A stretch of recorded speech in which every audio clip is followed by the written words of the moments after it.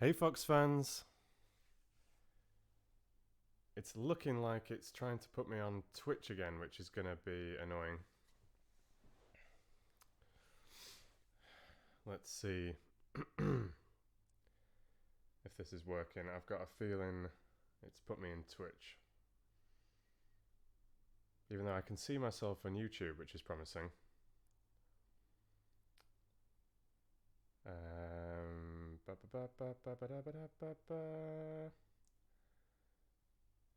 Not getting anything in the stream chat, but it's showing me the Twitch chat. I might be signed into the wrong thing. I'm just checking on Discord 1 second. Yeah, I think I am on YouTube. But I just can't see the chat here. Not a big deal, if that's the case. Oh, I've got the chat here. Oh, cool. I can do it that way around. This is actually a nicer platform, maybe. So, hey, Fox fans. Can you hear me? Hello? So I see Shannon, Ada, Marzina, Olivia, Ashling, Teresa Snell, and anybody else in the room. Glad you can hear me. Doesn't seem to be displaying the viewer numbers at the bottom there. Not a big deal. I might as well hide that if it's not working. I think it's because I'm signed in on Twitch in my streaming software, but selected YouTube. It's just because I didn't want to have to rebuild these little scenes that I've made, what you're seeing on the screen, and there might be just a way of transferring them over. Probably it is, but I just didn't have the energy to mess around with it this evening. But yeah, I'll hide the view account because if it's not working, it's pointless. Yeah, looks okay. Looks okay. So, who else is in the room? Mama Fox is here. Holly. Teresa saying hello to Mama Fox. Shannon's going back in her hole. Carla's here. Good stuff. Miranda's here. Olivia. I've said hello to Olivia, but you can have another hello, Olivia. Hello. How's the sound quality today? And also, sorry if the webcam, if the camera keeps wobbling around. It's just because my laptop only has two USB ports. One is connected to the camera, one is connected to the microphone. So my little wireless mouse is redundant. So because I've got the cam on top of my laptop, if I want to type, you get some wobbles. So just another, I mentioned first world problems on the last stream. Another example. Good. Sound quality is good. Ashling's saying, damn Wi Fi. Is the connection not as good today? I have a suspicion it won't be as good today. I'm back in my apartment. I've been doing the last 3 streams elsewhere. And the internet there is much, much, much better than here. Last time I was streaming here was the I'm losing my channel sadness stream over on Red Fox Voice, and when Shannon and Teresa and a few others of you were throwing in the dollars. Oh, hi Logan. Yeah, and the internet that night was really bad, and it was just the worst timing. I was feeling rather fragile. There was loads that I was wanting to talk to you about, loads I was wanting to rant about, and the connection was awful. So it was just one of those days. But hopefully the internet's okay. Yeah, making it rain. So yeah, let me know if there's any feedback regarding the smoothness of the stream. It's always nice to know. Anybody I've missed who's popped in this evening? I saw Logan popping in. Anybody else popping in? I do enjoy your tip wars, I've got to say. It's a guilty pleasure of mine, is that? Oh, was it your Wi-Fi, Aisling? All dem shadows. Are we talking about the shadows on screen today? Yeah, I'm trying to get around the poor lighting situation. So there's a lot of shadowing. I've basically got a little spotlight up here. But I still think it's considerably better this way around than in this semi-darkness, which just slows the webcam down a little bit as well because it's trying to overcompensate for the darkness. So this should be quite smooth, even if it's very shadowy. And I know, Teresa, you are not a fan of dark, shadowy things. You're much more a fan of those light, fluffy, glittery, some would say almost princess-like things. You appreciate the light over the darkness. But many of us, I know Aisling, Shannon, I feel Logan appreciates the dark side. And I too have not an infatuation with the dark, but foxes, like owls, do appreciate the night time. Never being much of a morning creature myself. I can do a morning at a push, if need be.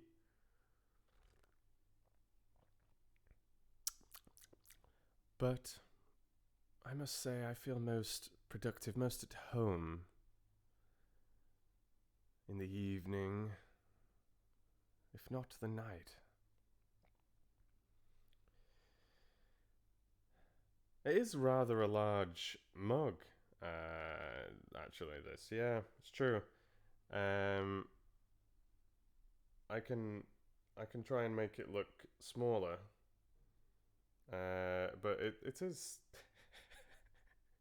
it is rather I'm sorry, like my video is lagging behind my actual action, so I was watching myself a few seconds behind and making myself laugh, which is seen as a weakness,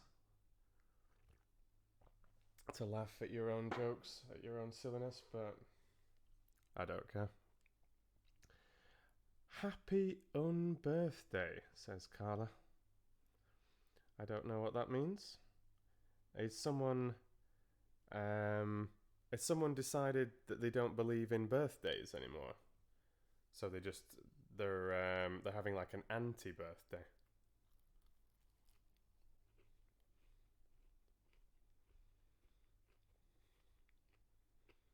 I've got a doppelganger. Who's my doppelganger? The one who's a few seconds behind me, Miranda.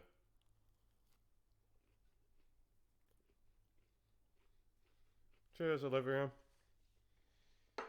I think it's good to be able to, yeah. I think that was at Miranda. A knowing salute. Yeah, I think it's good to be able to laugh at yourself. To be honest, I think it's very important. Don't take yourself too seriously. Don't take life too seriously. You know, life's too short and all that. Oh, is that in Alice? You see, this is how rusty I am with the latter chapters of Alice, because when we were reading it last year, we were just on the precipice of the Mad Hatter's Tea Party. But correct me if I'm... we did have some of it, didn't we? We did have some of it. But I really don't remember it so well. And I totally forgot that there was this unbirthday reference. Look how different the Mad Hatter looks. In this version, you know, I'm saying like how different. I mean, he looks extremely different from the Disney. B, he looks extremely different from the Johnny Depp Tim Burton version. He just looks like a bit of a chubby fellow. It's annoying that it's lagging behind because I can't see if that's in the right place. Excuse me. I should probably just pop the chat out and then use the other version. Because I'm watching this on YouTube. I should probably pop back. But you see, it just looks like a chubby fella. And the hair looks very ordinary. Very much a hair wearing a suit. Which is lovely. I mean, but just far less surreal than some of the portrayals of the story. So that's chapter 7. We're on chapter 5. And I don't know how you feel about this, Fox fans, but I very much would like to start with Alice today. I know there are various villagers with the pitchforks asking to marry a prince. I know I'm in trouble with some of you for not finishing Lord of the Rings, Fellowship of the Ring, Book 2, Chapter 1. I've read the first third, the middle third, and I've not finished the longer latter third yet. Anything else that's been mentioned for the live streams? I am awaiting this illustrated copy of Pride and Prejudice that I've mentioned, and this illustrated classic fairy tales book that I've mentioned, so they're definitely going to get on the stream. I just need to wait for them to arrive via Mama and Papa Fox back in England.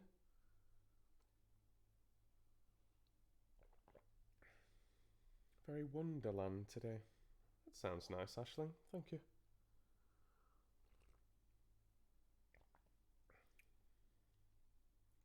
Yeah, it doesn't look so mad at all. But what does mad look like? I guess they're going for a more subtle depiction.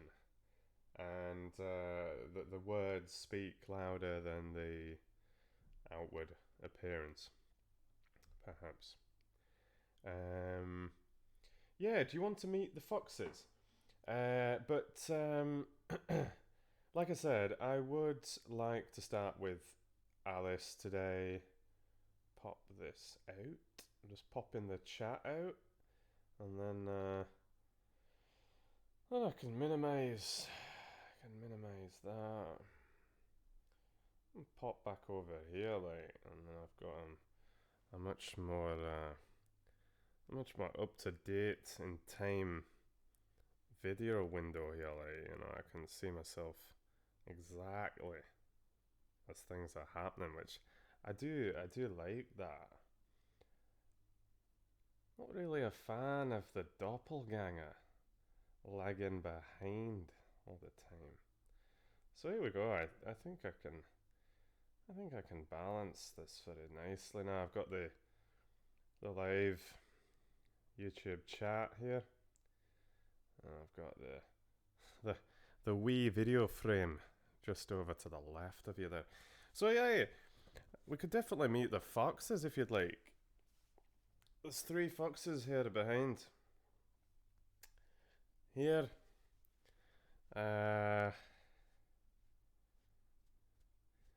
It's a wee bit dusty. Just only a wee bit dusty that you can, but so here we have, look at the, please just look in the camera, Lawrence.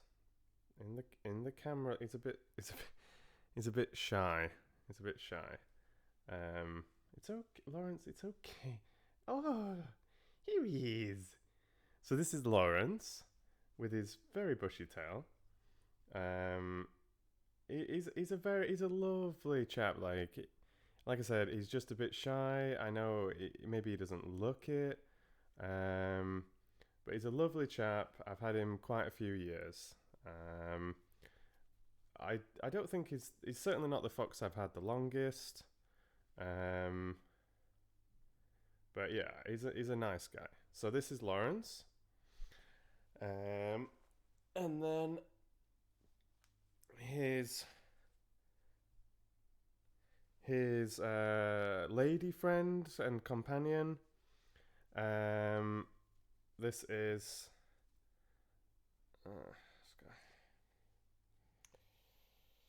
just a moment. Just trying to tidy her up a little bit. This is Olivia. And she's quite a social creature, actually. I mean, it depends. Like, you know, if she's had, like, if she's stressed, had a busy week or whatever, you know, sometimes she just likes to cuddle amongst the cushions and take it easy. But who doesn't? Who doesn't? And yeah, she's very sweet. She's got a good sense of fashion. As you can see, she's actually a Swedish fox, but is sporting a rather fitting British flag, the Union flag there, the bow tie. Yeah, I mean, is she patriotic? I don't know. Do foxes really care about politics, national borders and stuff like that? No, not really, but does she like the design? Absolutely. So she's very comfortable wearing the bow tie. So this is Olivia. So we have Lawrence, Olivia, and this little chap, also a Swedish fox.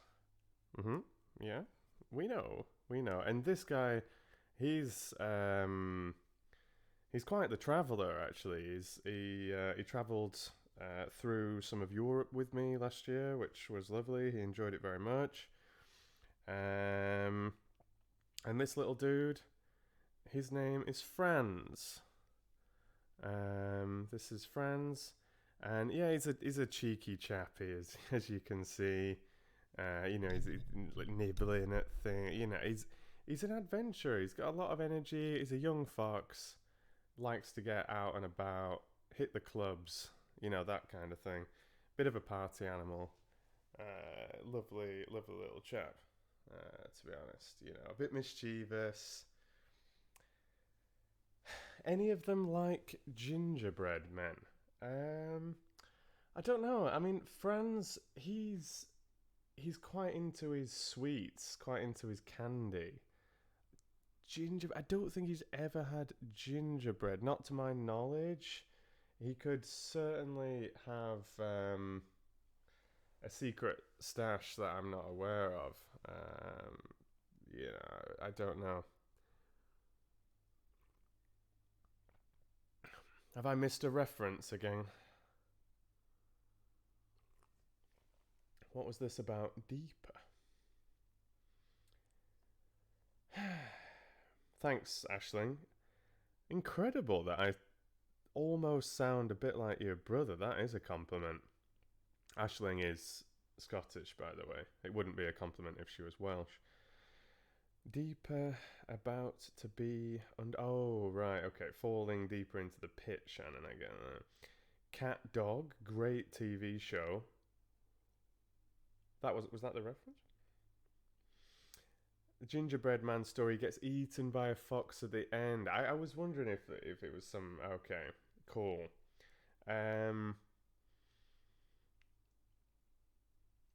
These are not the kind of foxes that are gonna go around eating living animals, living creatures. I know foxes, as a rule, do that. But I don't know, they're well trained, um, and rather progressive. I would say. I don't know if they're on a strictly vegan diet, but you know that way inclined. To be honest, not so much into hunting of an evening, and certainly not hunting down an actual living gingerbread man. That's. I hope not. I hope not. You never know, but I don't think it's their style. This guy, on the other hand, don't know. He's a true fox. You will have met this guy before if you've watched my Fantastic Mr. Fox videos that I did earlier this year. Unfortunately, they got taken down. Yeah, I know. They got taken down from Red Fox Voice. They are over on Patreon in the Google Drive folders. You can get them over there. But yeah, if you watch those before they got taken down, or you're on Patreon and you've listened to them, watched them through the Google Drive, you will have met this little guy before. And he looks so innocent. No, sir. No, you're not convincing anyone, honestly. So, I mean, he's the kind of guy that would chase down a gingerbread man without question. But, he is a fox after all. And I was wondering if I could make it look like he was kind of swimming. It's like a swimming. You need to keep your head up. You're gonna drown.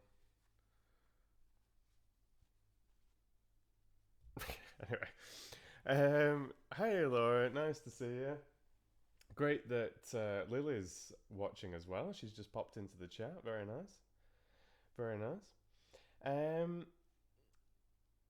Yeah, we have missed you, Laura. Like, you've been quiet recently over on Discord. I know you've been busy and such, but very nice to see you. But I'd had an idea before getting started with Alice, and that was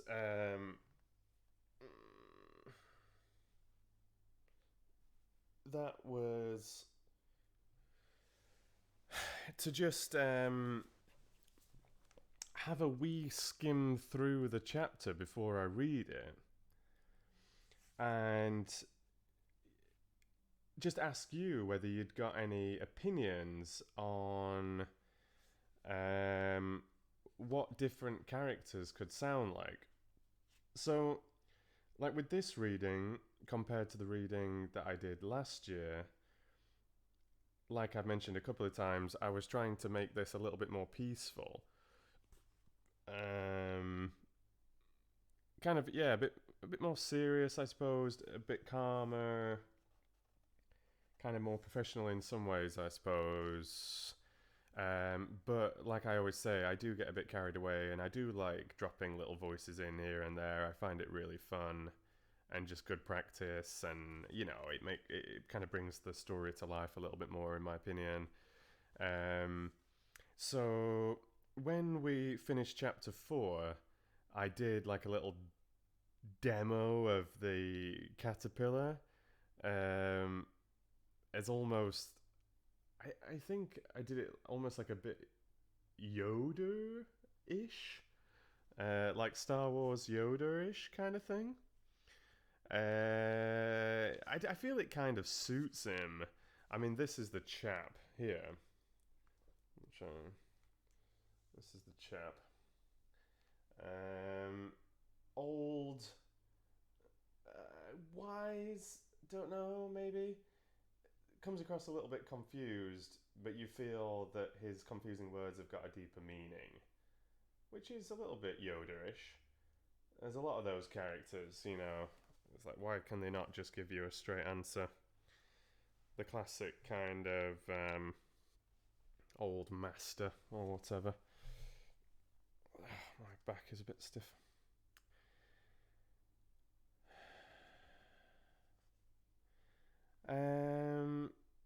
So yeah, have we any opinions on the caterpillar?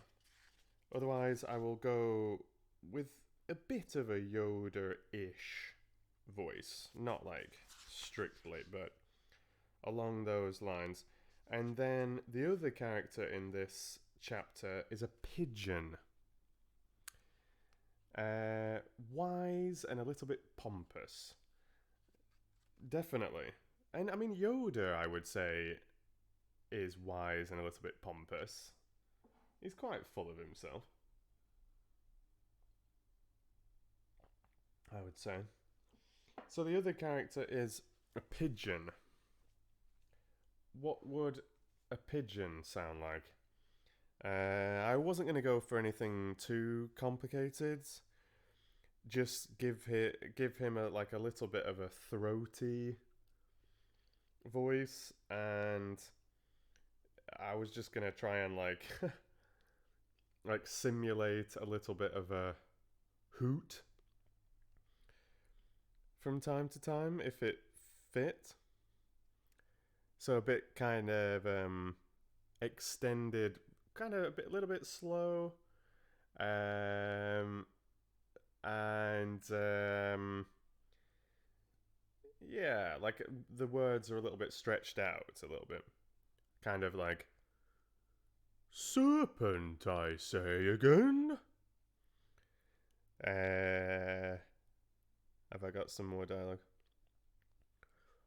I've tried the roots of trees, and I've tried banks, and I've tried hedges. Whew. So anyway, nothing too complex.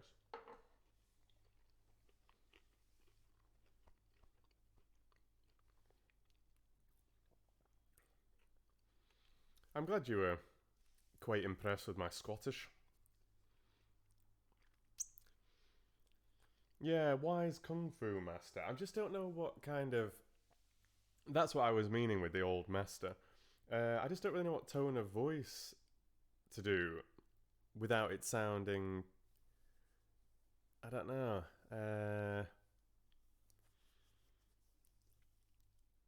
Too Chinese. I'm never quite sure about trying to imitate certain ethnicities and stuff like that. So I was going for something along the lines of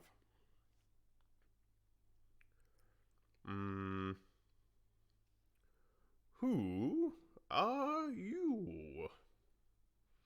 I think that sounded a little bit like what's he called? The Flitwick.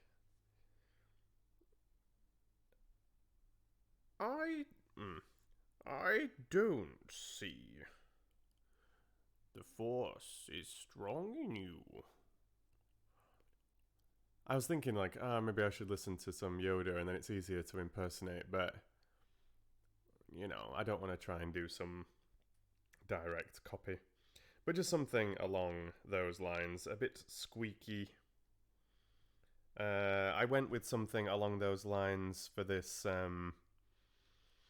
prophet in Curse of the Ice Dragon, for those of you that have listened to one of my professional audiobooks on Audible. I know a few of you here have listened to that, but yeah, that kind of style Old, wise, yes. Confusing, definitely. Irritating, slightly if you're in the mood for a fast answer. Bring you information? Maybe. Leave you confused? Absolutely. Kung Fu Panda!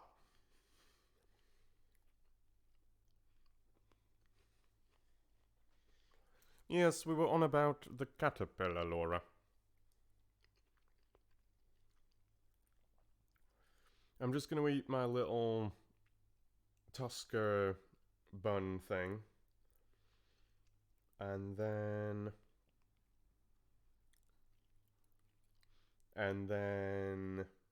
Yeah, they need to leave you alone, Shannon.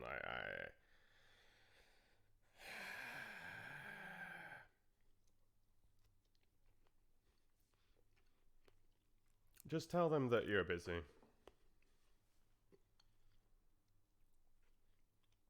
I'm sure that if you tell them that you're busy, they know that it's probably something to do with me. Surely they know you that well.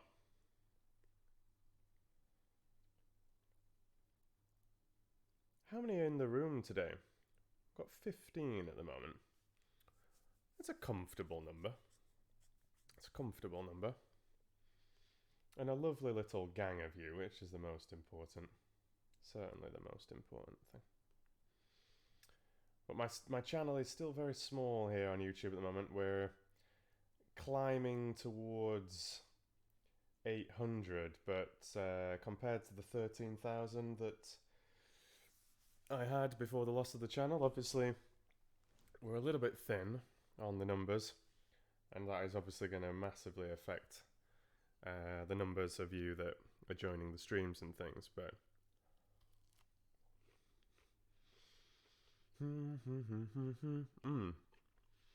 yeah, the Foxy Foxy Book Club is very important, Shannon. I think they should respect that, to be honest. So any thoughts on the pigeon? Any opinions on the pigeon? Any ideas? Otherwise, like I said, I was just going to keep it quite simple, but a little bit drawn out.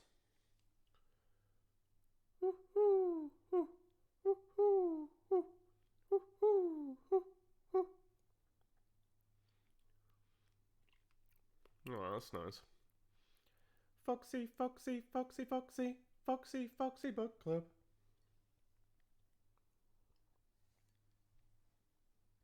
Yeah, you best probably just trying to watch Kung Fu Panda, Olivia, if you're wanting to know what the wushu finger hold is.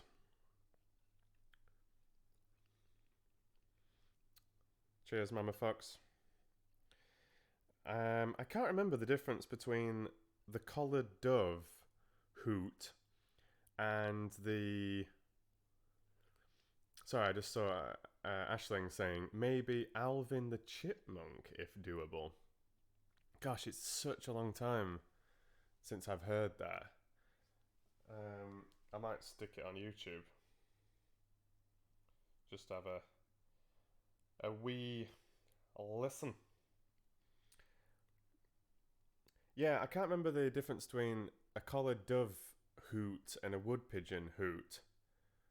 I think the one that I did was the wood pigeon. I can't remember how the collared dove goes now. I wish you could shout at me through the interwebs. A bubbling, throaty sound for pigeon, says Ada. Very different from Aisling's idea of Alvin and the Chipmunks. Oh, memorable moments.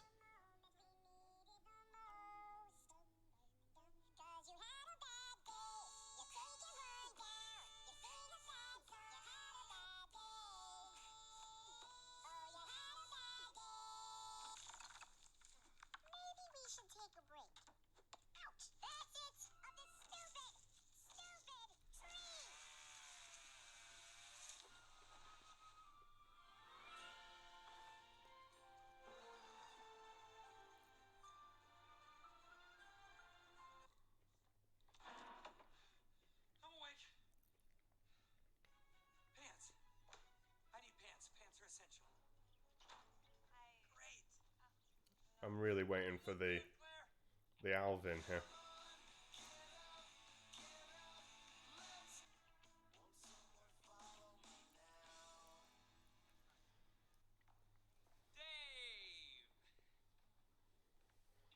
Pinky and Porky. Can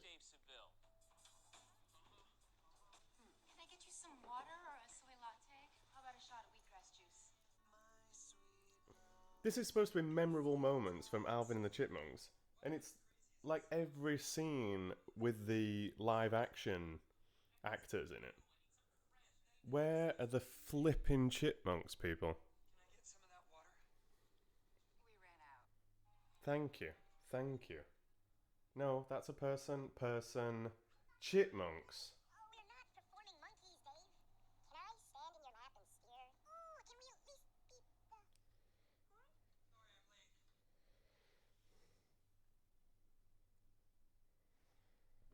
What I was going to say.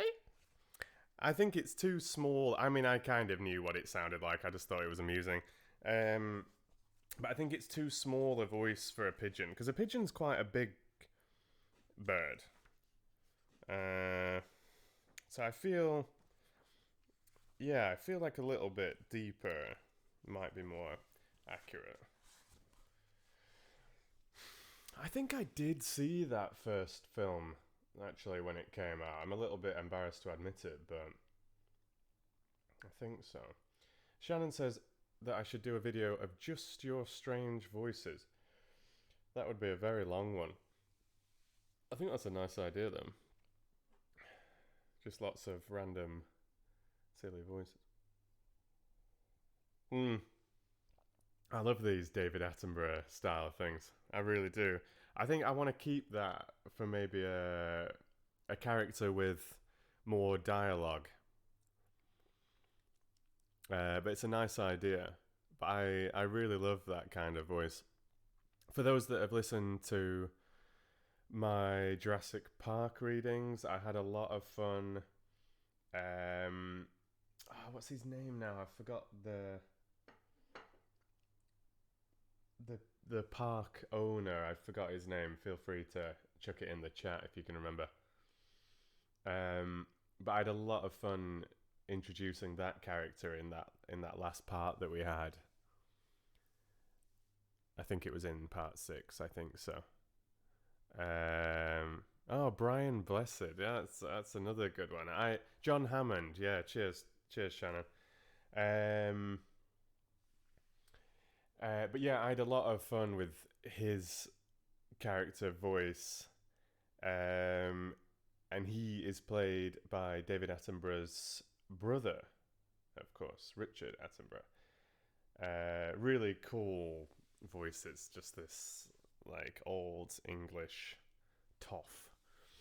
Good one. Brian Blessed, I do like that kind of thing as well. I do play around with that style of voice sometimes.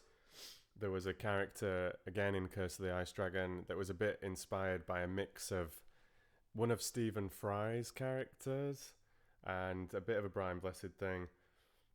And also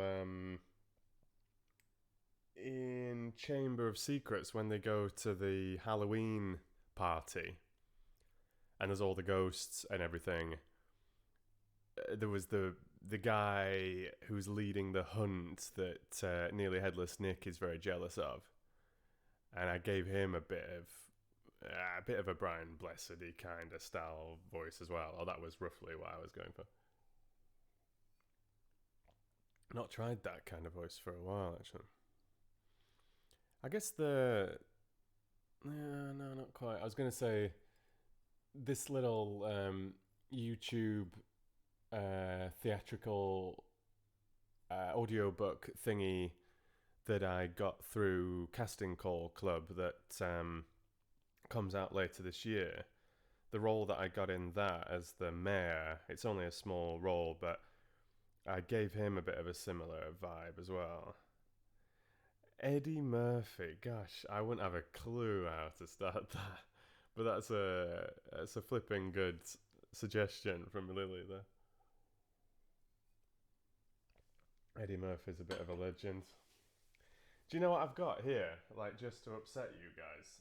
You know, you guys from Discord. Check this. I'm not going to eat these now. But it's just to cause you anxiety. That's all I'm doing. Can you see what this is? Can you see what that is? Can you? Just a sec. Can you see? It was stuck. Can you see what this is? This is the salty version that I've been talking about on Discord. This is the regular variety. But this, like, to make you feel better, these are like regular, kind of more like wine gum style candies. Sean Bean for Pigeon says Mama Fox. I always love a bit of Sean, like. Alright, lad. How's it going? I'll tell you now, one does not simply walk into Mordor. It's a little bit more tricky than that, I think you'll find. Wine gummies, says Logan. Teresa says, I don't like wine gums either. Lol. Well, they're not for you, Teresa. Are they? No, they're for me. Rowan Atkinson. That's a cool one, Laura. Gosh, I should practice that kind of voice. I love Rowan Atkinson in Blackadder, particularly. Absolutely awesome. Yeah, that's tricky. Yeah, he's great. That's a good voice to try and practice, though. You are like Dudders, Teresa. You are. I don't like licorice, and I don't like wine gums. And I want you to read To Marry a Prince. But I will, Teresa, I promise. I will. I will.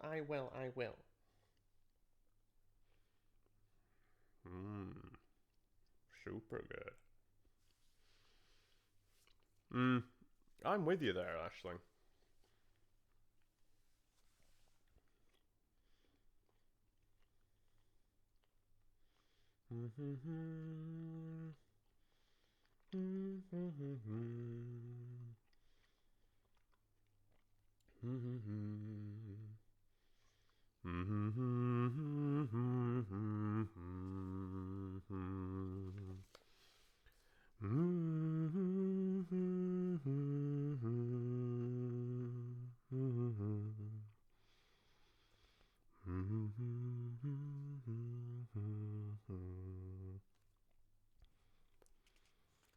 It starts with a hobbit. Hi, Kashena. Nice to see you popping into the chat. And L says hello as well. Good day to you. I'm from the north, L. I'm a Stark of Winterfell. I'm from the north of England, Yorkshire. Originally home Firth, but in latter years, South Yorkshire. From the north, and proud, I'll take no nonsense from you southerners. You come to our lands, preaching your ways, commanding your rules, your laws as if they mean something to us. They don't. Now be gone with you.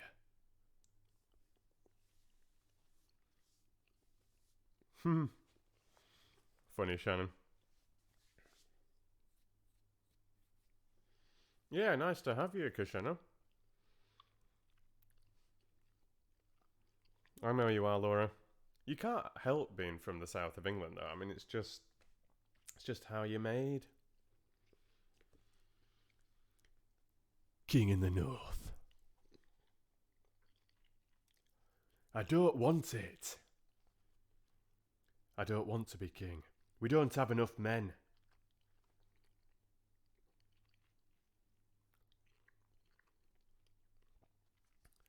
Right then, Fox fans. Looks like I'm going to be starting some of this Alice in Wonderland malarkey. If you don't like it, jog on.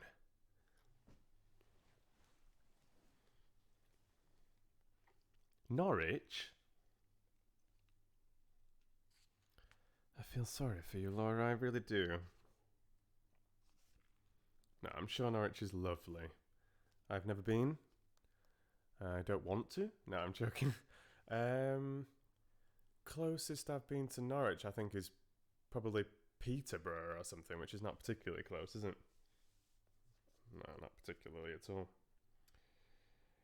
So, welcome to the Foxy Foxy Book Club, and we're about to start Alice in Wonderland by Lewis Carroll. And this is chapter 5.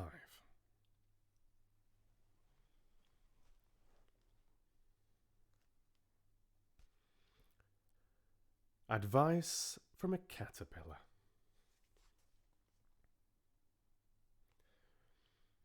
The caterpillar and Alice looked at each other for some time in silence. At last, the caterpillar took the hookah out of its mouth and addressed her in a languid, sleepy voice. "Who are you?" said the caterpillar. This was not an encouraging opening for a conversation. Alice replied rather shyly. I hardly know, sir, just at present. At least, I know who I was when I got up this morning, but I think I must have been changed several times since then. What do you mean by that? Said the caterpillar sternly. Explain yourself. I can't explain myself, I'm afraid, sir, said Alice, because I'm not myself, you see.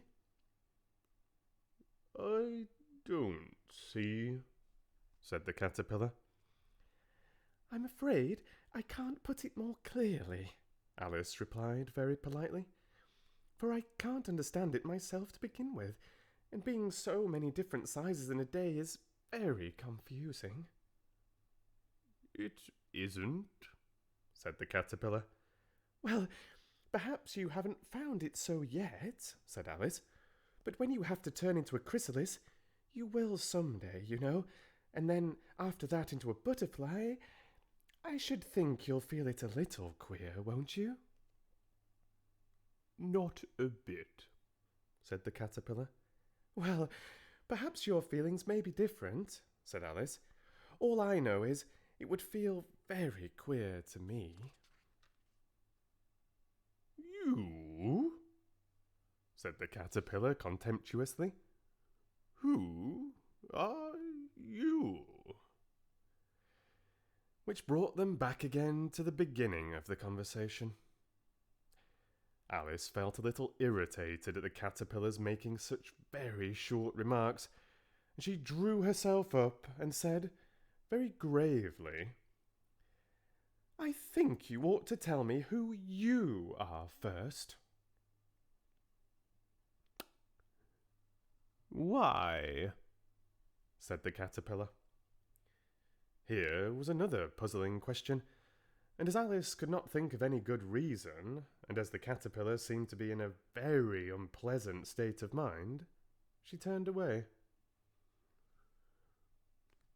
Come back, said the caterpillar, calling after her. I've something important to say. This sounded promising, certainly. Alice turned and came back again. Keep your temper, said the caterpillar.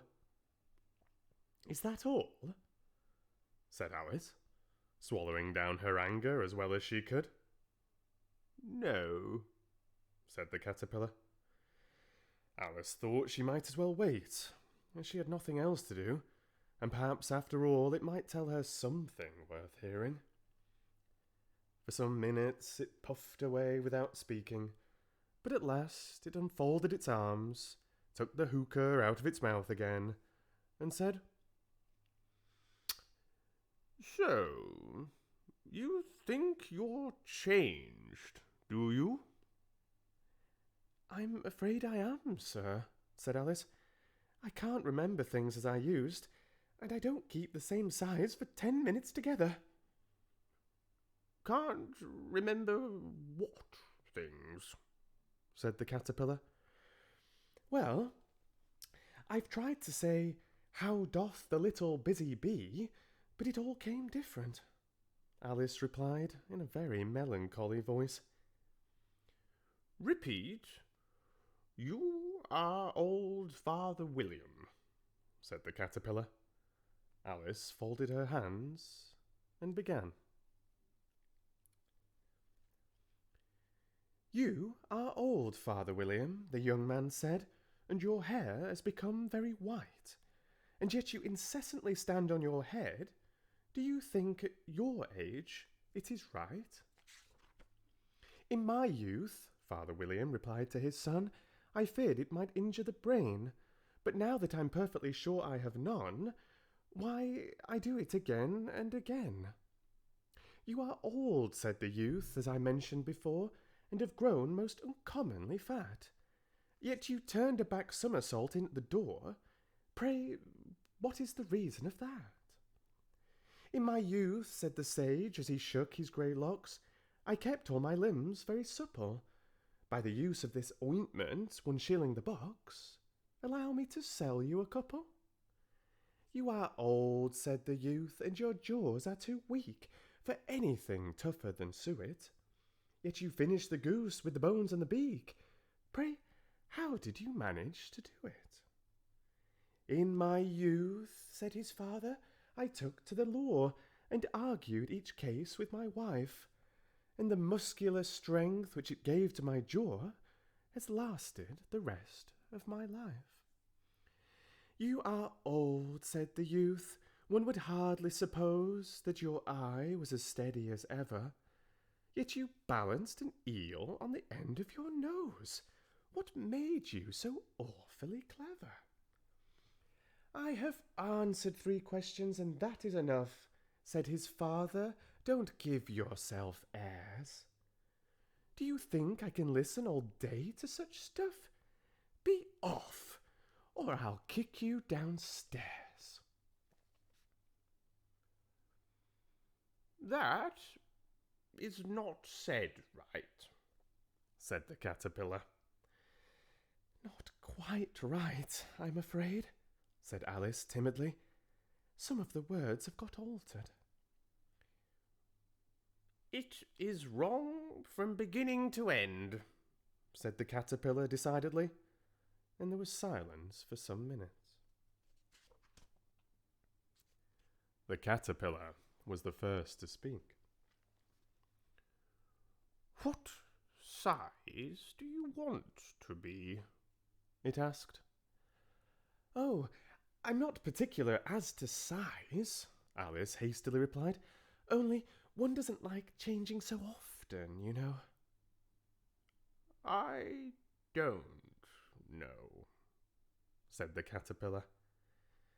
Alice said nothing. She'd never been so much contradicted in all her life before, and she felt that she was losing her temper. Are you content now? Said the caterpillar. Well, I should like to be a little larger, sir, if you wouldn't mind, said Alice. 3 inches is such a wretched height to be.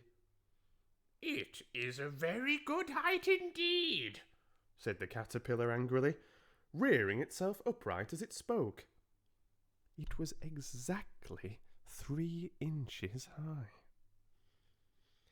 But I'm not used to it, pleaded poor Alice in a piteous tone, and she thought to herself, I wish the creatures wouldn't be so easily offended.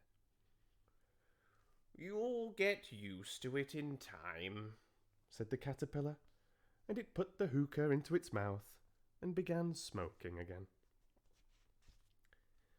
This time Alice waited patiently until it chose to speak again.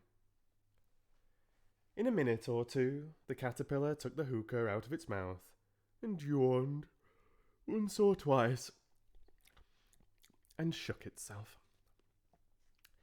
Then it got down off the mushroom and crawled away into the grass, merely remarking as it went, "One side will make you grow taller, and the other side will make you grow shorter." "One side of what? The other side of what?" thought Alice to herself. "Of the mushroom," said the caterpillar, just as if she had asked it aloud, and in another moment it was out of sight. Alice remained looking thoughtfully at the mushroom for a minute, trying to make out which were the two sides of it, and as it was perfectly round, she found this a very difficult question. However, at last she stretched her arms round it as far as they would go, and broke off a bit of the edge with each hand. "And now, which is which?"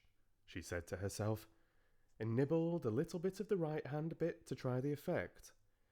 The next moment, she felt a violent blow underneath her chin. It had struck her foot. She was a good deal frightened by this very sudden change, but she felt that there was no time to be lost, as she was shrinking rapidly, so she set to work at once to eat some of the other bit. Her chin was pressed so closely against her foot that there was hardly room enough to open her mouth, but she did at last, and managed to swallow a morsel of the left-hand bit. "Come, my head's free at last," said Alice in a tone of delight, which changed into alarm in another moment, when she found that her shoulders were nowhere to be found. All she could see when she looked down was an immense length of neck, which seemed to rise like a stalk out of a sea of green leaves that lay far below her. "What can all that green stuff be?" said Alice. "And where have my shoulders got to? And oh, my poor hands, how is it I can't see you?" She was moving them about as she spoke, but no result seemed to follow, except a little shaking among the distant green leaves. As there seemed to be no chance of getting her hands up to her head, she tried to get her head down to them, and was delighted to find that her neck would bend about easily in any direction like a serpent. She had just succeeded in curving it down into a graceful zigzag, and was going to dive in among the leaves, which she found to be nothing but the tops of the trees under which she had been wandering, when a sharp hiss made her draw back in a hurry. A large pigeon had flown into her face, and was beating her violently with its wings. "Serpent!" screamed the pigeon. "I'm not a serpent," said Alice indignantly. "Let me alone." "Serpent, I say again," repeated the pigeon, but in a more subdued tone, and added with a kind of sob, "I've tried every way, and nothing seems to suit them." "I haven't the least idea what you're talking about," said Alice. "I've tried the roots of trees, and I've tried banks, and I've tried hedges," the pigeon went on, without attending to her. "But those serpents, there's no pleasing them." Alice was more and more puzzled, but she thought there was no use in saying anything more until the pigeon had finished. "As if it wasn't trouble enough hatching the eggs," said the pigeon. "But I must be on the lookout for serpents night and day. Why, I haven't had a wink of sleep these 3 weeks. I'm very sorry you've been annoyed, said Alice, who was beginning to see its meaning. And just as I'd taken the highest tree in the wood, continued the pigeon, raising its voice to a shriek, and just as I was thinking I should be free of them at last, they must needs come wriggling down from the sky.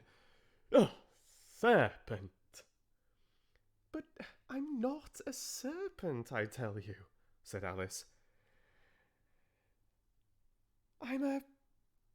I'm a... Well, what are you? Said the pigeon. I can see you're trying to invent something.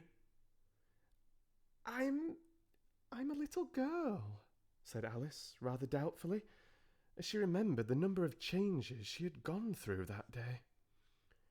A likely story indeed, said the pigeon in a tone of the deepest content. I've seen a good many little girls in my time, but I've never one with such a neck as that. No, no! You're a serpent, and there's no use in denying it. I suppose you'll be telling me next that you've never tasted an egg. I have tasted eggs, certainly, said Alice, who was a very truthful child. But little girls eat eggs quite as much as serpents do, you know. I don't believe it, said the pigeon. But if they do, why then they're a kind of serpent. That's all I can say. Hoo-hoo! This was such a new idea to Alice that she was quite silent for a minute or two, which gave the pigeon the opportunity of adding, You're looking for eggs. I know that well enough. And what does it matter to me whether you're a little girl or a serpent? It matters a very good deal to me, said Alice hastily. But I'm not looking for eggs as it happens, and if I was, I shouldn't want yours. I don't like them raw. Well, be off then, said the pigeon in a sulky tone, as it settled down again into its nest. Alice crouched down among the trees as well as she could, for her neck kept getting entangled among the branches, and every now and then she had to stop and untwist it. After a while she remembered that she still held the pieces of mushroom in her hands, and she set to work very carefully, nibbling first at one and then at the other, and growing sometimes taller and sometimes shorter, until she had succeeded in bringing herself down to her usual height. It was so long since she had been anything near the right size that it felt quite strange at first. But she got used to it in a few minutes and began talking to herself as usual. Come, there's half my plan done now. How puzzling all these changes are. I'm never sure what I'm going to be from one minute to another. However, I've got back to my right size. The next thing is to get into that beautiful garden. How is that to be done, I wonder? As she said this, she came suddenly upon an open place with a little house in it, about 4 feet high. Whoever lives there, thought Alice, it'll never do to come upon them this size. Why, I should frighten them out of their wits. So she began nibbling at the right-hand bit again, and did not venture to go near the house till she had brought herself down to 9 inches high.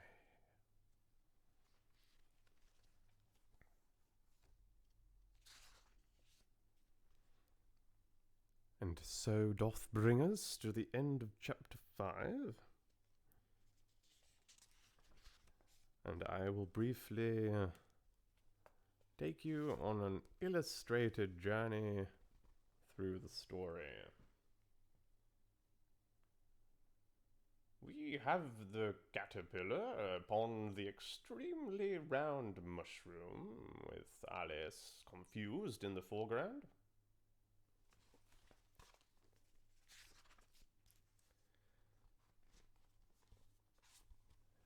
here we have a couple of the chaps from Alice's story. A gentleman balancing on his head with the youth looking on. The text says, "You incessantly stand on your head. Do you think at your age it is right?" And then we have the elder here balancing an eel upon his nose. Again with the youth watching on, looking puzzled. "You balanced an eel on the end of your nose. What made you so awfully clever?"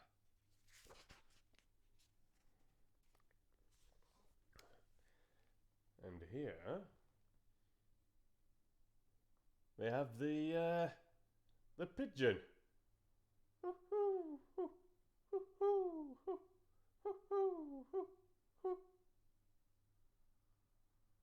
With Alice and her, you have to admit, somewhat serpent-like neck. All very peculiar. And next up is Chapter 6, Pig and Pepper. And do you remember these chaps? Although illustrated differently. If you were there in the book clubs last year, you'll remember our discussions about the fish and the toad, or the frog footman and the fish footman. They're coming up next. And we have a colour illustration coming up as well. For those of you that remember the scene will know that things do get peculiar, as is commonplace in Alice in Wonderland. So, what did we think of Chapter 5? What did we think of Chapter 5? I'm just going to pop into the chat. There was a little bit here and there as I was reading. Just little bits here and there.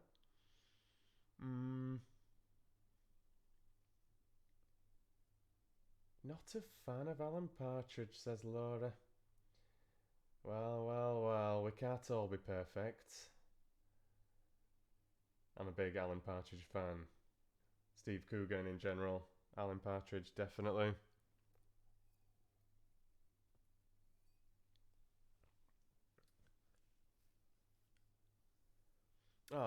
So it was Aisling that was having to head off. Well, if you do end up watching the replay, good night, Aisling. Thanks so much for joining. And I hope was it your nephew that was having a birthday party today? I hope they've had a nice time, and happy birthday to them.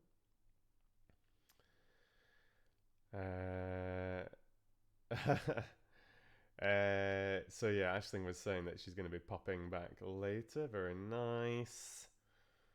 Yeah, the caterpillar getting testy. Nice to see Eileen Parker joining as well. Good stuff.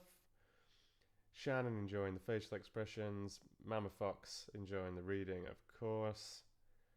Thanks very much. La-di-da about caffeine and such. Caffeine gum.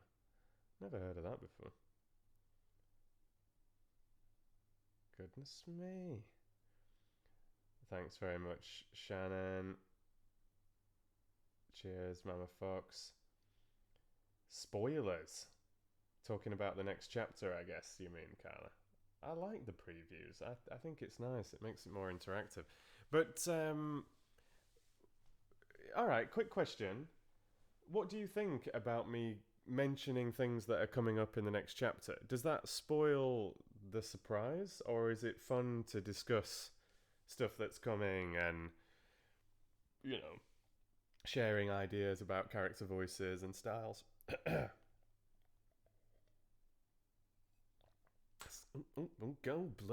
Blimey, I just bumped the computer. I was getting a little bit of heartburn, and then I bumped the laptop. Sorry about that. Yeah, I can't help but get into it, Olivia. I'm sorry. It's a strength. It's a weakness. I find it so difficult to just like chill. I mean, I am chilled. I am really enjoying it. But I mean, I do find it's funny because when I originally had ideas over reading stories out aloud, this whole, as many of you know, this whole like peaceful bedtime story vibe, but with some characterization, was what I was going for. But it just depends on the story. You know, some stories it's easier to read in a relaxing way. Some it's very tempting to get into the characterization. And Alice, it's one of those like, yes, it's kind of a bit of a fairy tale, a children's book, so to speak. But when it's so surrealist, so zany, it's difficult to just read it kind of flat, you know. A couple of the chapters were a little bit more peaceful. Some get a little bit more intense, but yeah, I hope you're enjoying it regardless.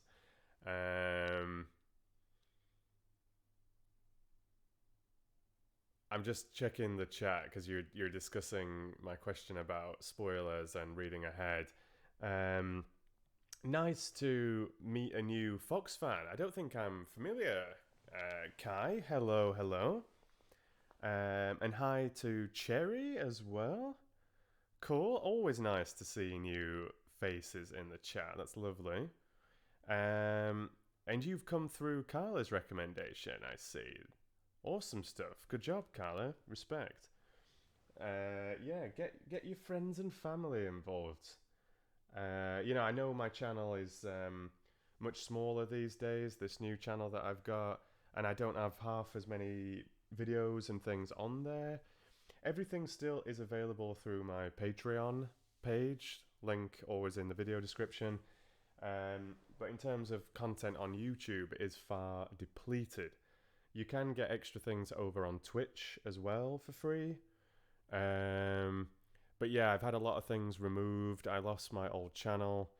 So if you're new to me, like new to my audiobooks and reading and all the rest of it, this channel that you're on now is very thin in terms of content. But there's still some juicy stuff on there. You've got the whole of The Secret Garden. I've just uploaded the full Fellowship of the Ring Book 1 from The Lord of the Rings. Technically a re-upload from the old channel, but it's actually a new video. I've re-edited the audio, made a new video which takes quite a lot of time. I spent most of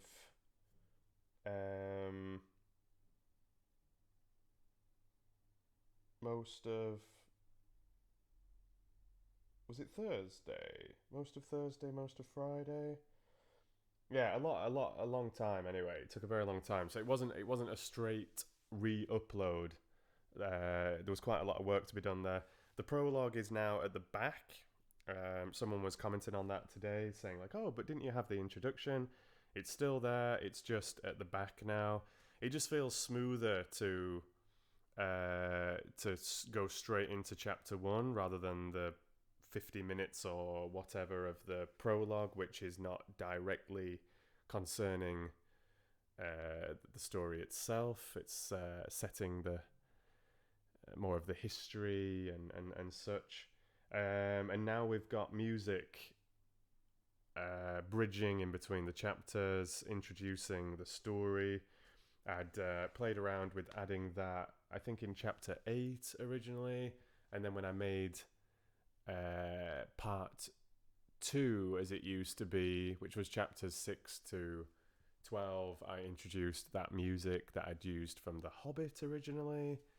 But now I've got it throughout the whole of book 1 of The Fellowship of the Ring. So you've got 12 chapters, you've got the prologue, 11 hours of audio there.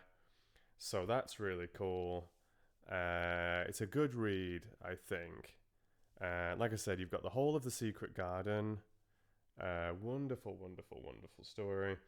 We've got 3 chapters of Narnia. We've got, is it 7 chapters of To Marry a Prince, I think.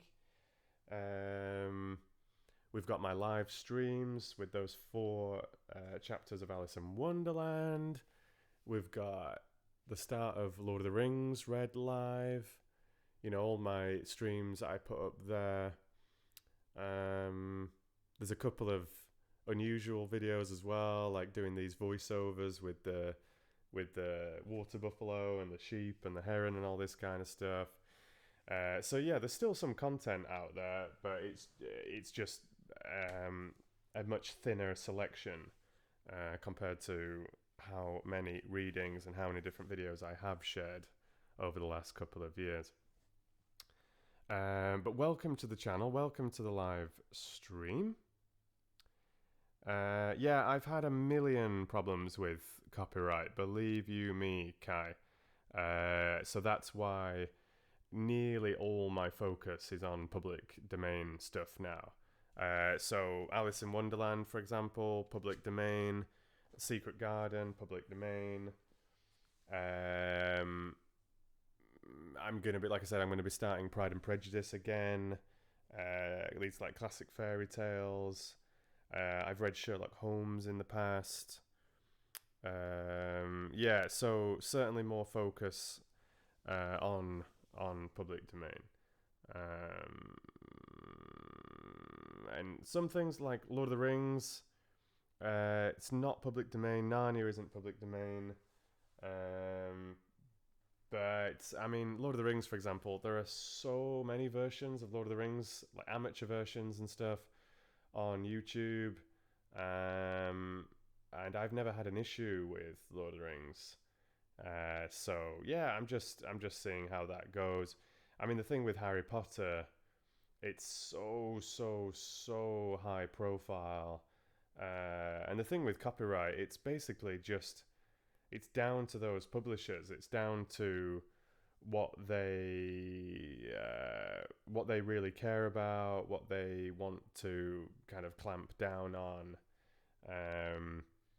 Sometimes you just get things pulled through automatic processes, kind of software that sifts through looking for things, and it's not even always accurate. It can pull things that are not even copyrighted, which can cause all sorts of issues. So yeah, the whole copyright thing, it's very complex. I think it's very outdated and quite frustrating. I don't think it's very progressive. I don't think it's very fair. The copyright situation seems to be different in the audiobook literature world than it is with gaming and music, which I've talked about before. I saw just the other day, I came across a YouTube channel. Can't remember what it was called now. I'd have to look it up. But it's grown immensely over the last year. I think it's about 250,000 subscribers now, something like that. They've got Patreon. Don't have millions of patrons, but maybe like 150 or something like that. And the channel, from what I can see, and it's a lovely concept, don't get me wrong, but the channel seems to be literally sharing long extracts of absolutely, definitely copyrighted music, generally soundtracks from certain films, for example, Harry Potter, Lord of the Rings, etc. Like the Shire music from Lord of the Rings, or some kind of theme from Harry Potter, various other things from massive films, games, TV shows, and stuff like that. And then they've edited in some other kind of ambience, whether it's bird sounds with Lord of the Rings, for example, like the Shire, or if something a bit dramatic here and there, if it's from more of like an intense suspenseful scene or whatever. Don't seem to have any problems with copyright whatsoever. Even using copyrighted logos and stuff like that, like official text from movies and games. I just don't understand it. I don't understand it. It's a lovely concept. Like, if you like Lord of the Rings music from the films, the Shire tune, the da da da da da da da da, it's lovely. And listening to this long mix of like a 2 hour Shire theme with little birds tweeting and everything. It's lovely, like super peaceful, like a nice background thing to put on whilst you're studying or cleaning the house, or kind of a replacement for an audiobook or a video or whatever. But how is that not copyright? I don't understand. Like, I saw that in the video description, the creator has put YouTube has unmonetized my channel because of the copyright content. So I can't monetize the channel, but I do have Patreon. You can support me there. Basically exactly the same as what I've been doing for most of this, last 18 months or so. And he's, like I said, or they have got 250,000 subscribers, so very high profile, huge amounts of views, Patreon page, making money through patrons joining to support their work, which is lovely. It's really nice stuff. But I'm sorry, but like, how is it one rule for one thing and a different rule for another that are, if anything, and I sound really bitter here, but in my opinion, there's a lot more original creativity that goes into producing your own version of a reading, of an audiobook. All the direction, characterization, voice acting, the style, and all that editing and production that goes into that. You're literally turning words into a kind of semi-realistic production, versus taking an actual score, an actual theme, and mixing it a bit here and there and adding some sound effects. But that's okay, and reading a book isn't? I don't understand it. So, yes, I have had a lot of problems with copyright. It drives me insane. When I first started this, like I've said many times, I had no idea that reading a book out loud on YouTube was even a problem. I had no idea. It never even entered my head. Like, I was worried about copyrighted music. I was worried about copyrighted pictures. But, like, literally me like sat reading a story. I didn't cross my head that was or could potentially be seen as a breach of copyright.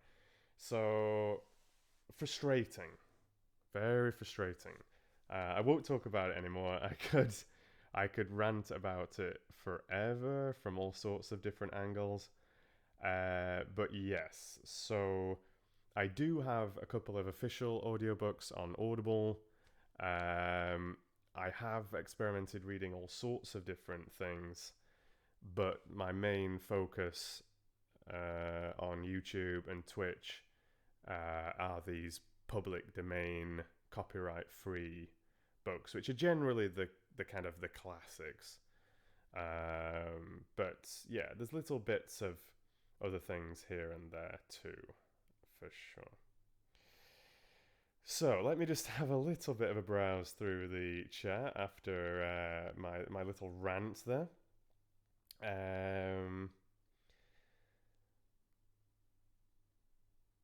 Let me just catch up.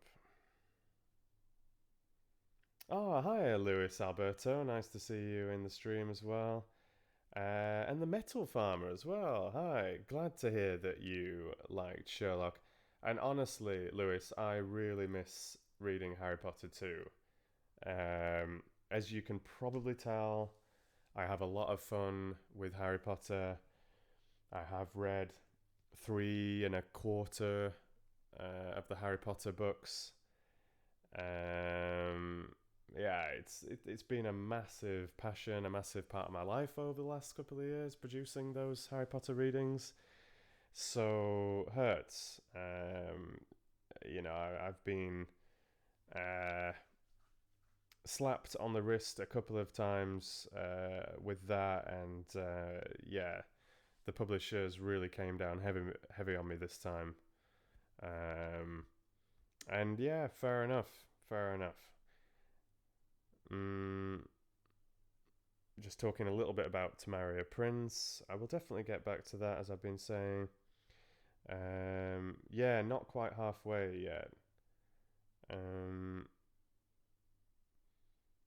Yeah, that's exactly how I feel, Metal Farmer. That is exactly how I feel. Metal Farmer was saying copyright laws need a digital age overhaul. That is exactly how I feel. That's what I say a lot of the times.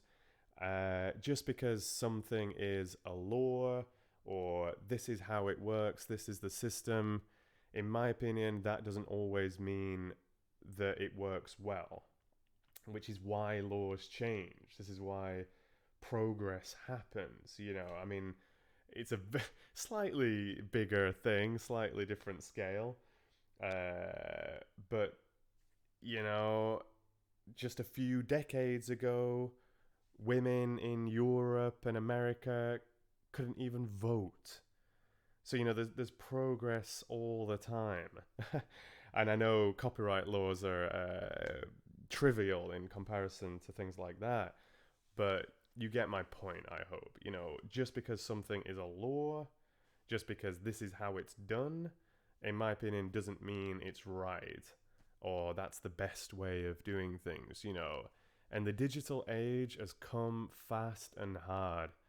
And some industries, like I said, I think particularly the gaming industry, which is obviously such a new industry, so it makes sense that it's very modern in the way that it looks at many things. But the gaming industry is very progressive. The music industry, although technically very old, there's a lot of modern elements there too, and I think have very much embraced the digital age, embraced copyright in some ways, very strict in some ways, more lenient in other ways, certainly a far grayer area. Art is a funny one. I don't know enough about it. Definitely a fuzzy one. But literature and audiobooks being a somewhat new concept, literature being as old as mankind almost, in my opinion, is very much stuck in the Stone Age and really needs to move forward. There's these publishing company behemoths, these absolute giants, Penguin Random House, Macmillan, etc., that are worth billions, and they own everything, got an incredible monopoly on some of the biggest names out there. And they don't want to give an inch. And I know, I understand that. It's a business. They own these things. They've bought these things. They want to profit from these things, and they don't want people using their content for free or stealing their content as they see it, even though those publishers have obviously not written these things. But, they're protecting the authors or whatever. And, obviously I'm not silly. I understand their side, and I understand the complexity of it. But I feel like there should be more understanding, more leniency, more of a human approach to a lot of these related issues that we've touched upon. These days, literature is having to compete with Facebook, Instagram, Snapchat, Twitter, live streaming of gaming, and music and Netflix and etc, etc, etc. I think, come on, like, loosen up a little bit. If people are trying to inspire, share enjoyment and passion for books, embrace that. Like, get them in the team. Like, get on the bandwagon. Don't be kind of like slapping them down and making them feel like criminals.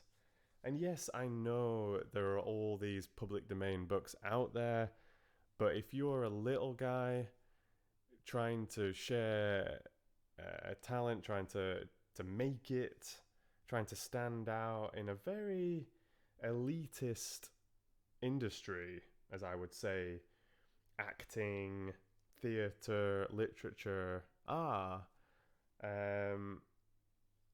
of course, that is very, very, very, very difficult. And being allowed to at least sample your ability, your talents, kind of create a bit of a portfolio with these more famous works, like famous modern works that are going to draw an audience. If everybody on Idol and Britain's Got Talent and X Factor could only sing songs that Beethoven and Mozart and Haydn and Schubert wrote, it's like, here's Christopher Danielson from Huddersfield, and he's going to sing Tchaikovsky's Nutcracker, or he's gonna sing one of Vivaldi's operas or something. Like, it doesn't make sense. It doesn't make sense. They sing Michael Jackson. They sing Beyonce. Flipping Eminem. Ed Sheeran. Like, chart music, big names. It gives you an example of how they would produce a modern audiobook, how they would convert a modern piece of literature into audio. Because if you're getting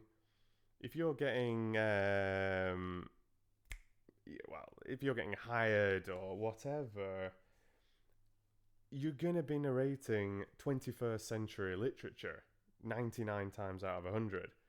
So I can read Pride and Prejudice. Who cares? Like, in terms of illustrating whether I would do a good job at producing a modern book, it's not a good barometer, You need to be tested with things that the audience are going to consume and that the writers are producing. So it's lovely reading Alice in Wonderland. I super enjoy it. It's lovely reading these classics. They're fantastic books, of course. But is that in tune with the majority of the audience? Does that illustrate your ability of converting a modern piece of literature into an audiobook? No, not really. So I don't think it makes sense. And if they say, oh, well, you just need to start from the bottom and try and get hired by small authors and work your way up and work your way up and work your way up, well, yeah, good luck. Yeah. Sure, you can do that, but unless you're from a very rich, privileged background, yeah, I mean, if you've got like a lot of money behind you or a lot of contacts behind you, how are you going to be able to devote the time required to maybe not like crawl through this incredibly lengthy process surrounded by hundreds and thousands of other narrators and people that are able just to walk straight into the big jobs because they're a famous actor or whatever, or they've got contacts in the industry or whatever. So yeah, I feel like we need to move forward a little bit and embrace the little guy, and see the passion, see the talent, see the love and the positive things that someone like I and other people similar to me can bring to the industry, rather than just saying, excuse me, we own that book, you're reading it, get off the internet, we'll take you to court if you do this again. Okay. But look how many people like what I do. Lots of people think I'm quite good, actually. Why don't I, I could maybe work with you. We could maybe work together or something. Or maybe you just appreciate that I'm trying to build a genuine career here. I'm not just bootlegging and stealing other people's work. I'm actually putting hundreds and hundreds and hundreds of hours of work and pouring passion and creativity and imagination into this, and inspiring people and bringing people much joy. Introducing people to books that they've never listened to or read before.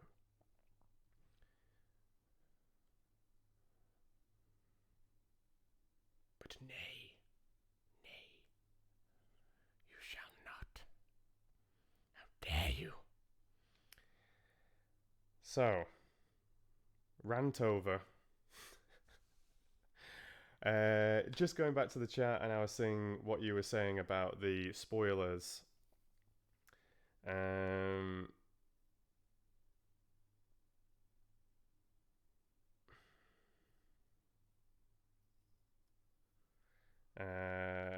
Yeah, some people think it's a bit of a spoiler. Some people think it's fun to talk voices. So it's tricky. It's tricky.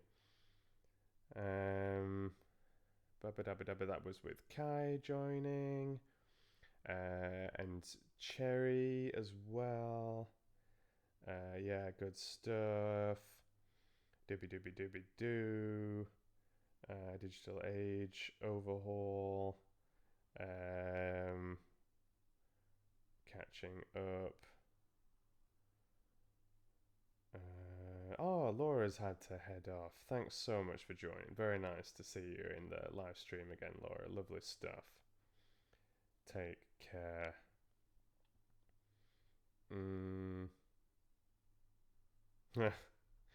Yeah, slapped on the wrist was a minor way of putting it, Shannon, for sure.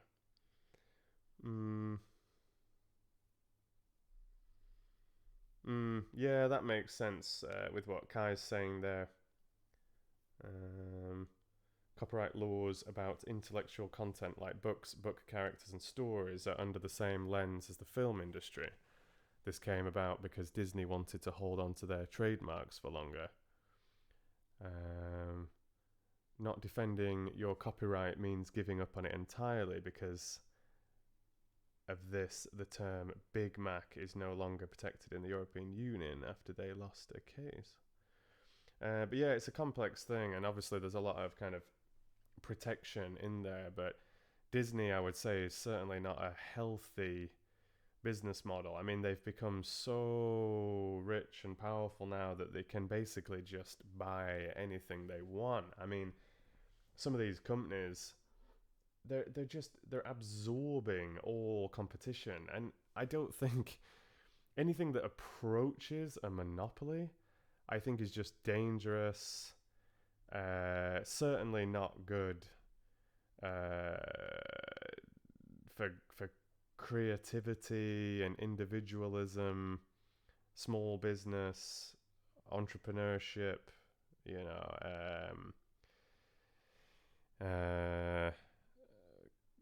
know, kind of helping the less privileged, and it just broadens the gap between the rich and the poor, etc., etc., etc., and yeah, I think really stifles creativity in many ways. Makes big money, sure, but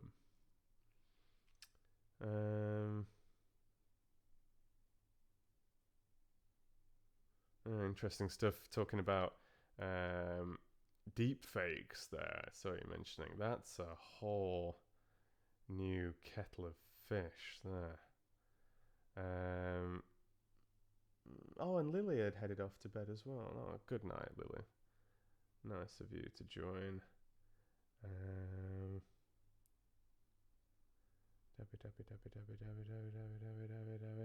And Amin was joining as well. It must be past your bedtime, Amin. Must be late where you are, I think. I think you're over in Turkey, aren't you, I think?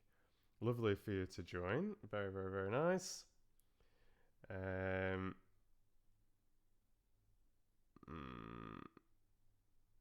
Oh, is Metal Farm having to head off as well?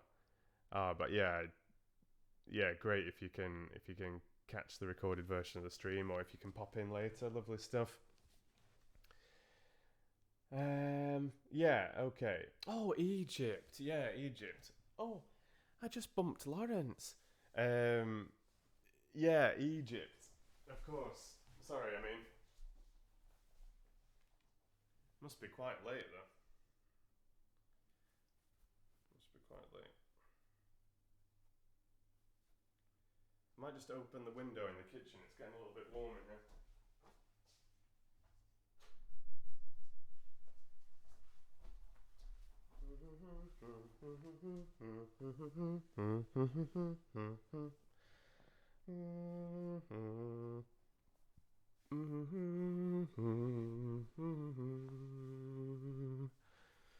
Dum dum dum da da da da da da da. Oh, I like your style. I mean, summer vacation, so I'm staying up till 3 a.m. Like it. Yeah, it is quite the Foxy family, Teresa. Quite the gang.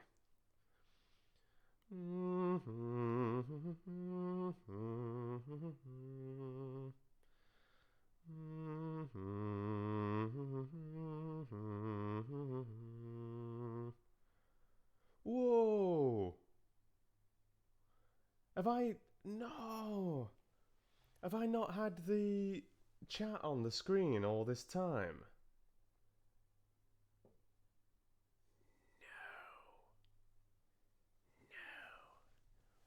No. Oh, I don't believe it. It's because it's...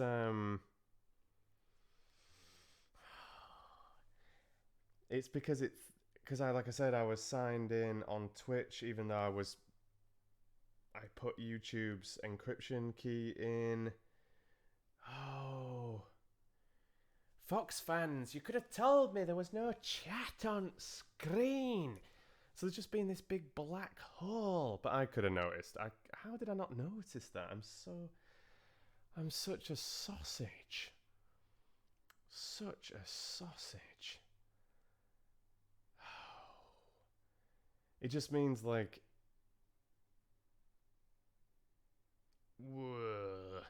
Like if I upload this video somewhere else, or if it gets removed off YouTube, etc., etc., and I want to put it on Google Drive or upload it again in the future, the live chat will be lost. That's tragic.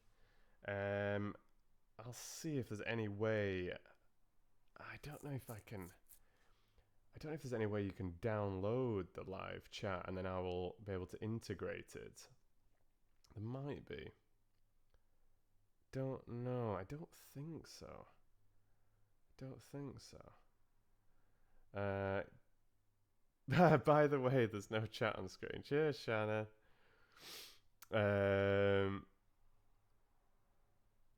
I'm glad you appreciated that, Kai. Yeah. Casually starts humming Game of Thrones.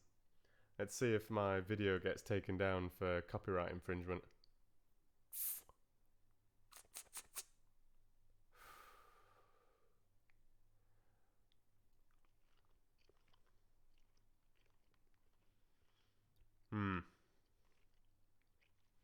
So yeah.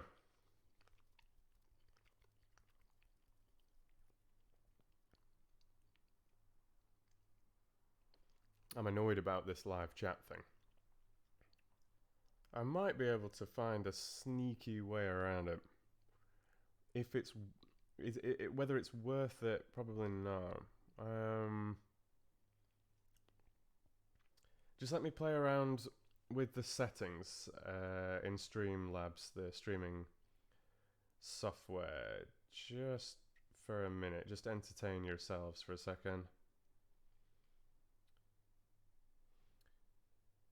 Game of Thrones. Game of Thrones.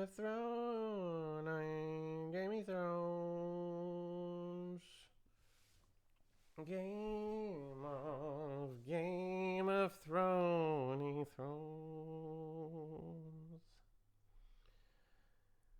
Da, da, da, da, da, da, da, da, da. Da, da, da, da, da, da.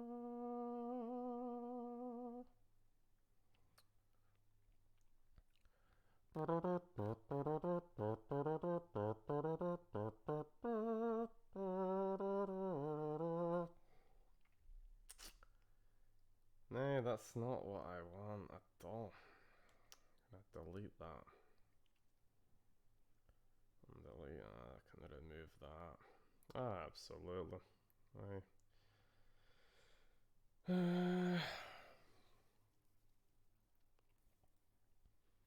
I'm sure. No, I don't want to add existing source. Add a new source. Add source. Not that.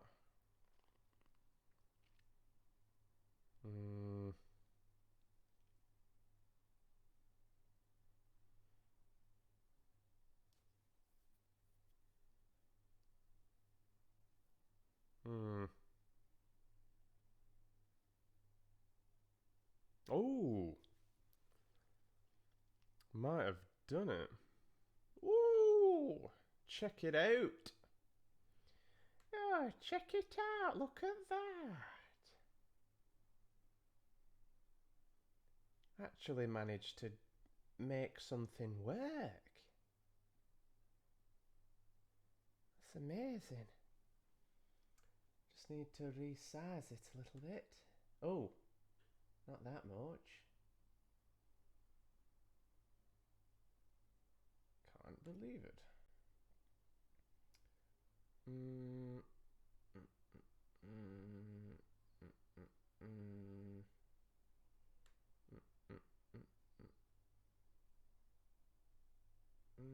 How much bigger can I go?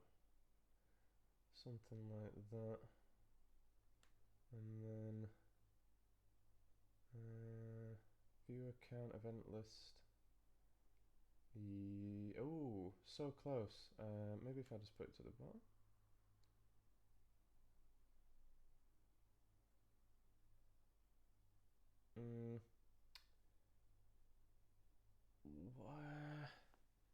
That little black space is upsetting. What's blocking it? I think there's some. Is there some color? Yeah, that color source. Does that need? Do I need that?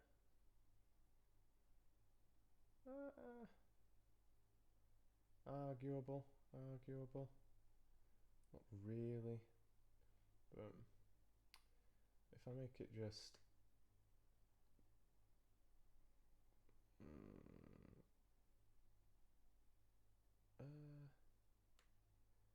Oh, I was changing the chat box. Oops, didn't mean to do that. Window capture. Dibs. Can you? Bits are coming off the screen. It's not ideal. No, don't you do that snappy thing.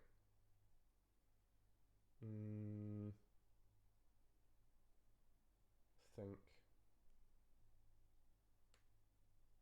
Oy, oy, oy.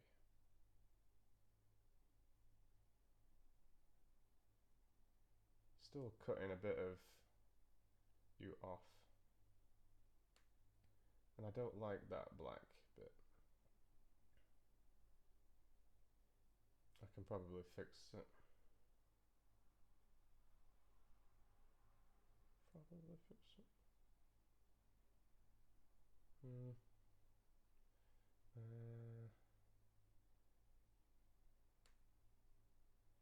Yeah,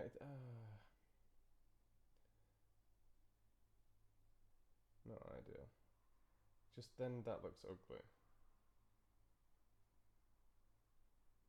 That just looks ugly.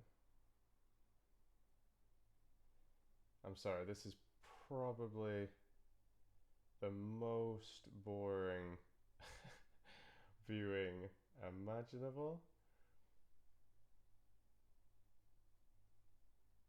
Yeah, bits of chat are missing. Now everything looks worse than it did. Everything looks worse. But can you read that? If I leave it like that, it's not great. Probably could. It's not great. Go back to the color thing. Color thing is not quite.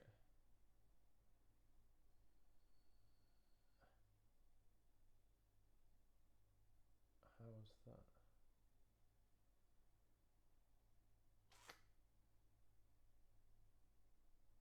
Not ideal,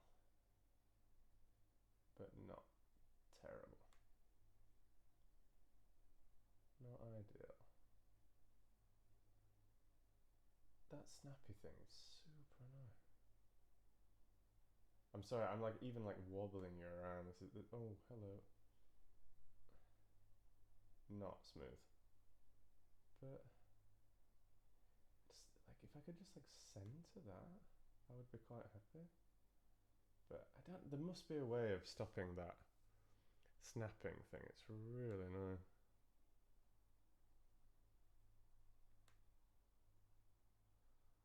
It's not too bad.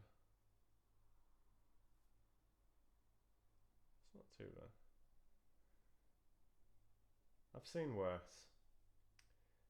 Seen worse. Okay. At least I got the chat back. The window to the size to fit and then just make your face bigger.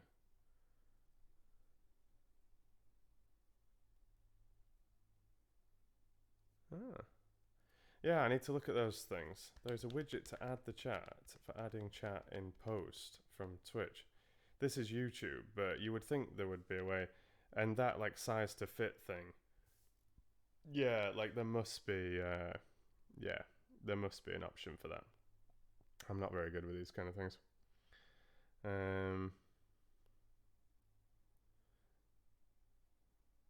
Yeah, you're probably right with that, Mr. Kai.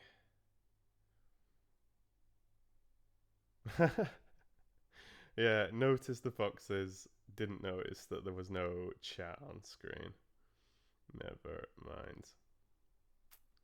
Never mind. I'm just gonna go back to the start. Oh, it's easy. Oh, that's so annoying. Can I not even go to the start? Because it must be just from when it got popped out, I think. That is so frustrating.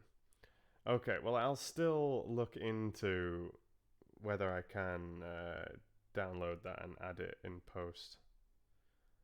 Chances are I won't be able to, because I'm rubbish. Oh, I didn't realise that Malgazata. I'm sorry for butchering your name. I didn't realise that you'd popped in. Glad you enjoyed it. Good night to you. It's cool. What's up, Teresa?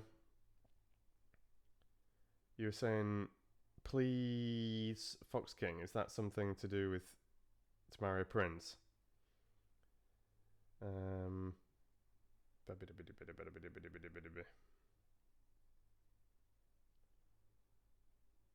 Yeah, the llamas aren't here. They're not with me tonight. The llamas are elsewhere, but we have the foxes. Shannon says they're at the spa. Awesome stuff.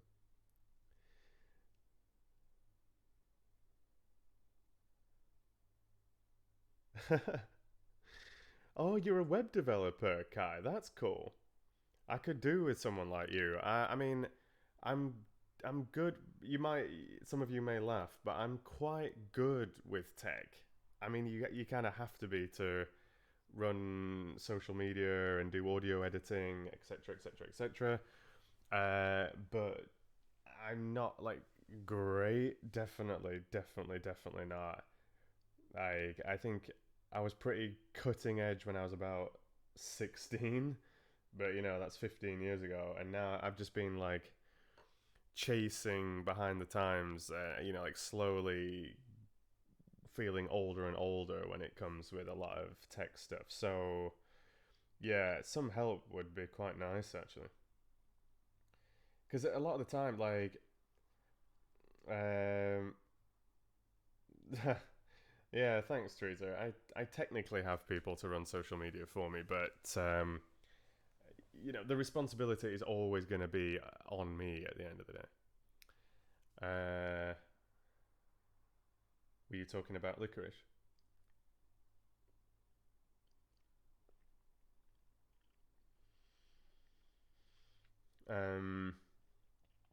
Yeah, so I mean, I could learn, I could get better, especially with simple things like really being comfortable with streaming software, being really comfortable with video editing. But it just depends where you want to spend your time at the end of the day.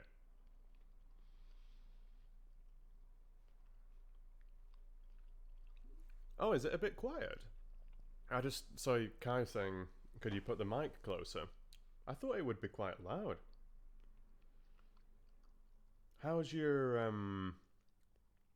how's the volume on your device? Because it's showing the audio is quite high on the reading here, like just short of the yellow, like not in the clipping. But yeah, it looks like a decent volume. I could put the mic a bit closer. I could. It doesn't feel natural speaking like this. Because like when I do the recorded audiobooks and everything, I literally read like this. So just a couple of inches from the mic. I normally have a little bit more space between the mic and the pop shield, but I read from maybe like 6 to 12 inches away. But when streaming, it just doesn't feel as natural to be so close like this. the more comfortable you feel, the more it just feels like a conversation, the better, I think. So that's why I would rather just increase the gain a little bit, and even if it picks up more ambient sound, it's just a more comfortable situation for me. But if it's a little bit quiet, I can just turn up the volume a little bit more.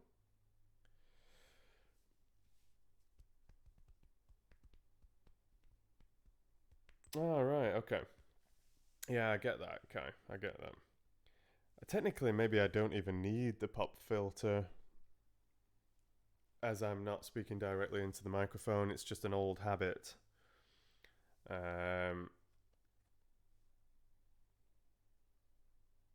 Yeah. Thank you for this feedback, though, by the way, Kai. I really appreciate stuff like that. Like, I know some people think I get a bit offended when there's kind of constructive criticism or feedback like that. Like, I honestly don't. Like, if it's constructive, I'm never going to be offended.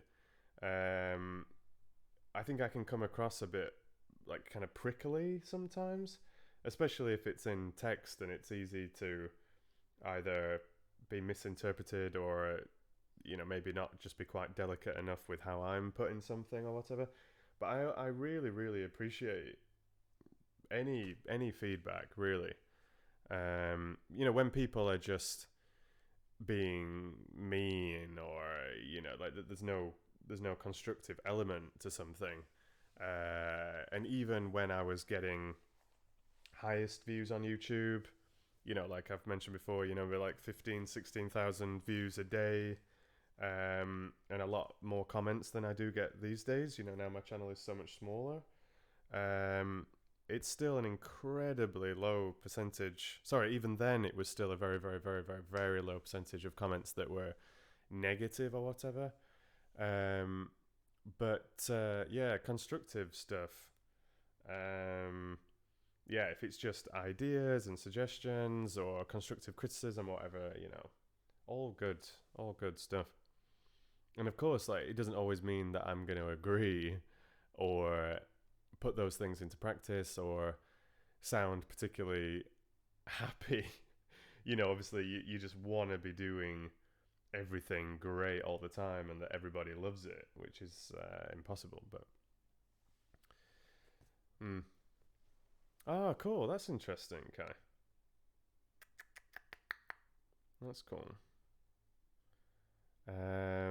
How did that go with the voice acting? You said that you wanted to get into it yourself. I mean, it's a pretty fascinating field, I think. I've not researched acoustics so much. Yeah, like microphones, yes, but not acoustics. It's a tricky industry. Thanks for the feedback as well, Cherry. You were saying it's good on your headphones. And thanks, Teresa. You saying you're happy with the setup or whatever. It's cool. And yeah, thanks, Carla. Yeah. Okay. So, shall we have some more reading? Options are, just let me check the stream. Cool. Options are another chapter of Alice, finishing the chapter of The Lord of the Rings, so chapter 1 of book 2 of The Fellowship of the Ring, or some To Marry a Prince. So Teresa told me it's a controversial one. Not controversial, but quite heated, I think, to put it mildly. So Teresa says Prince. Surprise, surprise.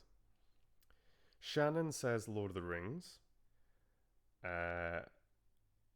Carla says ha ha. Holly says yes, please.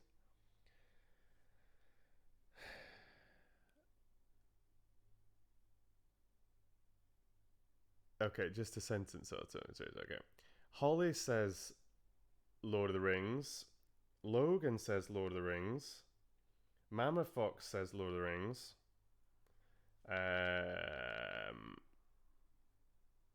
Carla says Prince. And it's true, we haven't had a Tamara Prince in forever. I know, Teresa, I know. I'm sorry. Olivia says Alice. It's true, Logan. I know. It's true. How long is this next Prince chapter? Let me have a look. They're quite hard work, Tamara Prince reading live. You know, because it, like I've said, it's not a genre that I'm super comfortable with, and they are quite long. The chapters as well. So to do a whole one is quite demanding. But I can absolutely enjoy it as well, of course.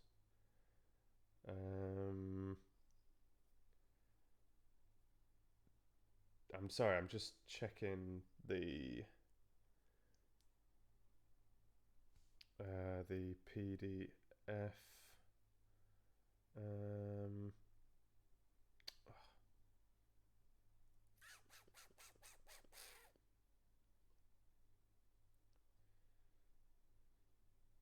Bear with me.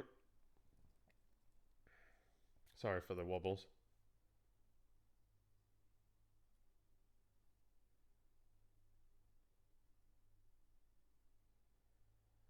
Sorry for the wobbles. Oh, thanks, Teresa.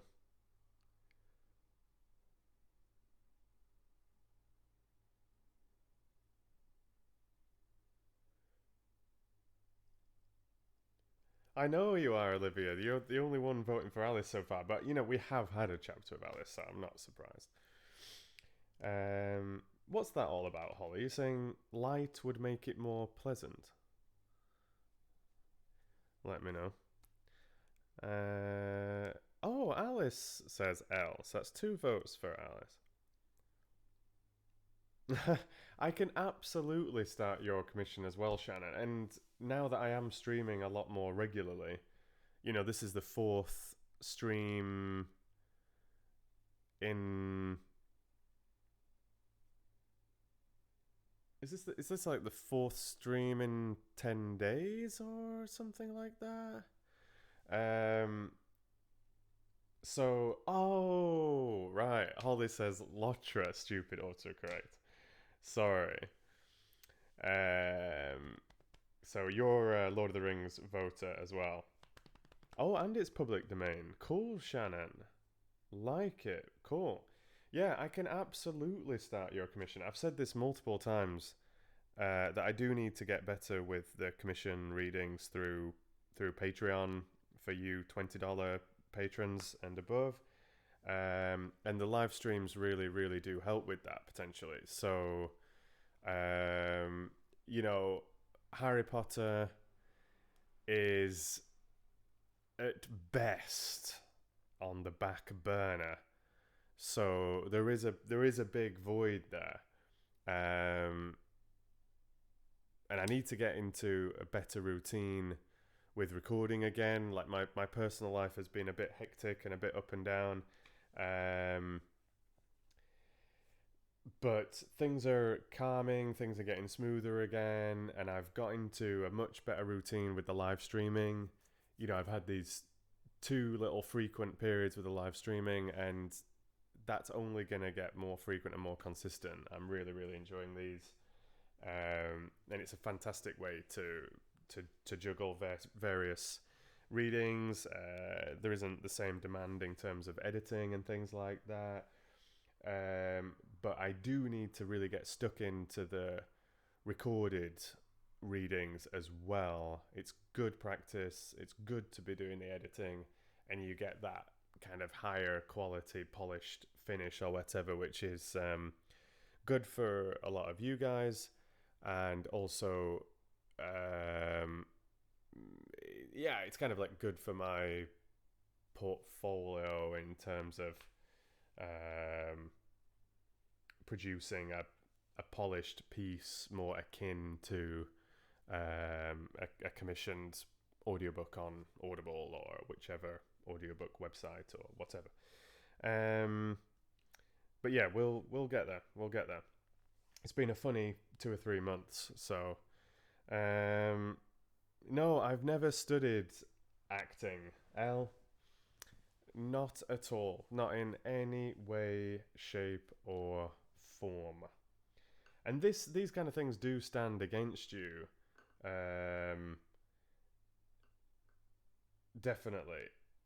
I think you could be the best actor in the world, and if you don't have a background in acting, contacts in acting, you've not been to this theatre school or that theatre school, you're not going to be taken as seriously.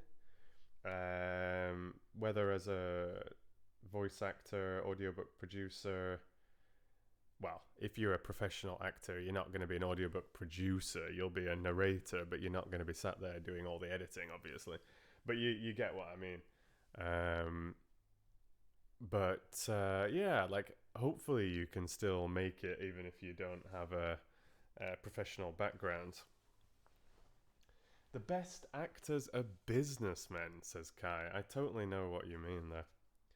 I'm not much of a businessman. I'm not much of a salesman. I saw Logan. You were saying that the other day. Sorry, I've not mentioned your pen gig that you were talking about on Discord. Fantastic, that, man. That you've been.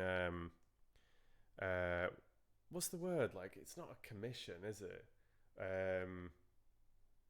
I guess it is. Maybe it is. Like, you've been commissioned basically to produce these glass pen barrels. Super cool. And I saw a bunch of you on Discord were supporting that as well, like saying, "Oh, like, I'd buy some." Absolutely fantastic. But you were saying, like, "Oh, I'm no salesman," kind of thing, and that is such a tough part. Some people, that kind of thing just comes so naturally. And some people are obviously fantastic at selling themselves or selling a product to such an extent that their sales pitch is greater than the product itself, But I find those things very difficult. They don't come so naturally to me. So even though I've been quite successful on Patreon, I was going through all my patrons past and present the other day when creating that thank you patrons day video that I uploaded, because although the audio was from last November, the video was new, with the scrolling credits. And it took me a really long time to produce that video.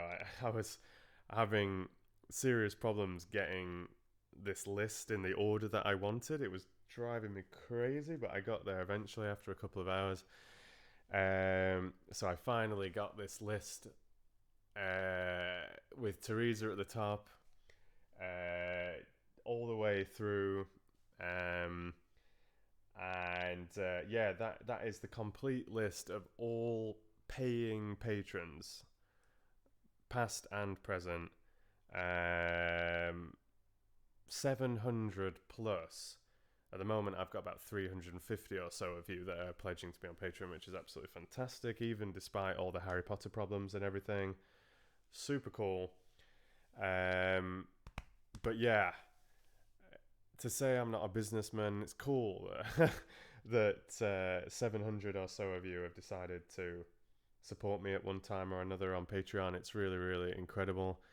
But I do always feel a bit awkward when I mention anything to do with money and business, but it's an essential part of life in many ways, really. So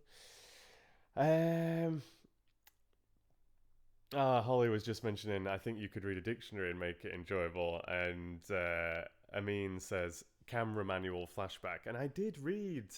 I didn't literally read the the definitions from the dictionary, but I read the introduction from the Oxford Dictionary in that 10,000 subscriber special back on my very first YouTube channel, the Stephen Garnett channel. So that special must have been something like February 2018 or something like that. Yeah.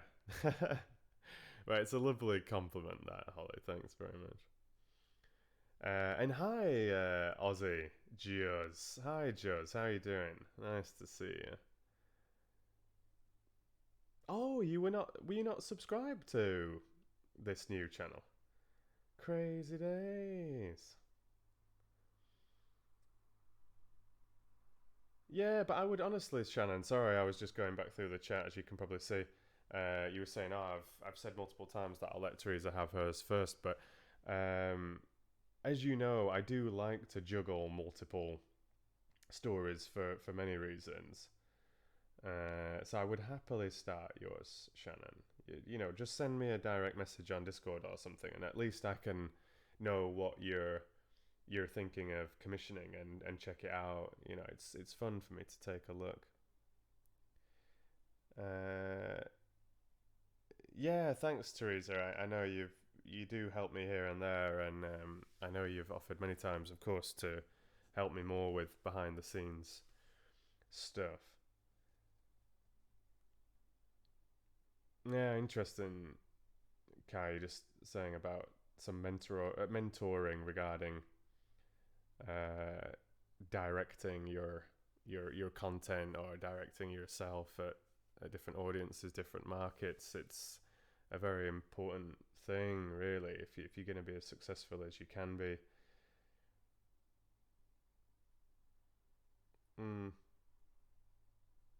Interesting stuff.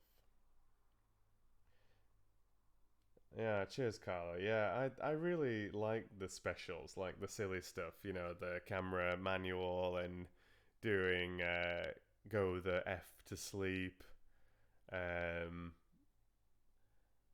I did an old funny special that not that many of you might have even heard, but I did a weird little attempt at reading lyrics from an Arctic Monkeys song, A Certain Romance, with the voice of Sean Bean, because he's a favourite actor of mine, and he's from Sheffield. I used to live across the road from his parents, which is funny. So yeah, Arctic Monkeys are a famous band from Sheffield also. So I was just messing around with that. That was on my Stephen Garnett channel as well, and is on my Patreon, Google Drive. And I like messing around with like these different like little ringtones and jingles, and I did that Harry Potter and the portrait of what looked like a large pile of ash, that computer generated Harry Potter story or little short story. That was on my old channel as well. I could re-upload that actually, or maybe do a new version of it even, because that's not copyright protected, and it's a fun little way of getting a little bit of Harry Potter in there, which can't cause any problems with Penguin or Pottermore because they don't own it. Yeah, Go the F to Sleep was fun. Yeah, and there's been a bunch of other specials here and there as well. I really find that fun. Oh, good tunes. I mean, good tunes. Yeah, they're a little bit newer. Like I like the first two albums very, very much. Talking about Arctic Monkeys, and I do like, yeah, I do like a few other albums as well, but the first two are fantastic. Yeah, it's true. It's true, Teresa. I'm not great with the business side of things. Like, I just really enjoy the production. I enjoy narrating and experimenting with all sorts of different kind of creative forms or whatever. I love interacting with you guys, whether it's in Discord, in the YouTube comments, in a live stream, whatever. You know, emails and all the rest of it. I love that community aspect. It's just so fantastic. And I really enjoy editing and building, you know, like online spaces and stuff like that. It's really, really cool. But the business side of things, I really don't enjoy that. It doesn't give me anything, even though it's an essential part of trying to be a successful individual, really, you know. Yeah.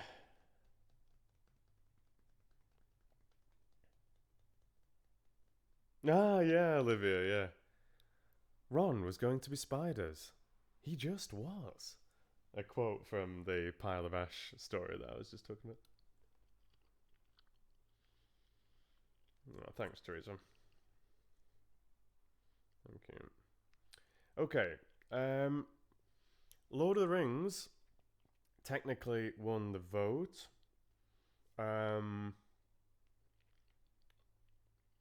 But let me have a look at the To Marry a Prince chapter.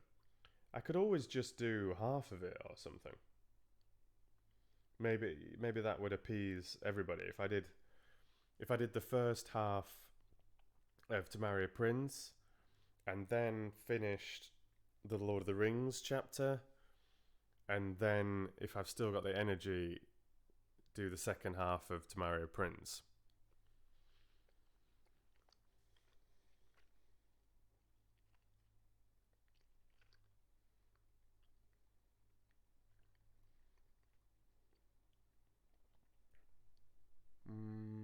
Where are we?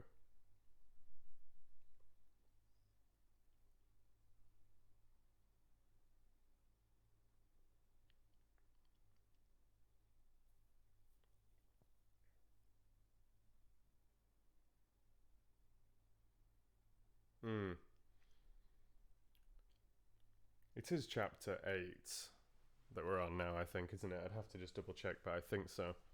You must know, Teresa. Maybe you know, Carla. I think it's chapter 8 next. Let's just have a little flick through, 1 second.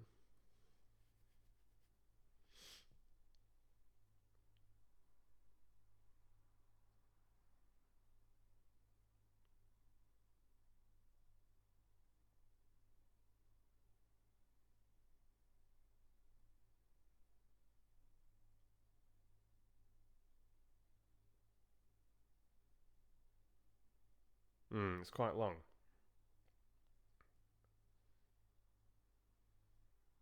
Yeah, it's a very long chapter, actually.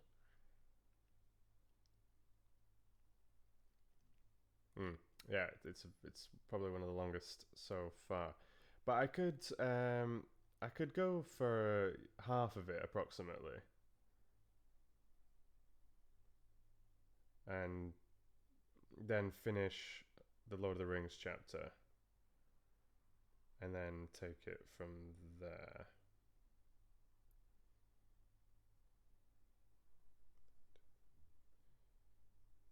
Yeah. What do we think to that idea? Oh, hey, Tora Tiger. How you doing? I've arrived. Nice to see you. Yeah, it has been ages. Has it been 5 months? I feel like it's not been that long since I did chapter 7. It has been a while for sure. I don't think it was that long. Let me have a check. Maybe it is. Maybe it is, actually. April. So, end of April, 30th of April. So, yeah, but still nearly 4 months, right? Yeah, nearly, yeah, like 3.5 months.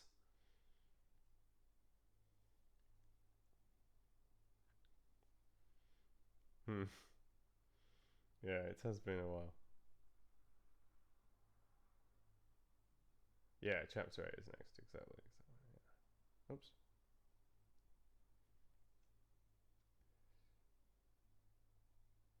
Okay. June 12th is when you started asking again.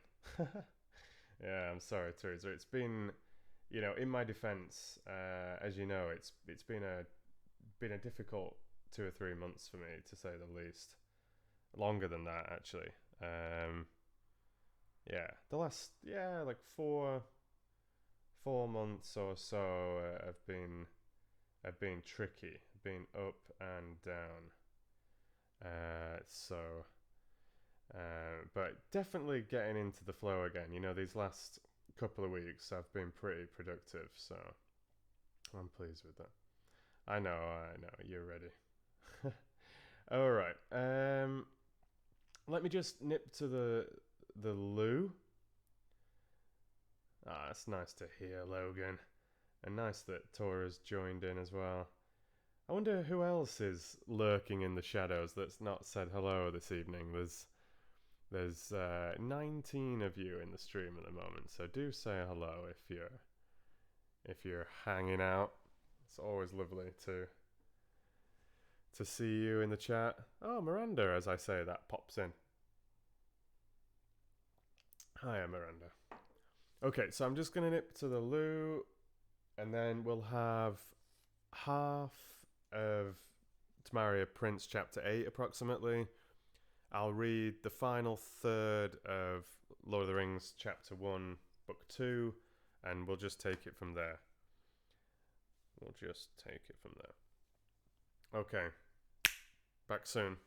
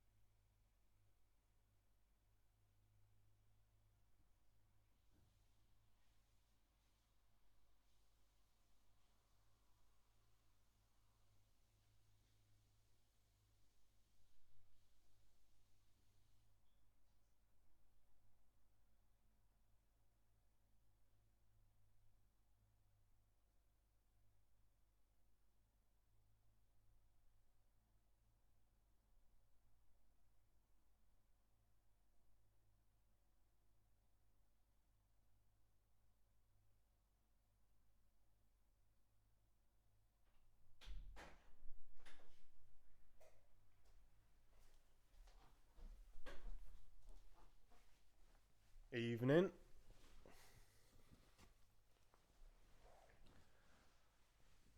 How we doing?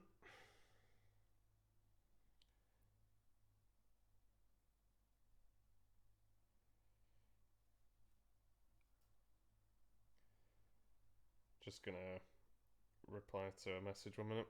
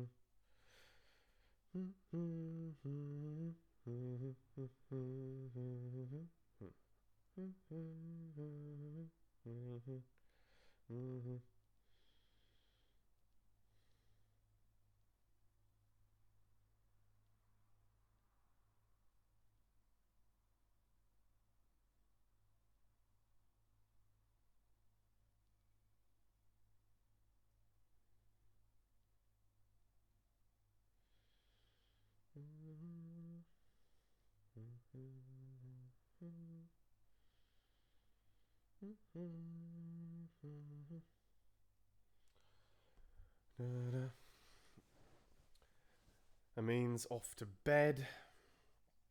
I'm not surprised. It must be very late over there. You've got work tomorrow?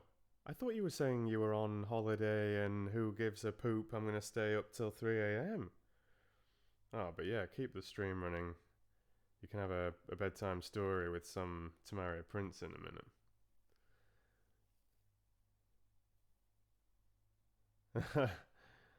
Yeah, you just head to bed as well, Tor, if you need to. That's very nice. Shannon and Carla there.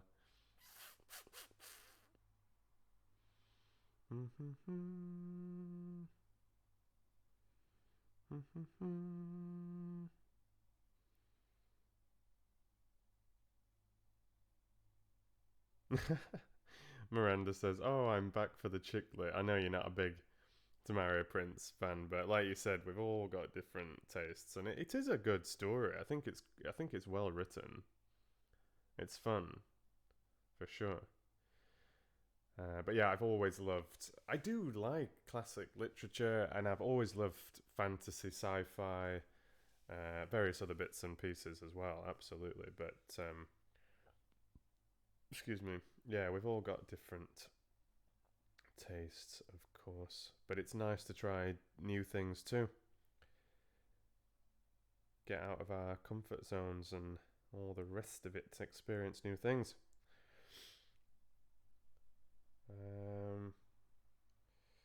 Okie dokie dokes. Okie dokie dokes. Oh, did you lose me for a second, Teresa? I think I've been here all along. Apart from me nipping to the loo. It looks like the stream's been very smooth tonight, though. It's not showing any dropped frames. I don't understand why this internet is so erratic. Sometimes it's super crappy, sometimes it's absolutely fine. Secret Garden and Harry Potter are two of my absolute favourites as well. And I love Lord of the Rings as well. I mean, I obviously enjoy everything I read, or I wouldn't read it, but I do have my faves.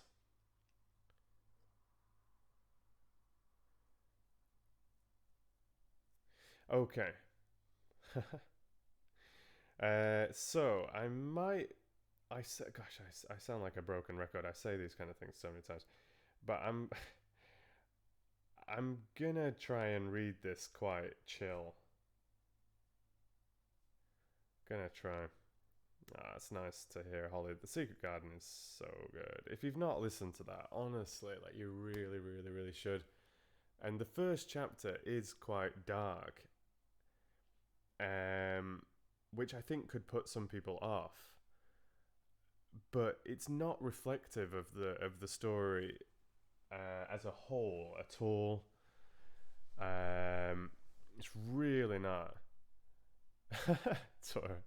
It's really not. It's a very uplifting, very positive, like cozy story. But I think the scene needs to be set in that way. You know, some films are like that as well. Kind of like a tough opening that sets the context, or provides the context for the story and paves a way for character development and such.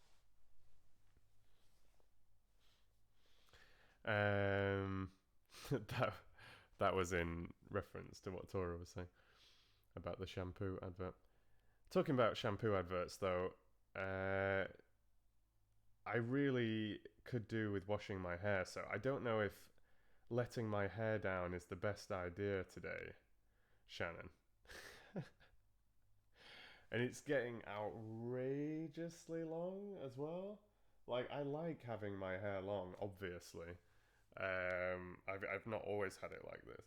But yeah, I do like having long hair, but it's getting too long for sure. Like, and this is one of the reasons that I'm not wearing it down, because when it's the kind of length that I like it, kind of like somewhere here, I think it looks, in my opinion, it looks nice whether up or down. But at the moment, I think, okay, I'm sorry for those of you that find this kind of thing weird, but yeah, it's long. It's too long, and it really, really, really, really needs a wash, like big time. It's got a bit rained on as well. This lighting doesn't do it any justice either. But yeah, it's long, as you can see. It's very long and messy. But yeah, it needs a cut, right? But yeah, I do like it long, and I think like it can look nice, you know, like 2 or 3 inches shorter. But getting your hair cut in Sweden, it's super expensive, and I don't think it's worth it. I don't really like going to the hairdressers anyway. There's one place back home that I really do like, actually, back in England, and I'm just waiting for a moment to get it cut back home, really. And you know, I'll probably only take, you know, maybe like 4 inches off or something like that. But at the moment, it's too long for my taste, and it looks greasy. But yeah, few inches shorter, and I think it looks nice out or up, in my opinion. I'll leave it like this for tomorrow, Prince. My glasses are dirty as well, just to make matters worse. Just a second.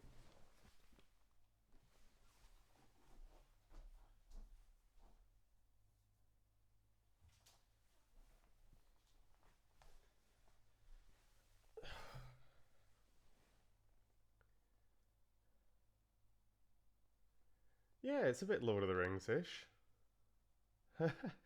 Oh my gosh, look at those fabulous locks, says Tara. Thanks, Al. Yeah, I like many of you know, I have started Pride and Prejudice. It was one of the very, very first things that I demoed, going way, way back on my original Stephen Garnett channel. And I've also read it live just the one time on, oh no, twice actually, I think. On the very first Red Fox Book Clubs back in spring of last year.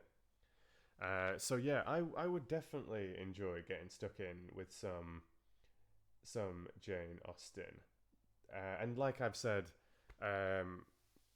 Fox Mom, Fox Dad, they've sent me a beautiful big illustrated, copy of Pride and Prejudice as well. So after Alice in Wonderland, we probably are gonna head into the wonderful world of Lizzie and Mr. Darcy.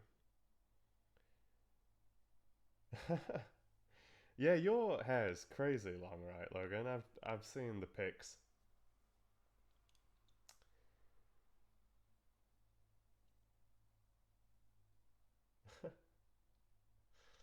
Oh dear. Okay, I'm gonna get stuck into Tamara Prince in a second. I was just cleaning my glasses slightly. I'm not doing a good job. I was wearing some new contact lenses today, but they were not comfortable. I don't know what was going on. I was trying one particular pair that I really, really, really liked, but they're really expensive. I mean, really expensive. So I was trying another pair that's supposed to be very good, but a little bit cheaper, still expensive. But I don't know if it was the lens or just how this particular daily lens was fitting my eye or something, but it was really uncomfortable. It just kind of coming loose. It felt like it was drifting on my eye, so I had to chuck them out a few hours ago and stick the glasses on. But I really wanted to have contact lenses on for the stream, but here we are.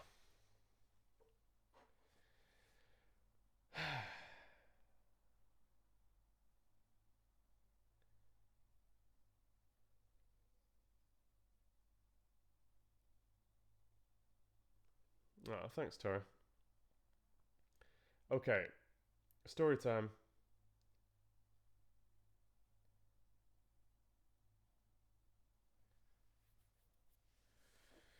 Story time.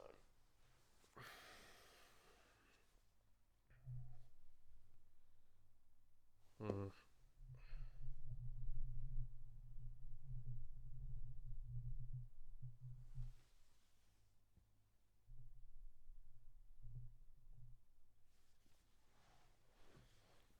I can't see myself on screen here. Let me just check that. Oh, it's okay. It's okay. How's the volume here? It's probably a little bit louder than it has been. You can always turn it down on your end, but just a warning that I'm a bit closer to the mic now. So if I get a bit more expressive like this, it could get a little bit noisy. So you might just want to adjust it slightly on your end.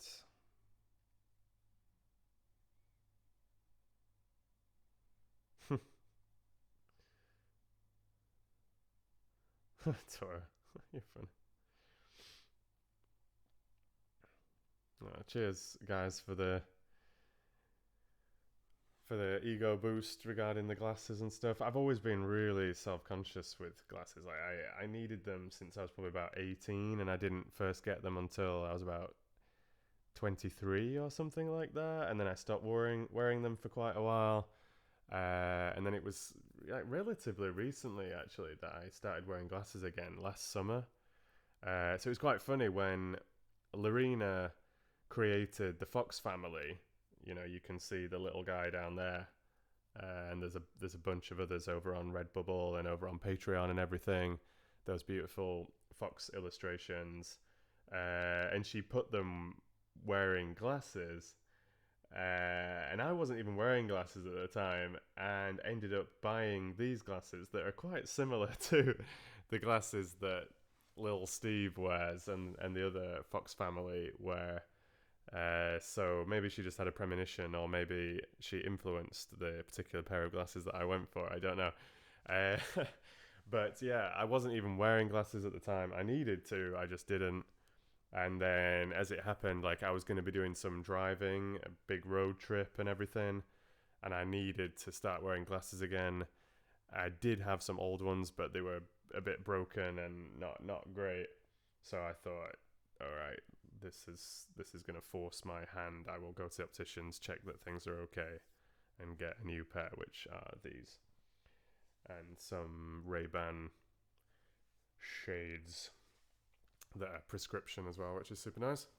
But the only thing is, like, I used to play a lot of football, and I do like going out running and working out in the outdoor gym and bits of other things.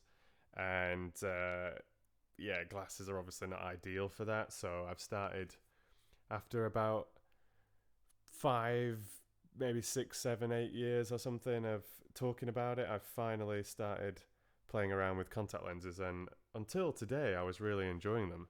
But today, yeah, like I said, that new pair that I was trying, they were just not working at all. But yeah, contact lenses are, I feel so much more comfortable in contact lenses. But yeah, thanks Miranda as well. Thanks for that. Oh, thanks. You guys are super sweet. Yeah, what does that how does that affect your vision, Logan? I'm not surprised that it could be hard on your vision staring into a bright flame like that. And very close, precise work as well. Oh, Moby Dick. Absolute classic. I thought you'd fallen asleep actually as well, okay. Alright, I'm gonna jump into Tamara Prince. Like I said, probably read about half of it and then move on to some The Lord of the Rings and we'll take it from there.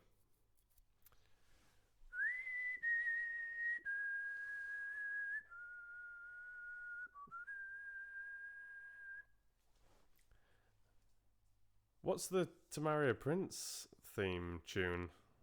I wonder, Teresa. It's never been made into TV or film, has it? So we can create our own. Dip dippy dip dip dip dippy dippy dippy dip dip dippy dippy dip dip dip to Maria Prince.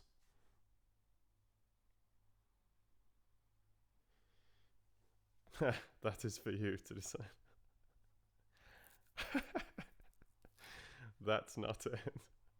To Maria Prince. Oh. Miranda likes it.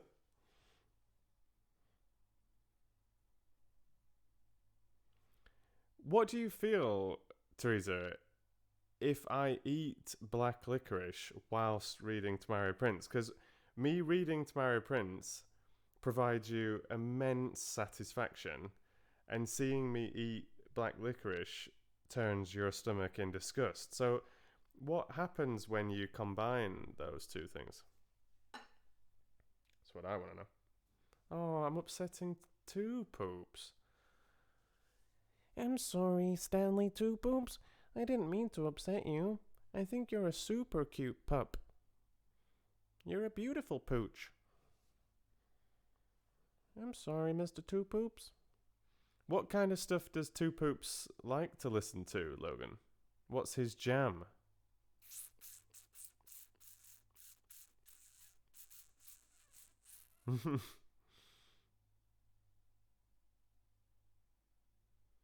Shannon's changed her name. I saw that you were talking about it. You've changed your name. I'm shocked and stunned. Tora always thinks of the music from the Waltz of the Hours from Coppelia, not Waltz of the Flowers, Tchaikovsky.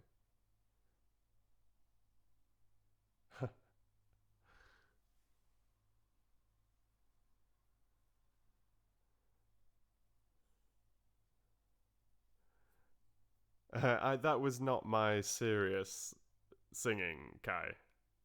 Just so you know, that was not my serious singing. When you're saying relax your voice and add some echo. Yeah, cheers. Okay, I'm gonna get stuck in. Yeah, I do like a bit of Eminem. And Two Poops does too. He's got good taste. I was really enjoying... I'm not a big Ed Sheeran fan. I mean, he's a good singer. It's just not really quite my genre of music, I suppose. But this collab that he's done with Eminem and 50 Cent, which just feels so strange. I never thought I would see the day where Eminem and 50 Cent combined with Ed Sheeran, but this is 2019. But their like recent track is pretty good. What's it called? I recommend it because it's an interesting fusion. I think. Oh, it's called Remember the Name. Yeah, there's Remember the Name. Is it Fort Minor that did? Yeah, I think it was Fort Minor that did a song called Remember the Name that was awesome. But yeah, check it out. if you've not heard it already. This Ed Sheeran Eminem mashup. Crazy stuff.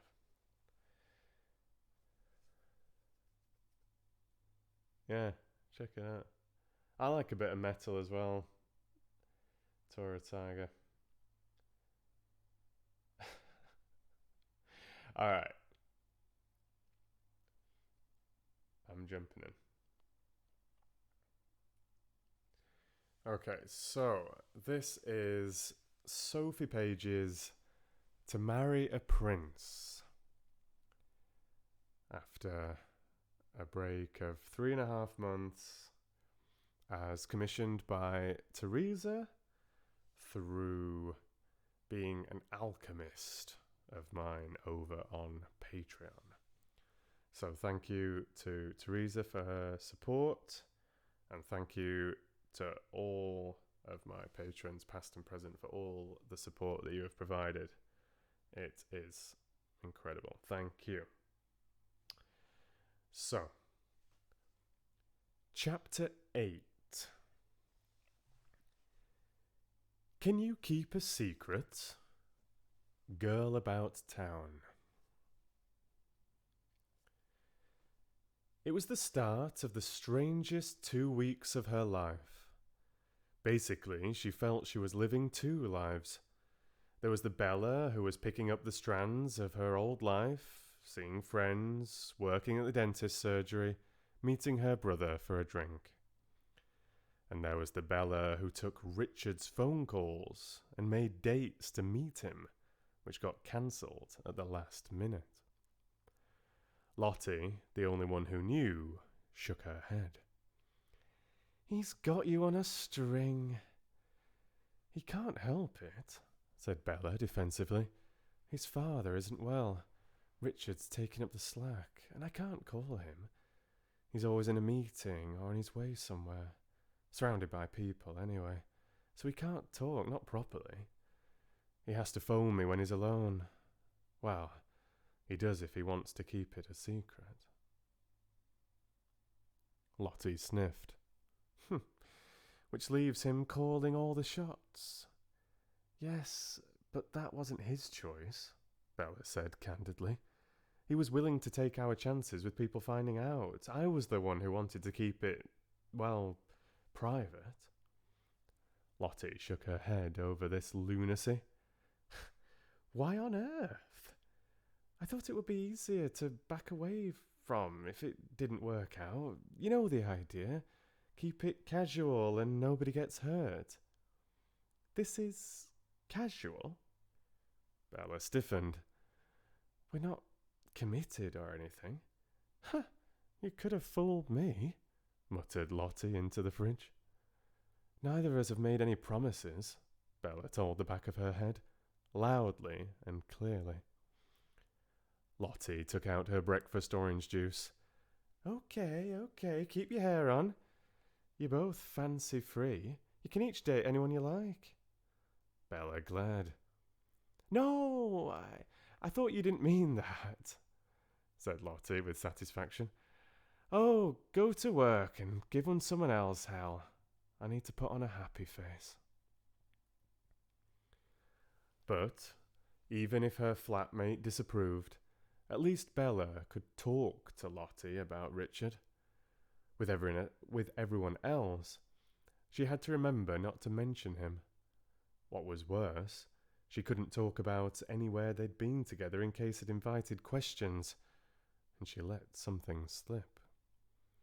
It made for some silent coffee breaks. This thing is changing my character, she told Richard when they snatched half an hour in a bookshop cafe in Piccadilly. Mine too, he said cheerfully. Until I met you, I'd never gone out in disguise before. Today he was wearing jeans and a lopsided baseball cap, along with Clark Kent spectacles with no lenses in them. She leaned forward and straightened the baseball cap. Your own mother wouldn't know you. I know. I'm getting good at this. The secret to look like a nerd. Nobody looks at nerds twice. She grinned.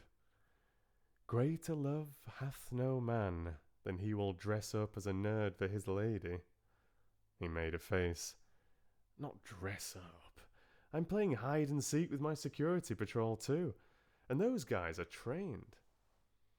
That hadn't occurred to Bella. She said in quick alarm, You're not putting yourself in danger. Nah, I'm just being a little less amenable than usual. It gets us half hours like these while they scamper around looking for me. But Bella was still worried. He touched her cheek reassuringly. It's good for them. A couple of those guys had written me off as a pussycat. Now they know different. But, hey, they were due a challenge. She stared at him for a long moment and made a discovery. You're enjoying it. Too right. He caught himself. Though, of course, I'm only doing it for you. I feel truly cherished, said Bella with irony. So you should. Even though he was teasing, the warmth in his eyes was like a caress. She laughed and conceded him the point. And after he had slipped away, back to business as usual, she carried that look with her all day. It was turning out to be more difficult to see each other than Bella could have ever imagined. It's the time of year, Richard said. People go mad, trying to shoehorn in a royal event before Christmas. One day I'm in London in the morning, Cornwall for lunch, and Manchester for dinner in the evening. Crazy. It will be better in the new year. You were going to let me see your diary, Bella reminded him. They were curled round each other on Lottie's sofa, drinking hot chocolate and half watching an old Audrey Hepburn movie. He was surprised. I thought Ian had already sent it to you. I'll get it sorted tomorrow. Lottie came in from work then, tired but pleased with the way her evening PR event had gone. Richard untangled himself and stood up courteously. Bella turned off the television. No, don't do that, said Lottie, kicking off her shoes and padding across to the fire. Finish your film. I'm beat. I'll just fall into bed. But she was so obviously cold and hyped up that Bella insisted on making her some hot chocolate too, while Richard built up the fire so that Lottie could toast her toes. I have to be going soon anyway, he said with regret. Early start tomorrow. I'm on board ship for breakfast. Lottie shuddered and held her hands to the blaze. Oof, rather you than me. It'll be fine. The only problem is sorting out time for Bella and me to be together. He's very inventive, Bella remarked, bringing Lottie's hot chocolate. He escapes from his minders and comes dressed as a nerd. So far, we've met in a bank, a bookshop, and on the main concourse at St. Pancras Station. Nobody has given us a second glance. People see what they expect to see, Lottie agreed. But later, when Richard had gone, she said, I have an idea. Do you know which evening receptions he's going to? Say, striking distance of London? Bella didn't. But Ian did eventually disgorge Richard's official programme. Poor lamb. First of all, he has to go to endless drinks receptions. Then he goes on to dinners and gets made speeches at, she told Lottie. Can you still do silver service? When they were students, they had both earned extra dosh from moonlighting as waitresses at weddings and directors' lunches. Bella said now, I suppose so. Why? Because I think you ought to tell Anthea that you're available for some evening work. What? Why? I'm not short of money. Lottie sighed patiently. There's no reason for Richard to be the only one who's inventive. you get yourself onto the caterer's waitress's roster and surprise him. Ta-da! Bella thought about it. That's not a bad idea, lots. Although you'd have to get clearance to work at Royal Dues, I suppose. I'll ask Ian, said Bella, more and more intrigued by the idea. The security officer thought it was a hoot and put her in touch with a terrifying woman who provided stand-in footmen and butlers for big palace occasions. With Christmas coming up, Ellen Catering would be looking for extra occasional staff, she said, and with a royal security officer as one referee, Bella was a godsend. Could she also provide 3 other references, including one from a minister of the cloth and one from a J.P.? Bella did. Nothing happened. In fact, it took so long that she had almost forgotten the wheeze. Then, one night in November, she got a phone call out of the blue. Would she be available that night to serve at a reception at the Landscape Gallery? Their staff had been struck by flu, and Lottie had mentioned that Ms. Greenwood might be available. Bella consulted the coded notes that they had transcribed into her own diary and saw that Richard would be going to the reception before dinner with the gallery's director. Realistically, there was not much chance of seeing him, still less managing to talk to him, she knew. Still, at least they would be in the same room, and if she got lucky, she could wave across the room at him. They developed a series of rather good secret agents' hand signals. Fine, she said. Where and when? They told her.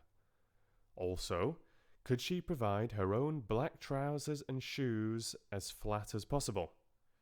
They would give her their uniform steward's jacket, but she would need something black to wear underneath it. Bella swapped duties with another receptionist and left work early to race home and bundle her supplies together. She did not have time to get out to the caterer's West London headquarters, but turned up at the tradesman's entrance of the gallery as arranged. The kitchen was in the state of controlled ferment that Bella recognised from her student years. She slotted in with the ease of long practice. The only thing that surprised her was that her steward's jacket turned out to be quite sexy. White with black piping, nipped in at the waist, and rather low cut. Not ideal. White shows every mark, and people will spill things, said the organiser briskly. But the laundry didn't get our black uniforms back in time. So, we're down to our summer yacht club rig. Oh, well, at least the presence of royalty should stop a food fight breaking out.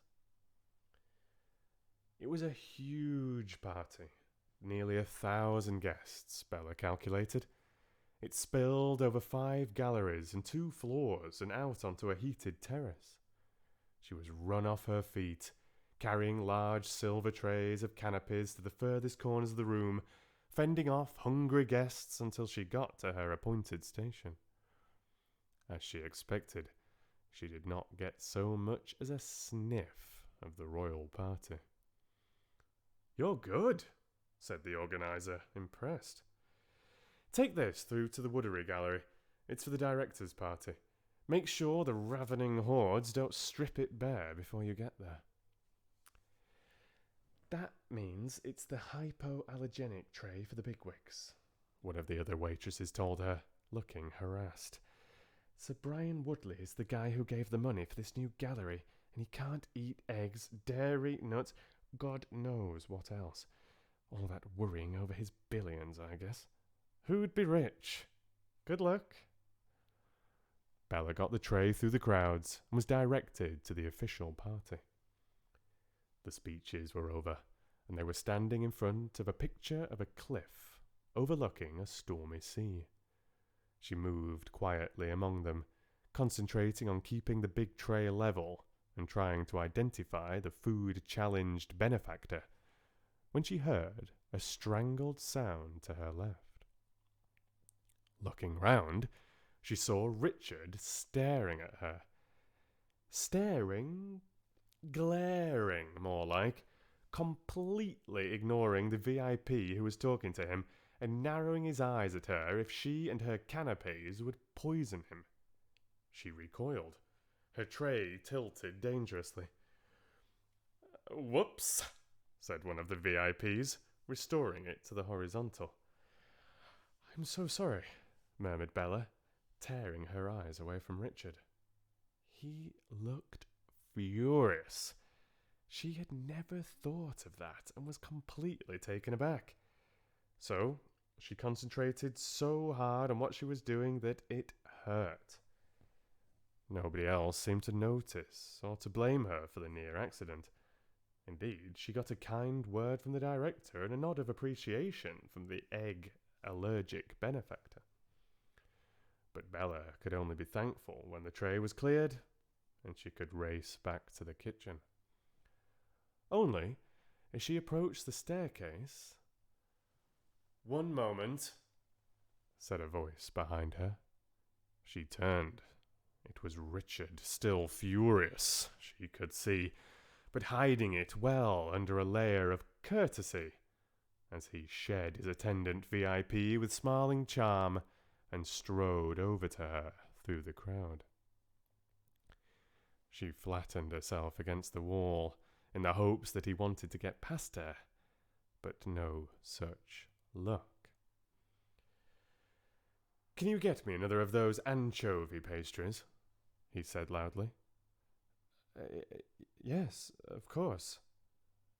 "Sir?" "What?" he said under his breath.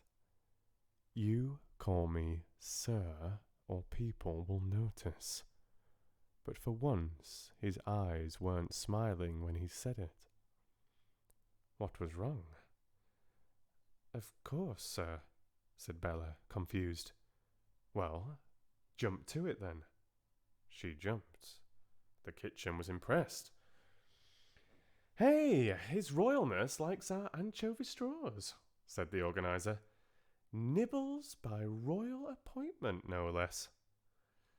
The chef put a fresh batch into the oven, and Bella took a smaller tray on a quick circuit of the nearest room to be back as soon as the anchovy straws were cooked. 15 minutes later, she was weaving her way through the guests on the big staircase again, this time carrying a small basket of warm, savoury pastries, looking for Richard. When she finally saw him, he was standing firmly in front of a set of 3 paintings, listening to a guide, or it might even be the artist, hold forth to the director's party.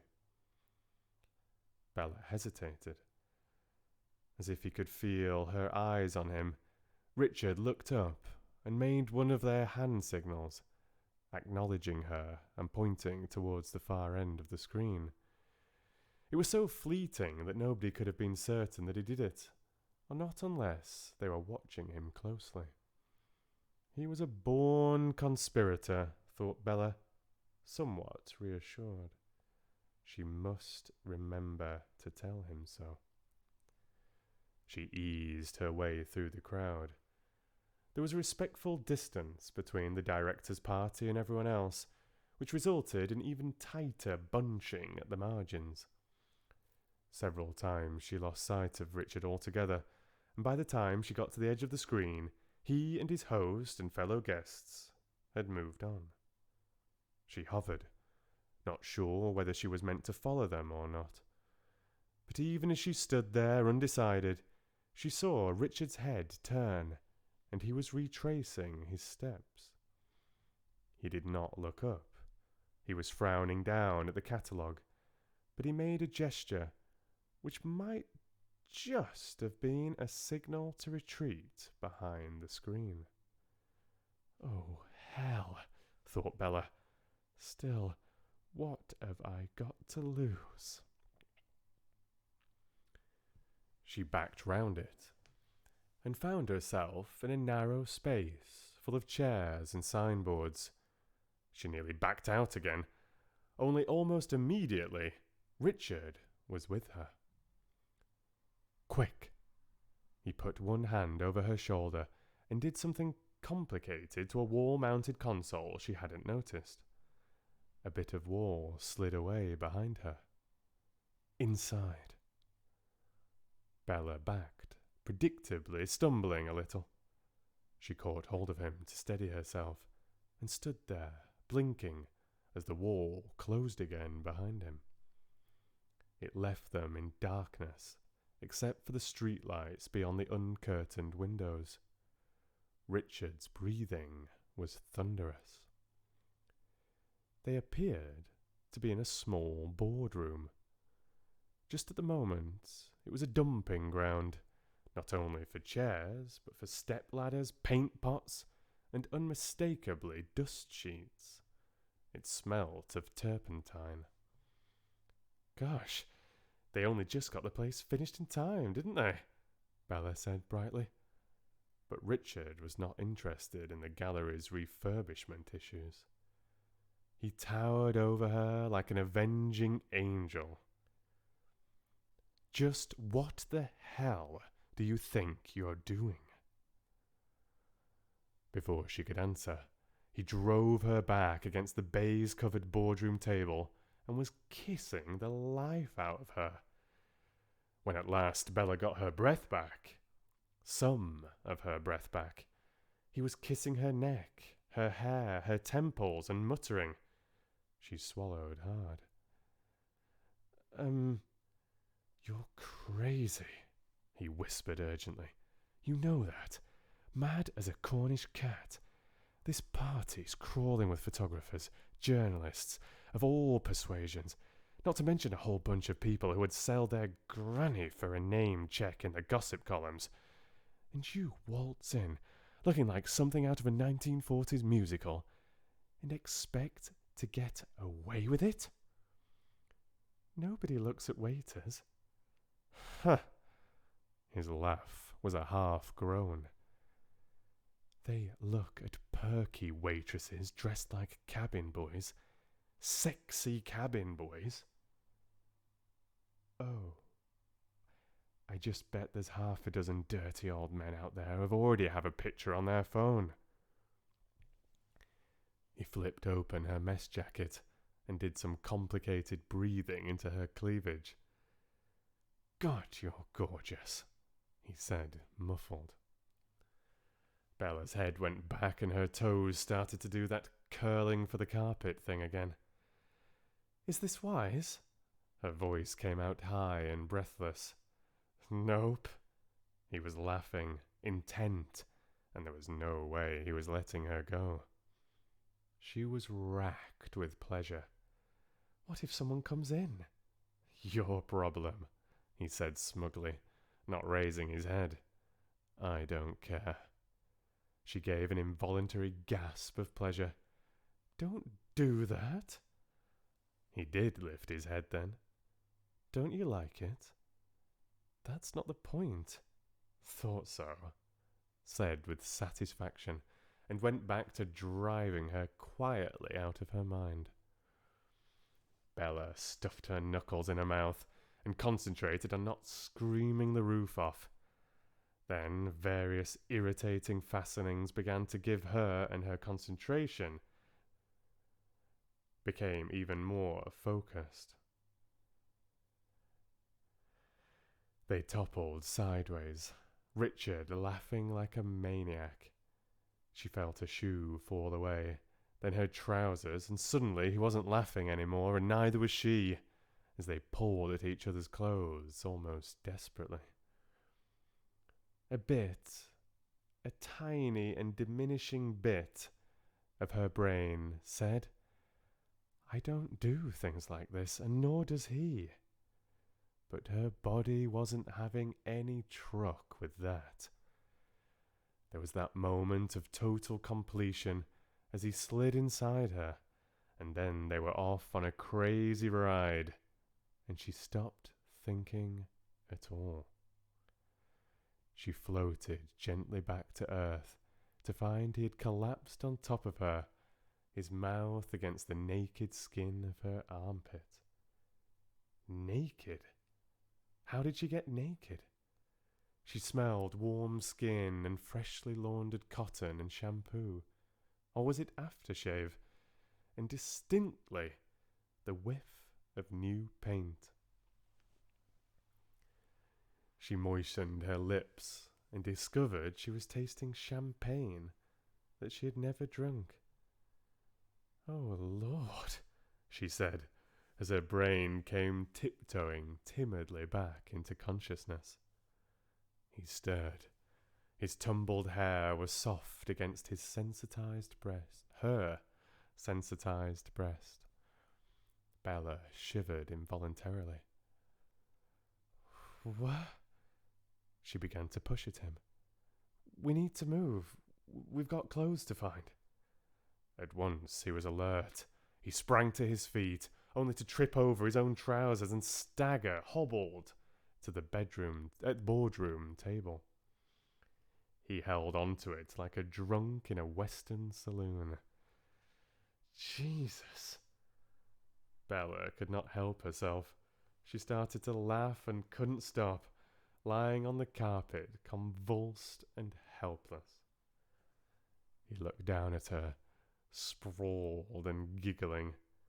He ran a hand through his wild hair. A slow smile dawned. "You are disgracefully tempting." And then the worst imaginable thing happened. A door that neither of them had been aware of opened at the far end of the room. He dropped like a stone to the carpet and rolled under the table. Bella hauled up her trousers and grabbed her jacket, trying to wriggle deeper into the shadows and join him. She found that she had picked up a carpet burn. "Ouch!" She shut up at once, but was it too late?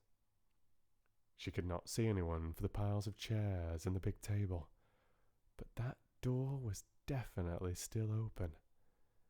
She held her breath, aware that Richard too was hardly breathing. His hand felt for her across the carpet, and she realized that he was sitting with his knees up, his back against the table leg. He gathered her against him, comfortingly, and they braced themselves for discovery as Bella buttoned her steward's jacket. A hectoring voice said, "This looks terrible. If Sir Brian asks, you'll just have to say that the paint is still wet. We'll have to keep it locked. We can't have royalty coming in here." "Too late," muttered Richard into Bella's hair. She was starting to shake again, with agonizing, silent laughter. The bossy person went out and closed the door decisively. Silence and shadows reigned again. "Oh my God," said Bella on a long, shaky breath. Richard was stuffing his beautiful shirt back into his trousers. "Too right," he said with feeling. She thumped back against the piled chairs with a great sigh of relief. "I thought we were for it." "Yeah, me too." But he didn't sound as worried at the thought as she would have expected. Instead, he sounded positively tranquil, even pleased with himself. What happened to that terminal good behavior syndrome? He laughed. I must be getting over it at last. He stood up, shaking out his jacket, and held his hand down to help her up. She took it and came lightly to her feet. "Trying for normality," she said. That was unexpected. Her voice did not sound like her own. "Tell me about it." Richard's hair was all over the place. Her fault, Bella realized. She tried to restore order to it, without much success. He caught her hand and carried it to his lips, kissing the palm. "Why didn't you tell me what you were going to do? Do you know what I felt when I saw you?" "Yep, I think that was pretty clear." "You were damned lucky I kept my cool." She wriggled a little, appreciatively. "Not that cool." He shook his head, laughing. "Call it a slow burn, then." He shot his cuffs. "Have you any idea how far outside my comfort zone this is?" Bella was indignant. "And whose fault is that?" Mine. If you hadn't jumped on me." "Stop it," he said, not laughing now. She widened her eyes innocently. "And you can stop looking like that, too. I have 3 hours of speeches, compliments, and landscape art to get through. I need zen, not an inner eye full of you looking, well, like that." Bella raised an eyebrow. Okay. He rebuttoned the offending mess jacket and straightened it over her hips. His hands lingered, as if they had a will of their own, but he said, "No," and put her away from him with resolution. "I have places to go, people to be bored by. This has gone far enough. I am leaving now." Just before he pressed the button to slide the door open, he turned and said, as if it were desperately important, "I need to be with you tonight. Will Lottie be okay with that?" "I'll sort it," said Bella, dazed. Okay. I'm gonna pause there. Just flicking through the rest of the chapter. Okay.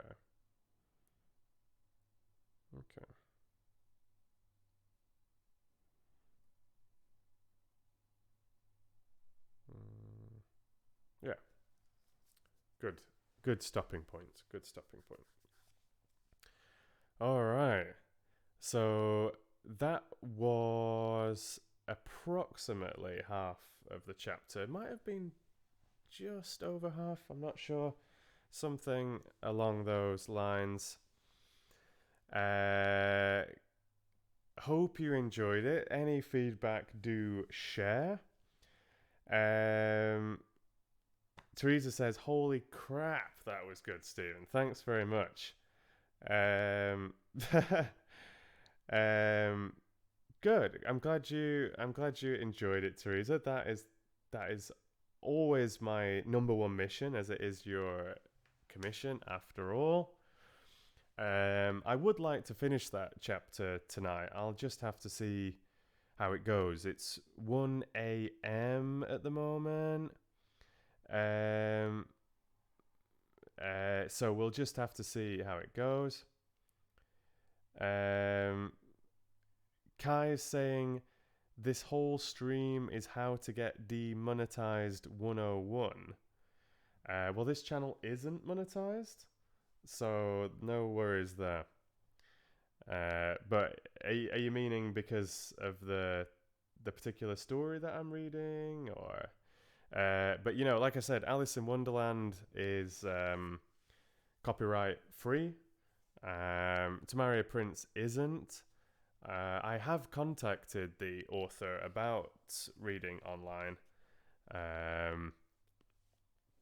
And I mean, although I unfortunately didn't get a response, ironically, I mean, it's quite a small book. You know, it's not a super famous like bestseller. So I would hope with something like this that it would be seen as a positive thing. You know, a bit of kind of free publicity. There isn't an official audiobook. Because normally when it comes to copyright and audiobooks, some of my research has definitely suggested that if there is no actual audiobook for something, things generally seem to be more lenient. If there are official audiobooks, that's when hammers are generally going to come down, because then they can obviously argue that you're in direct competition with the official audiobooks, especially if you're doing a good job.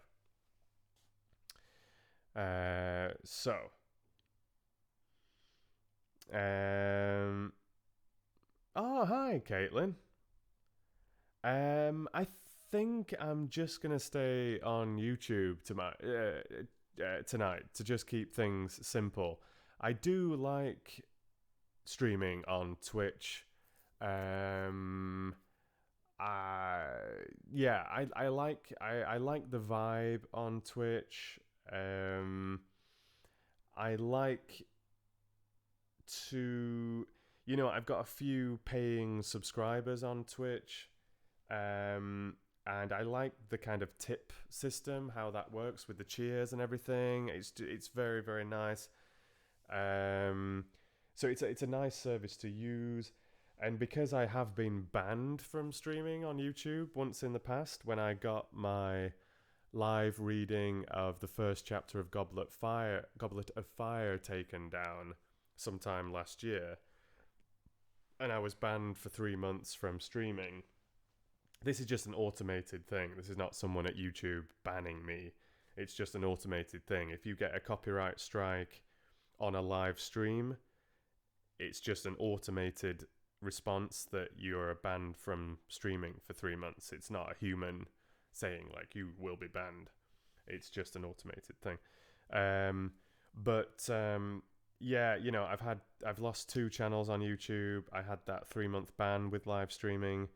So to be fair, I don't really want to stream on YouTube. I want to stream somewhere else. I've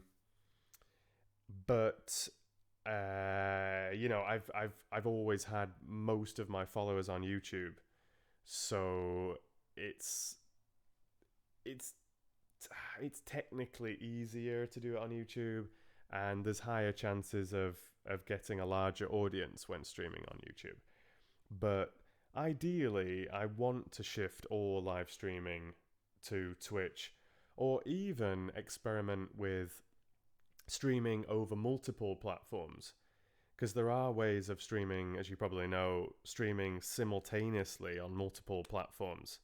I know you can integrate YouTube and Facebook.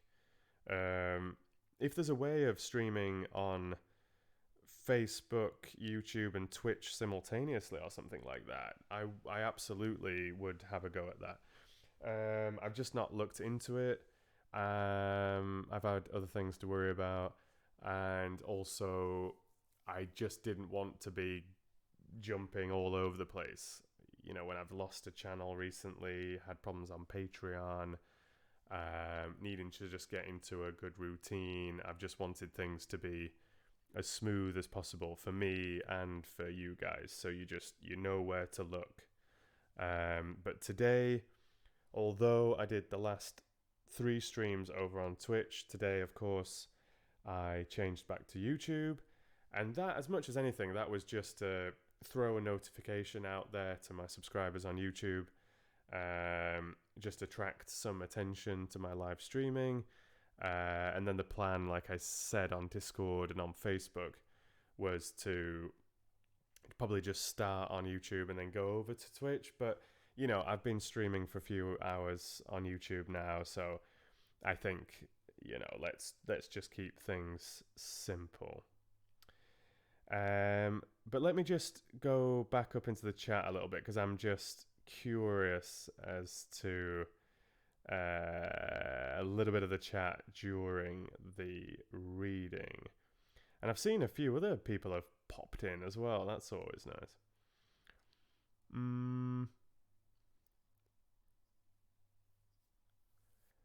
What's going on?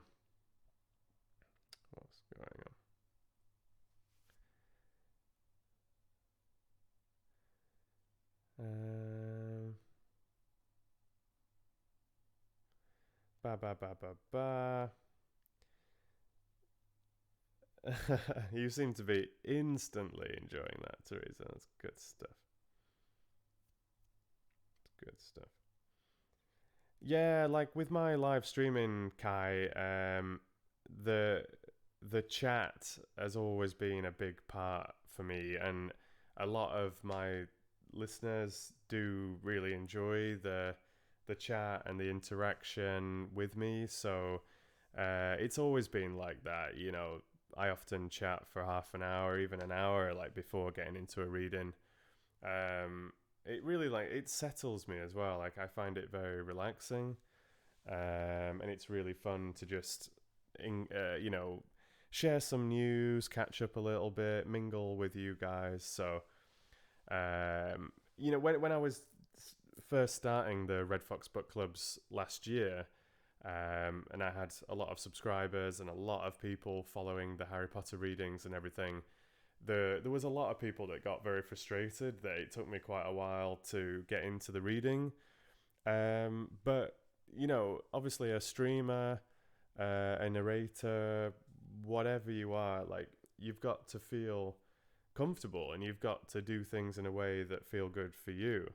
And a lot of people have even commented very many times that they enjoy the chat and this like community in the book club as much as the reading, sometimes even more than the reading, you know. So yeah, it's always been an integral part for me, with the streams and just with YouTube and my kind of online persona, you know, like the community has always been so important. So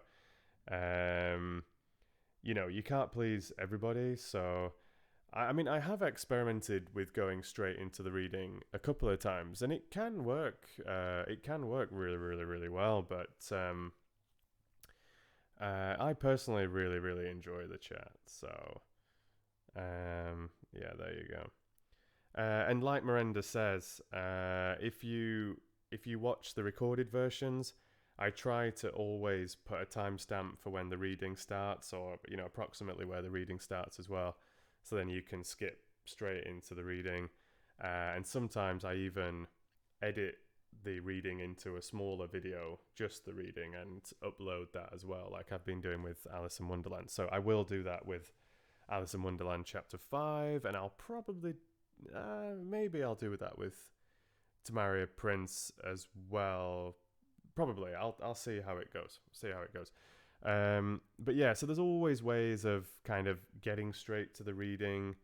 Yeah, so this is just part of how I stream, and if you prefer just the reading, for example, then I would probably recommend waiting until the stream is uploaded, or like, you know, just like tucking into past streams and past recorded audiobooks, you know, like The Secret Garden and Lord of the Rings and all these other things that I've got on Patreon and Twitch, and things that I used to have all over YouTube, you know, that have been taken down.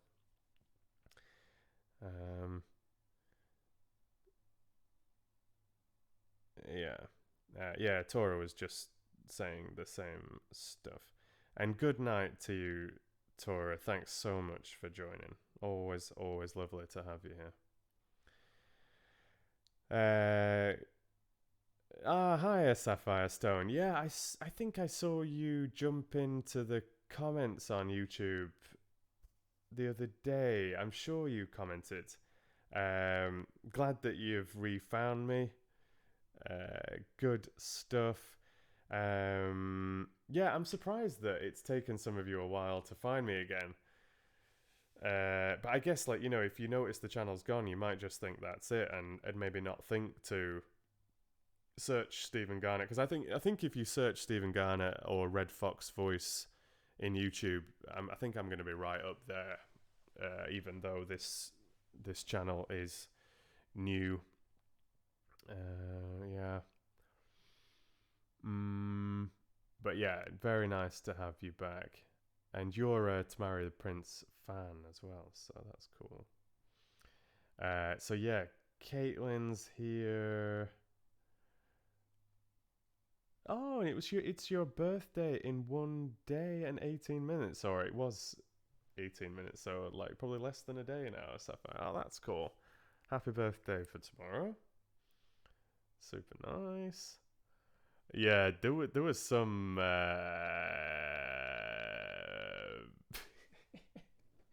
yeah, there was some what's the word? Sultry scenes in that chapter. I enjoyed it though. It was good. It was good stuff. Yeah, she definitely does know it by heart. Big fan.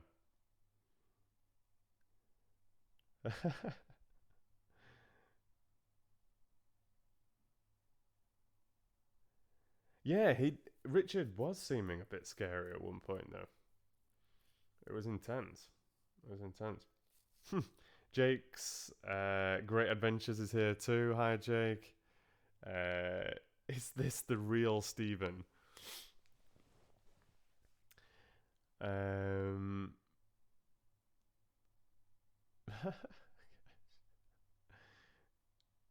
Yeah, it was pretty sordid.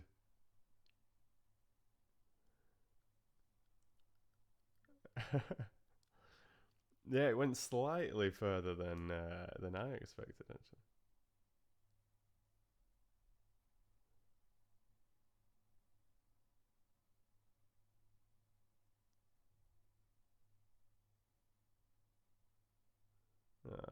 Nice to hear you enjoying it, Sapphire.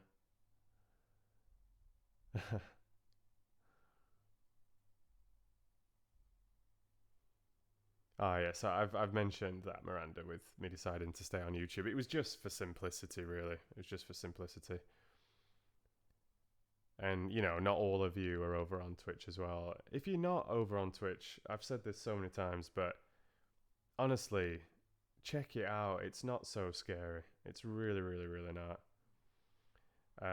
You don't have to make an account if you don't want to. The only thing is if you don't make a free account, you can't chat.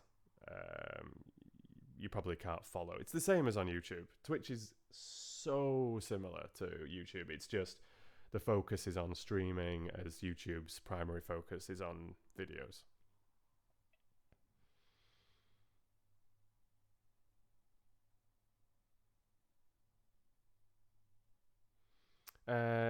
Yeah, you can't buy bits on YouTube, but you can do what's called super chat. But because my channel isn't monetized, you know, this new channel isn't monetized. When I hit 1,000 subscribers, I absolutely will apply for monetization. It often takes a very, very, very long time to get approved, even if everything's perfect. You know, they generally have a very, very long backlog with those things, with processing those things.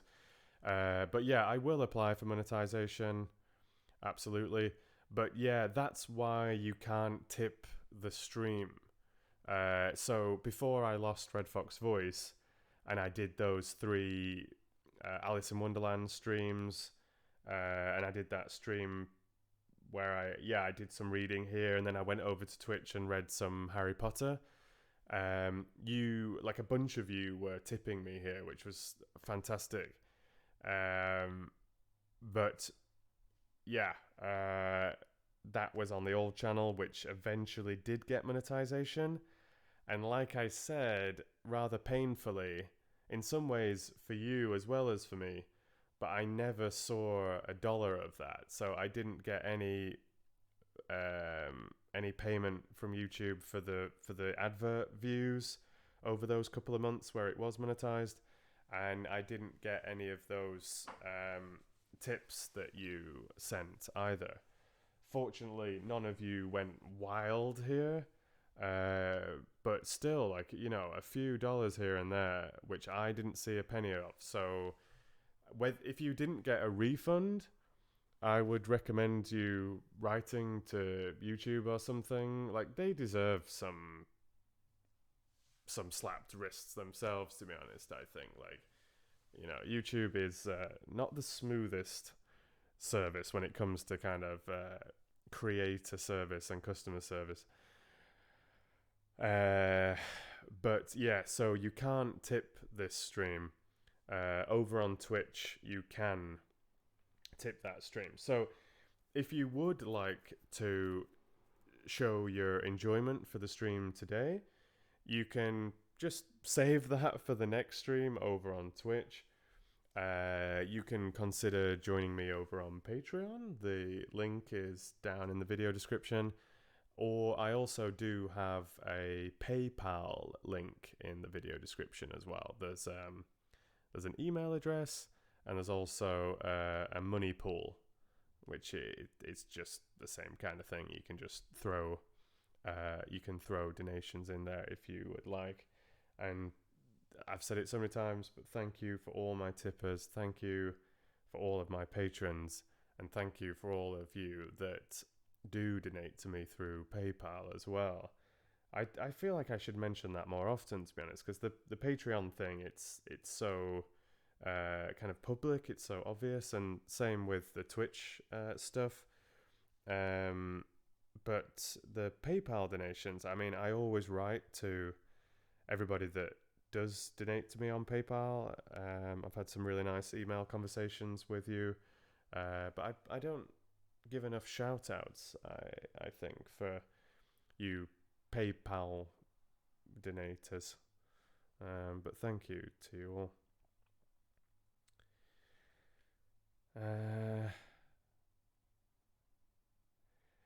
Yeah.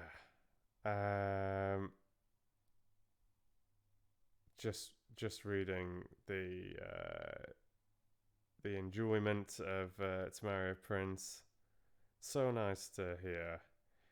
I thought that was quite smooth. It was far from perfect. Like, as usual, I didn't pre-read the chapter. I'd not even looked at it at all until I just skimmed through then to see how long it was. Teresa had warned me that there was some hot scenes in there, or yeah, there was like a toasty bit. Yeah, definitely was. Because you were saying chapter 7 was probably the steamiest chapter, and then a bit later you were like, oh no, just wait till we get to chapter 8. But yeah, I thought the reading was quite smooth. I think I was a little bit stiff in the beginning, kind of just got into the flow a little bit, kept it quite simple. I didn't worry about super distinctive character voices, just little bits here and there. Excuse me, but yeah, I think for a live reading at 1 o'clock in the morning, I think it was quite smooth. So yeah, really glad to see you enjoying that. That's awesome, of course. Yeah, good stuff.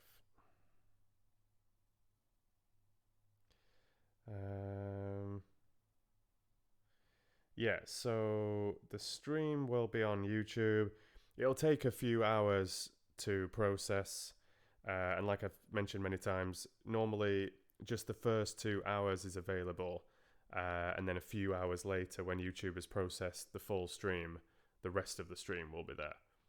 So don't be surprised when this finishes if it's just the last 2 hours that are available.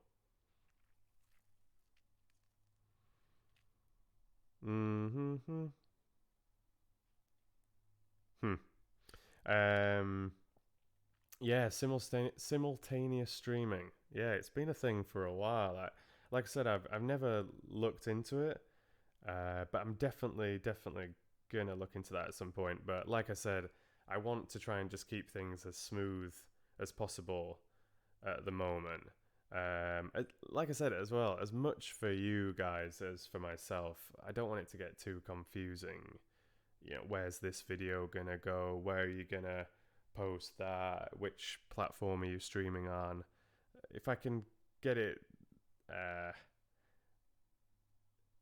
yeah, yeah, just trying to keep it simple, I guess. But I will look into that. Oh, thanks so much, Mama Fox. Always got my back. The armpit.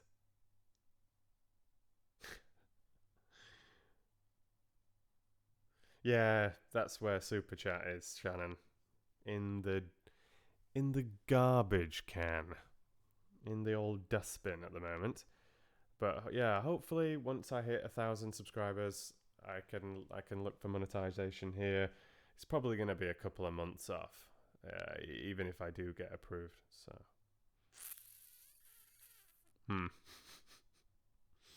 Miranda, the Nagel, the Nazgul. Yeah, exactly. You corrected yourself. um, yeah. So it's gonna be a couple of months away at best. Like you said, Shannon, Twitch is the place for the easy tipping. And Banana Lucy pops in. Hello, nice to see you. Yeah, don't forget the likes and the comments and the shares and all that kind of stuff. And absolutely fantastic, Carla. Recommending my channel to friends and stuff like that. Absolutely do that. It obviously hurts me a lot that I had 13,000 subscribers on my original channel before that was lost.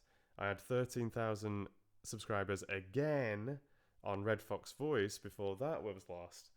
So to be down on 700 and something, of course that hurts. So spread the word. Spread the word. Always fantastic to have new listeners, new followers, and everything else, of course. Thanks for the praise on Mario Prince. Super nice to read. Yeah, I don't take any cryptocurrency. PayPal, Patreon is a wonderful way to support me if you want to support me on a more regular basis. Patreon is a fantastic service, very well run from all my research and all my experience. Really good. But yeah, like tipping on Twitch, absolutely fantastic too, of course. Like with PayPal, I get that immediately, which is really, really great. Patreon is a monthly thing, which is really, really, really super to have that kind of consistent income through Patreon is really, really, really great. With Twitch, I still haven't received a payment from Twitch. Like I was mentioning on the last stream or the stream before, I've passed the $100 mark that you need to make to actually get paid by them. If you never make more than $100 through subscription fees and tips, you don't get paid, which is weird, but true. But I have passed that now, so I think the next billing day is like this. Is it the start of September or mid-September or something? I'll have to have a look into it. But the next time they go through their billing cycle, I should get that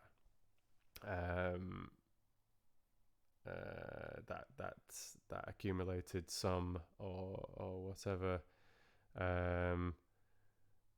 So yeah, I'll let you know, because like for those of you that have been subscribing to me on Twitch, those paid subscriptions and tipping, of course you want that to actually come to me, not just like stack up in nowhere land. Yeah. Looks like Steven needs to trim his mustache. Yeah, I do. Yeah. It's been mentioned. I definitely do. Where are we? I'm just catching back up with the chat.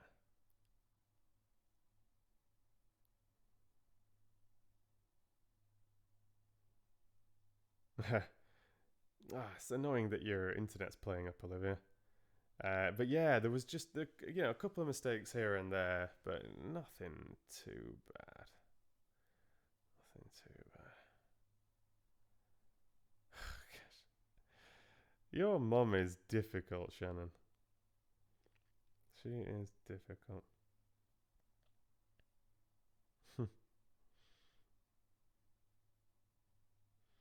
I'm nearly back up to the present day. But that's cool, Caitlin. Getting improved sound quality. Oh, thanks so much, Constance. Nice to see you in the chat, and thanks so much for your condolences and for the praise regarding my work and everything. Thanks very much, and great to hear that it's been helping you get through sleepless nights and such.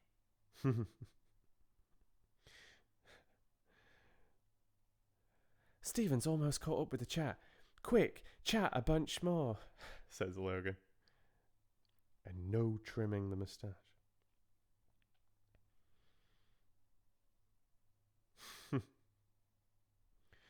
Alright, I'm back up to date.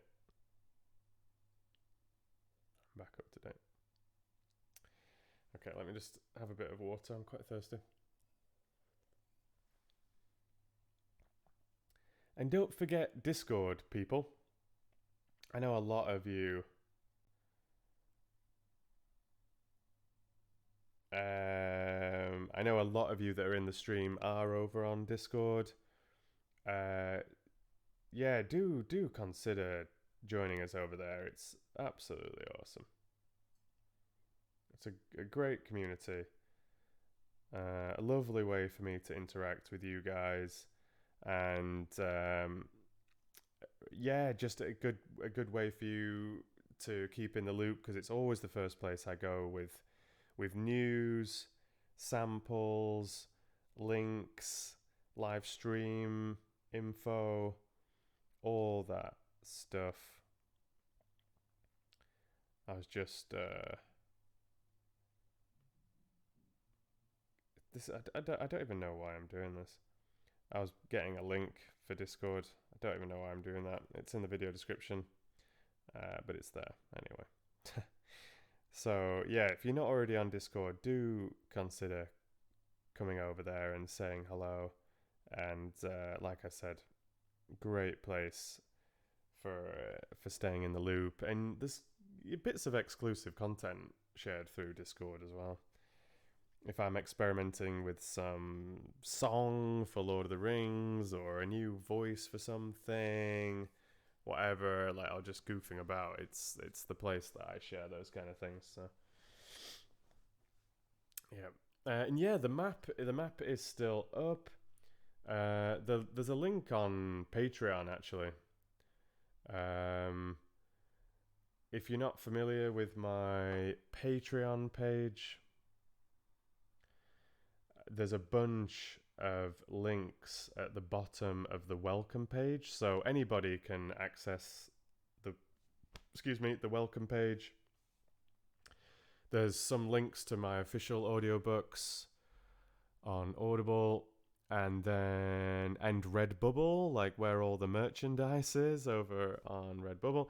And then, yeah, at the bottom, there's links for YouTube, Discord, Facebook, Redbubble, Twitch, Audible, Fiverr,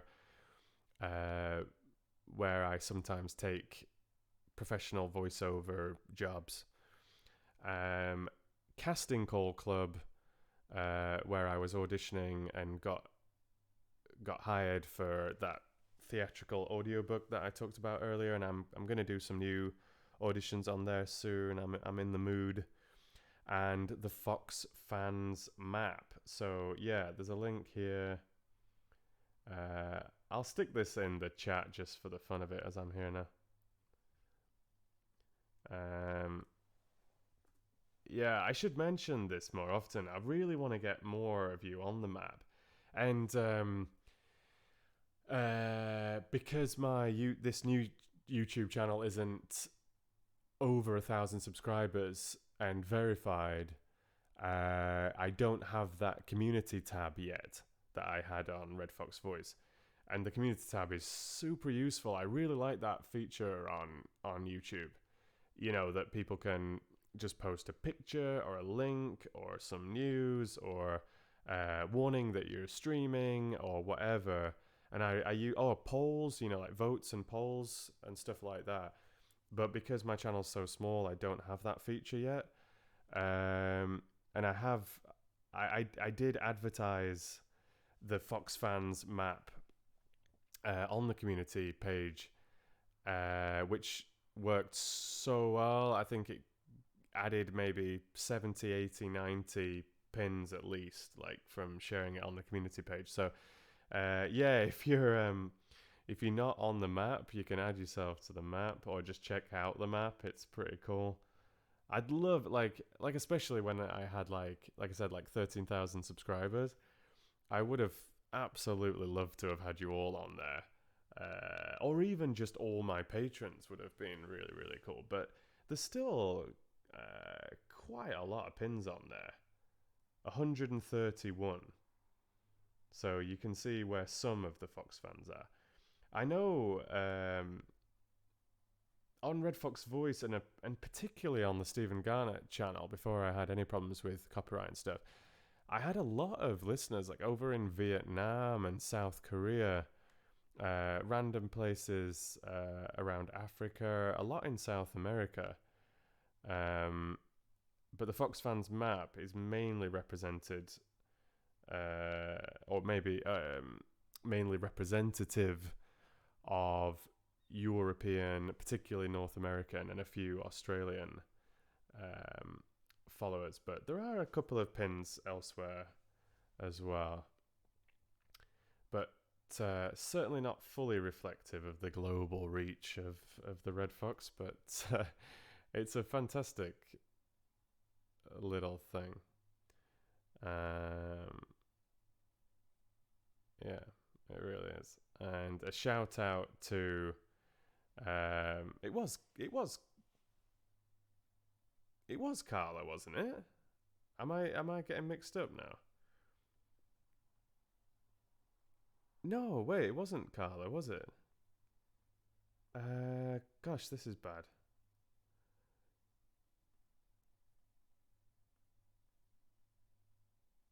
This is bad. It was Moon Grace, wasn't it? Is it Moon Grace? Help me. Was it Carla? Was it Moon Grace that created this? Gosh, that's bad that I've got mixed up. But the Fox Fans map is awesome. It's really great. Such a lovely idea.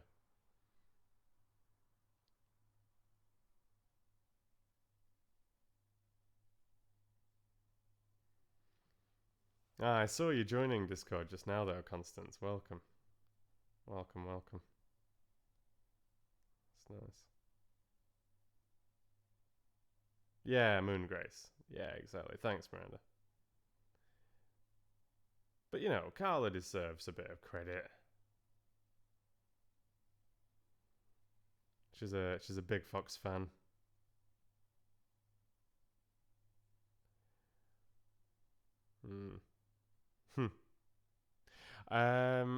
Okay, I don't. Have I missed any particular questions or anything?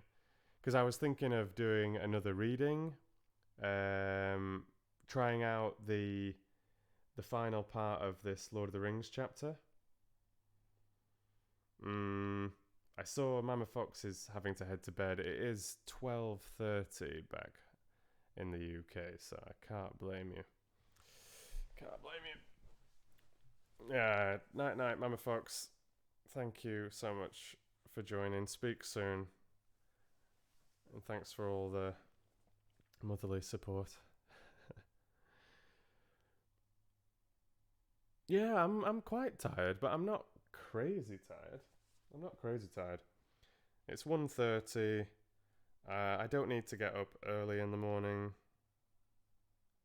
So, it's not a big deal.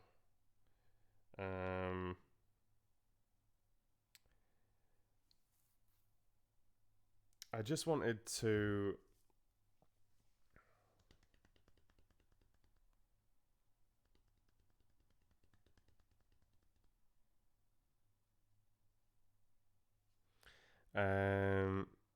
Stephen is relentless.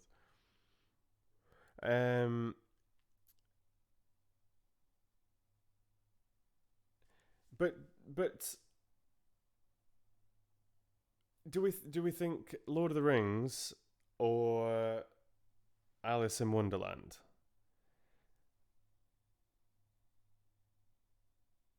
Or finish the To Marry a Prince chapter?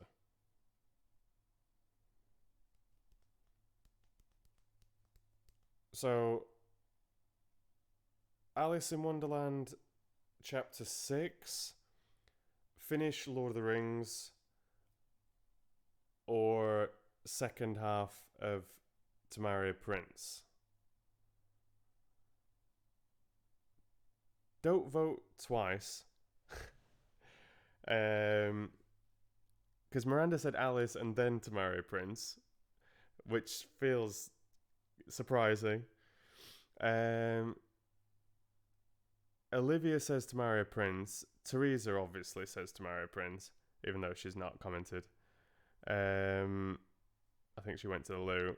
Kai says Prince. Elle says Prince.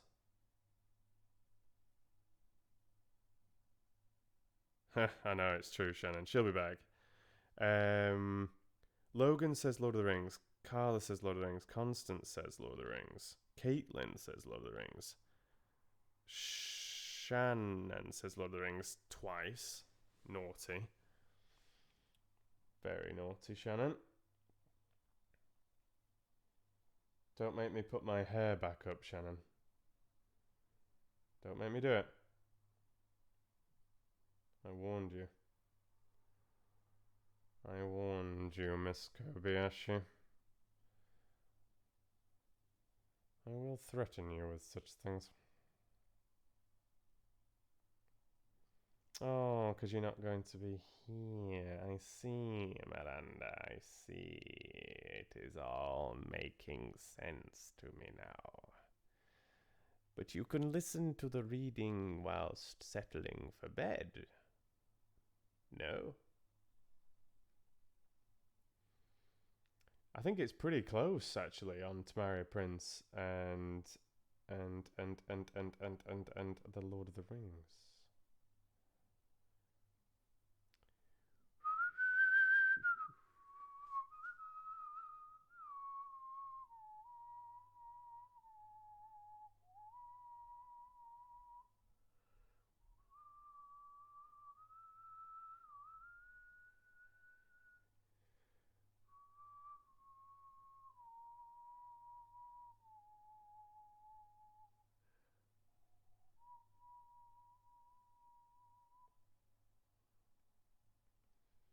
Just one little thing I wanted to check on Lord of the Rings. If I do Lord of the Rings,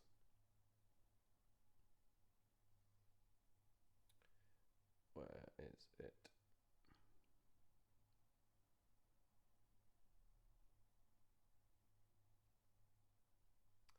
Where is it?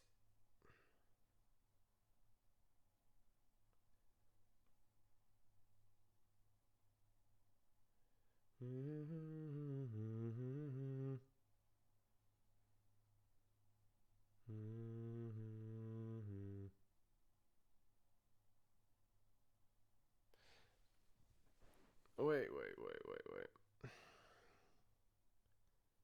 Where did I put that sample that I shared? I said I was testing out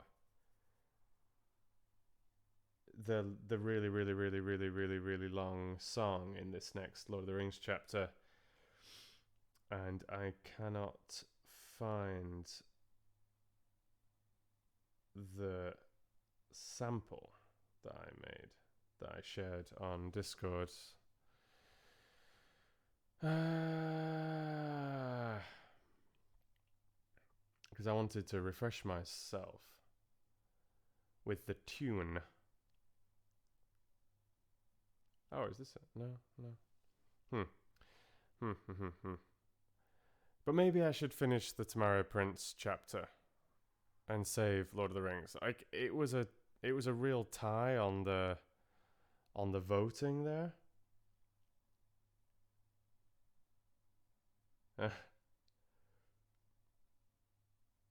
Oh yeah, I saw you mentioning that, Shannon, actually, about me whistling Lord of the Rings as a ringtone.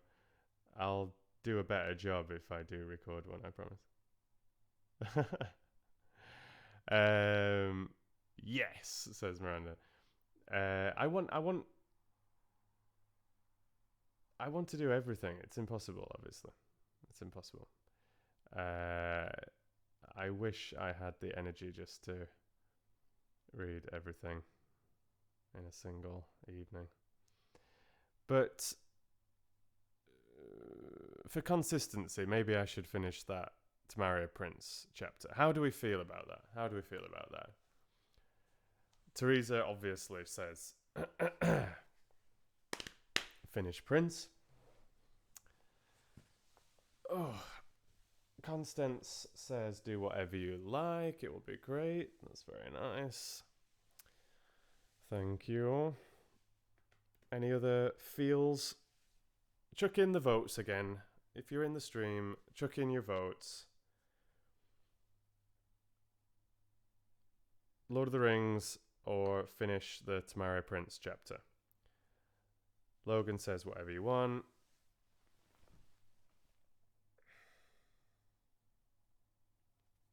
Shannon too. Miranda says Prince, so she doesn't miss the live reading. Elle says Prince. Olivia says Prince. Kai says Prince. Alright, okay. Okay. Oh. Okay. Okay. Okay.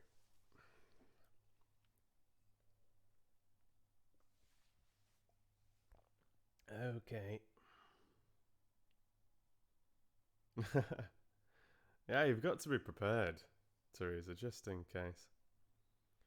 Was the camera a little bit further this way? I know it got bumped at one point. I think it was.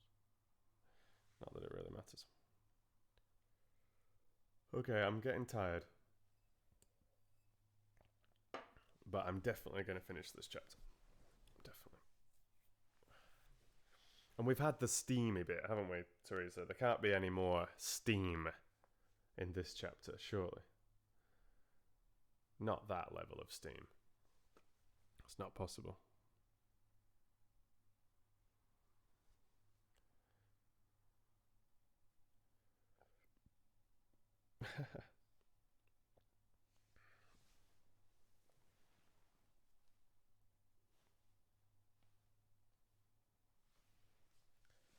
Who remembers the names of the foxes? This guy, this one, this little dude.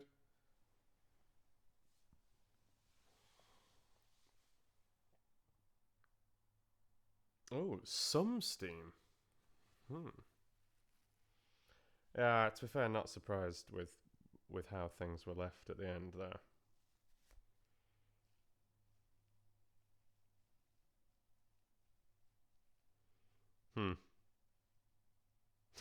Huey, Louie, and Dewey. Excellent effort, Carla. Not correct. Not correct. No. But a solid guess. Absolutely solid guess. For sure.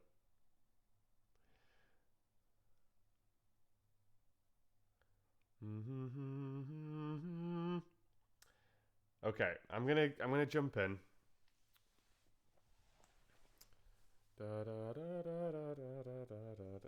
I wish he could like sit on the microphone. I don't think it's possible. Just have a fox bottom.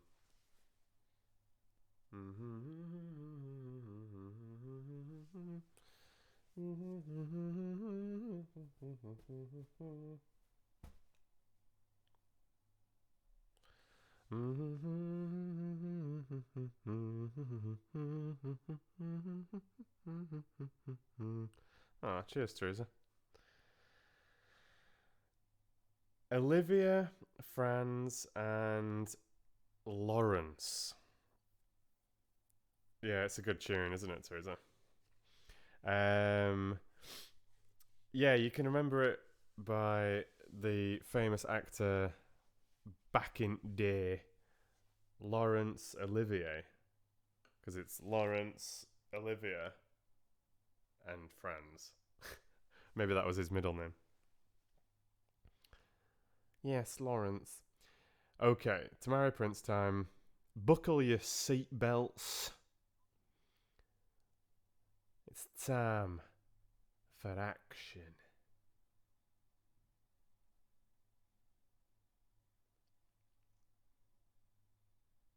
Okay. I'm not tired. I'm not tired, alright? Okay.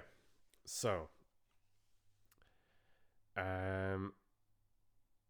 Tamari Prince by Sophie Page, Chapter 8, Part 2.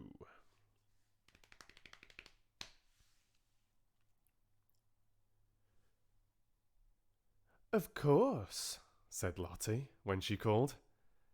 She didn't ask any more, and Bella didn't volunteer any confidences, but they had known each other a long time. I think I'll stay over at Katie's. We're going to a movie and it'll be easier. So they had the flat and the night to themselves, and they didn't talk about the diary or the dangers of being found out, or friends or family, or anything but the moment and what they wanted next. It was their last night together for nearly 2 weeks. There were no more evenings in front of Lottie's fire, not even curtailed ones. They spoke during snatched moments on the phone several times a day. Although they went on to radio silence at Bella's request when her mother came up to town for a day of exhibitions, shopping and pampering. I can't face standing next to her and talking to you on the phone, Bella told Richard frankly. She'd be over the moon if she knew. I couldn't bear it. I know that. But not telling her feels so underhand somehow. I can relate to that. Okay, silent running on Thursday. We can have a nice long call after midnight to make up for it. They did. But in all that time, they only met face to face twice. Once in a sandwich shop with Richard disguised in jeans and a Millwall supporters scarf. Once at a literacy fundraiser for which Lottie's company was doing the PR. Richard was guest of honour, of course, very princely in tuxedo and all the trappings, monogrammed cufflinks included. He and Bella had a sedate dance. She did her usual trick of falling over her feet. He managed to stay looking regally courteous and kept her at a decent distance, but a muscle worked in his cheek, and she knew it was no easier for him than for her. This is torture, Bella muttered. I know, I'm sorry. You've been very patient, and at least we've got dinner next week.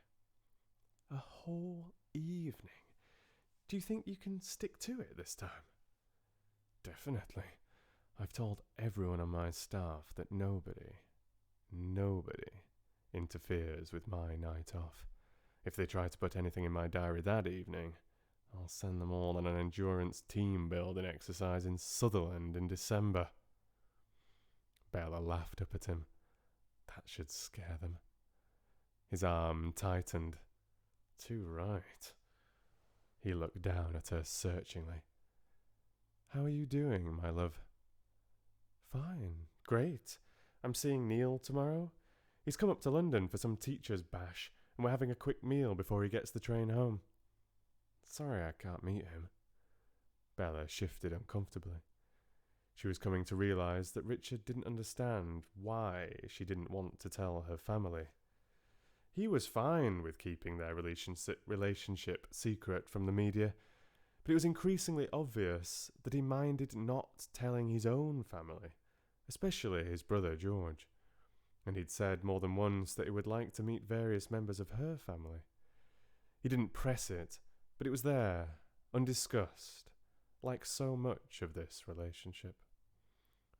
She said now, maybe someday. I'll hold you to that. Bella thought he probably would.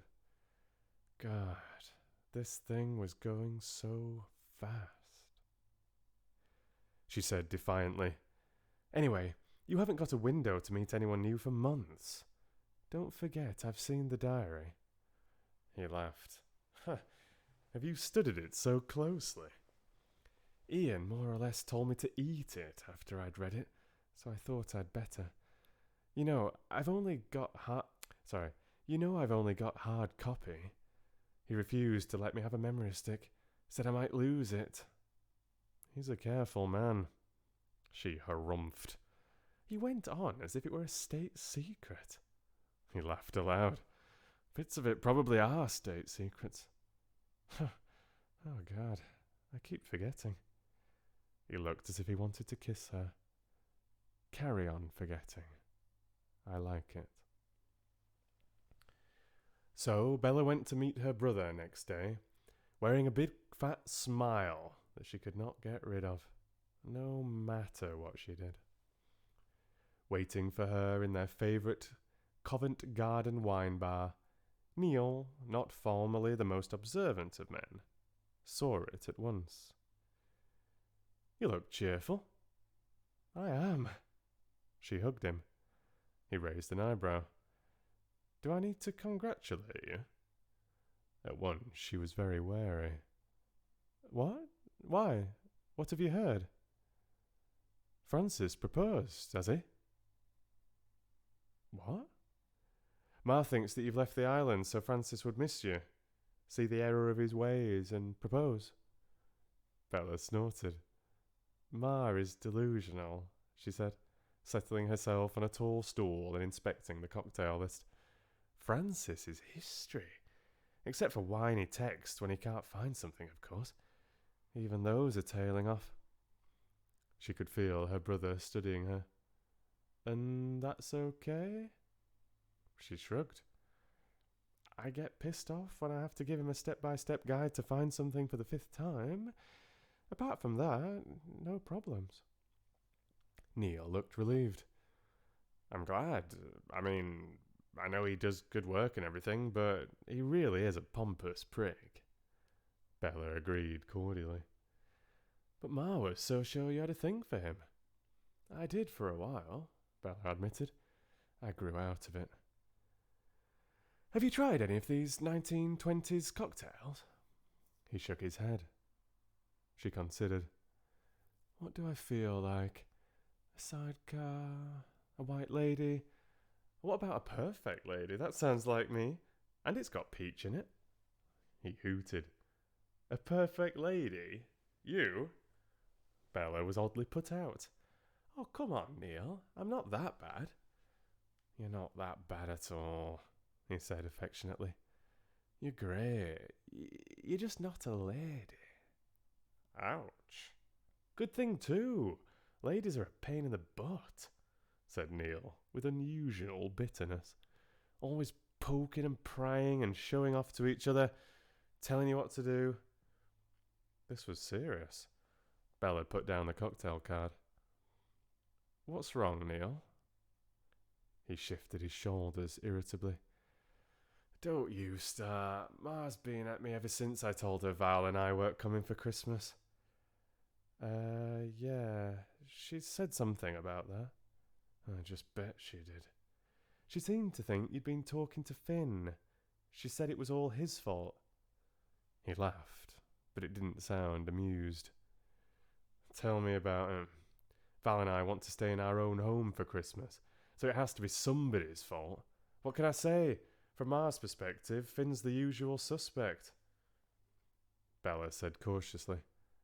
Doesn't sound like him. Too right. When did our father ever notice Christmas?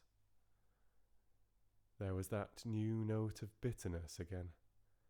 Neil rubbed his face, and Bella realised how tired he looked. Not just tired after a heavy day's conferencing, but bone-tired, as if he'd been carrying something for too long and had just suddenly ground to a halt. Feeling even more worried, she said, Has something happened? He gave her a stricken look, and his eyes filled suddenly. Horrified, Bella realised that she had hit pay dirt, and that was exactly the moment that the barman came up to take their order. Perfect lady, she said at random, and brandy Alexander for my brother, because that was what he had liked years ago, before he was married. We'll sit over there in that alcove. Can you bring them over? Sure thing, said the barman easily. Bella grabbed up their coats and Neil's briefcase and herded her brother towards the secluded table. The wine bar was in an old cellar, and its brickwork walls were supported by numberless arches, providing alcoves that gave an illusion of privacy. She dived for one of the smallest. It was clearly designed for lovers, with a little candle flickering in a glass holder and a fresh posy on the polished table, but that couldn't be helped. Neil sank down onto the old settle and blew his nose hard. Sorry about that, he said, plainly embarrassed. Been a long day. Stuff has obviously been going on while I've been away. Come on, give. He leaned back and closed his eyes. Okay, I suppose I got to tell someone. Bella felt a cold clutch in her stomach. There's something wrong between you and Val? They'd always seemed so in love, so good for each other. The successful businesswoman and Bella's gentle, laid-back brother. He opened his eyes. You're not to tell anyone else, right? Particularly not Ma. Promise. I promise. That was when the dam broke. It's like I can't do anything right. She's angry all the time. When she gets home, if I talk to her, I'm insensitive because after a 14-hour day, she's too exhausted to make conversation just to amuse me. And if I don't talk to her, I'm taking her for granted, or ignoring her, or being petty and spiteful. I tell you, Bella, I'm lost. She was appalled. What started it? Something must have. He looked wretched. Val lost a baby, he said boredly. Oh, Neil, no, I'm so sorry. I didn't realise it would be so bad. I mean, we'd only just found out she was pregnant. It wasn't planned or anything. In fact, Val wasn't very keen at first. She said it was the wrong time in her career, but then we both got used to the idea and, well, it's exciting, isn't it? So we had about a week of talking through plans and thinking about baby names, and then she had this bad cramp and, well, it happened. Bella took his hand. Neil looked surprised. They were not a demonstrative family, but he seemed to appreciate it and did not draw away. At first, Val was great, very practical, you know. The doctor said there was nothing wrong with her. It was just one of those things, no reason why we couldn't have other children. And she said that was good to know, and she was glad she hadn't told anyone. Then she went back to work at once. He looked at Bella wretchedly. That was the only time I did anything. I did say stay at home, take a few days to recover, but Val was so sure she could handle it, and so I didn't argue. It would take a strong man to argue with Val, said Bella, who was fond of her sister-in-law, but careful around her. I should have been strong, said Neil, even more wretched. So what are you going to do? Counselling? He shook his head. I suggested that. Val won't hear of it. She says it's our business, nobody else's. She says it's just because she's overworked at the moment and we'll come through this. It didn't sound like it to Bella. But, she prompted. Sundays are hell, Neil burst out. I can cope most of the week, have lesson plans, marking, and Val leaves early, and more often than not, it's nearly midnight when she comes home, so we're not together that much, but Sundays are a battlefield. He gave a sort of unamused laugh. That's what I was talking to Finn about, to be honest. You were asking for advice about marriage from Finn? Good God, no. I was after advice on weekend adventure activities. Something where I'd have to do lots of training. Something to, keep out of the house all Sunday, basically. Bella was silenced. Oh, well. Oh, sorry, it's the brother. Oh, well. I suppose we'll sort it out somehow. People do, don't they? Their parents hadn't, thought Bella.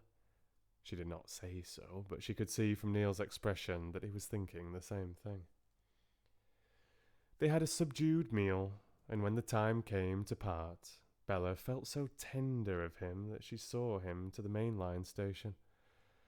At the barrier, she hugged him hard, as if he were going off on some long and terrible voyage, and stood watching him stomp off down the platform until he boarded the train.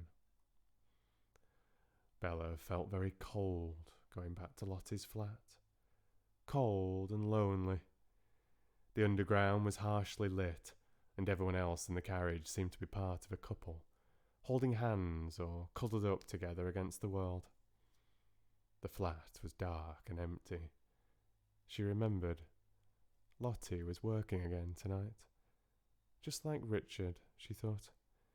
He was at a gala concert in Leeds, followed by some sort of reception. He would not be answering his phone. But suddenly, Bella desperately needed to speak to him, so she didn't text, but left a voicemail.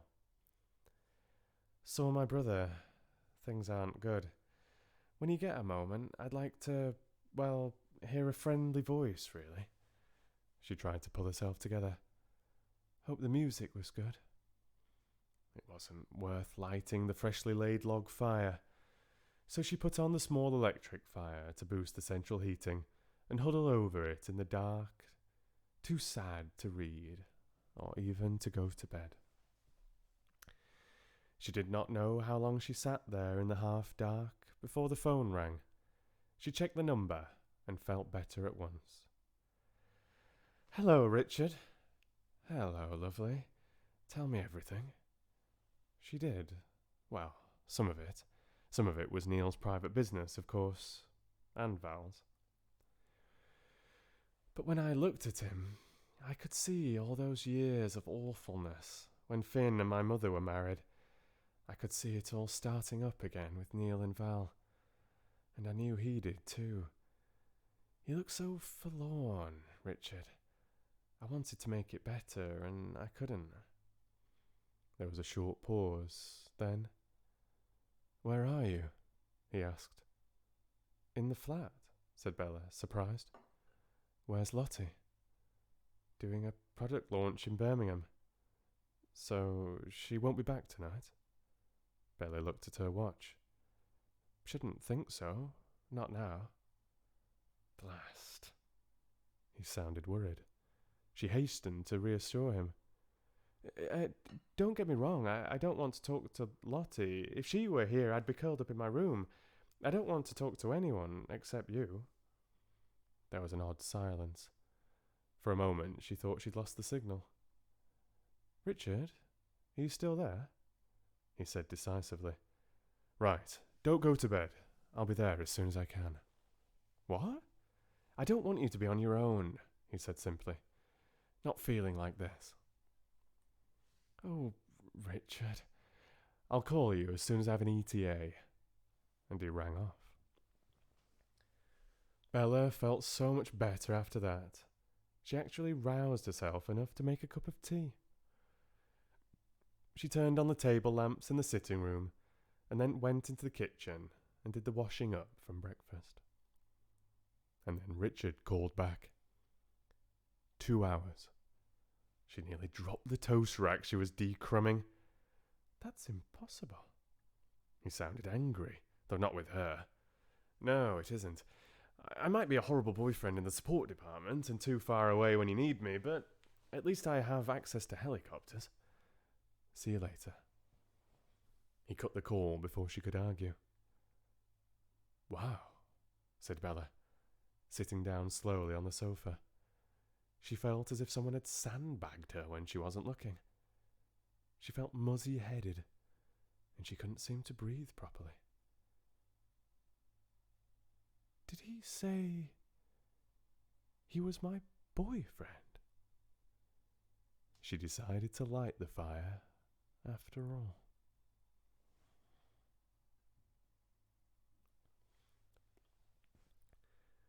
When he arrived, she flew to the front door and walked into his arms. They stayed there for ages, just hugging in the dark little hallway. Thank you, she said at last in a muffled voice. Thank you, he said, kissing her hair. What? Why? She asked, honestly puzzled. I mean, I throw a wobbly and you thank me. What for? For calling me. She pushed herself away from him a little and stared up at his face. He seemed very serious. She said uncertainly, I don't think I understand. Okay, what about this? For wanting me with you. Bella had that breathless, sandbagged feeling again. Keeping his arm round her, he walked her back into the sitting room. The fire was blazing cheerfully. It felt like home. She said so. The arm round her tightened like a vice, but all Richard said was right.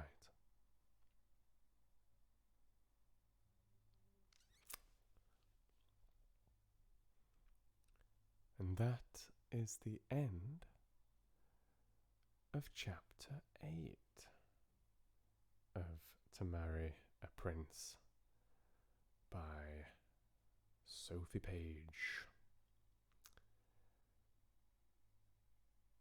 Hope you enjoyed it.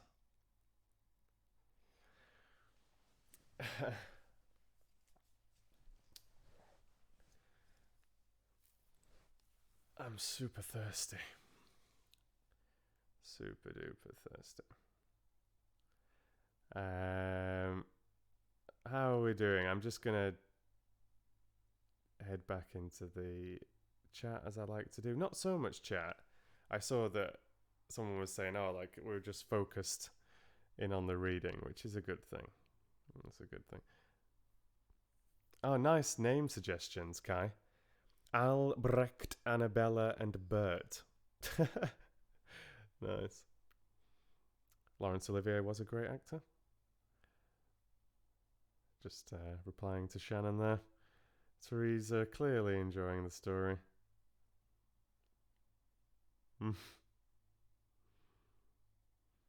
Good night, Constance. Thanks ever so much for joining. Thanks for joining on Discord as well. Really glad that you're enjoying the reading. Super stuff. Sleep well. Teresa enjoying the facial expressions. That was a nice chapter, I've got to say. That was a really nice chapter. I really enjoyed that. I think I enjoyed the second half more than the first half, actually. I was kind of warmed up from part one. I think I got a good flow there. I hope you enjoyed it.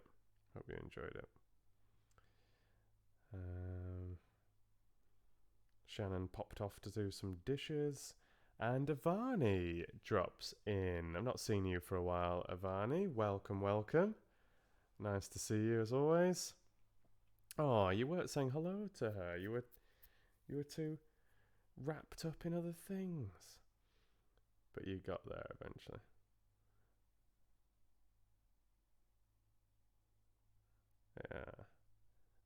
Yeah. Seems like we enjoyed it. Which part of the chapter did you enjoy the most? Part 1 or part 2? The very steamy part 1, or they're a little bit more emotional, but like weirdly comforting, I think, part 2. Answers on a postcard. Excuse me, I've just got a little bit of indigestion. Let me just get a little bit of water. Yeah, both parts had their high points. I agree with you, Teaser.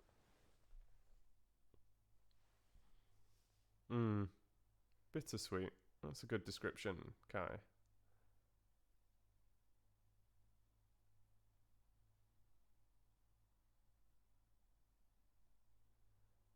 Mr. Rogers flipping the camera. Olivia says part 2. Yeah, just let me get some water.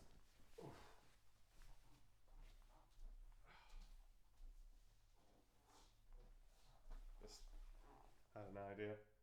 This floor is squeaky.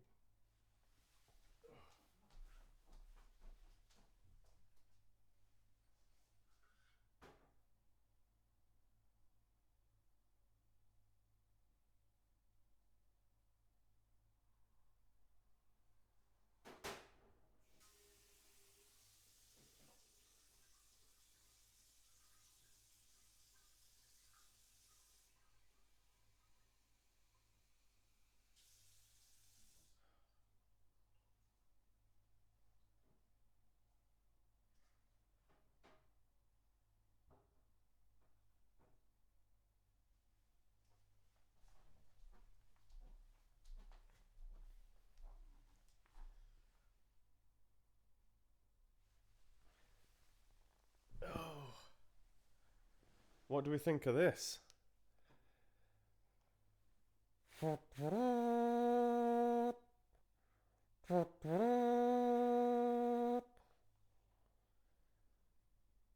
It's the horn of Gondor. Boromir, he must be in trouble.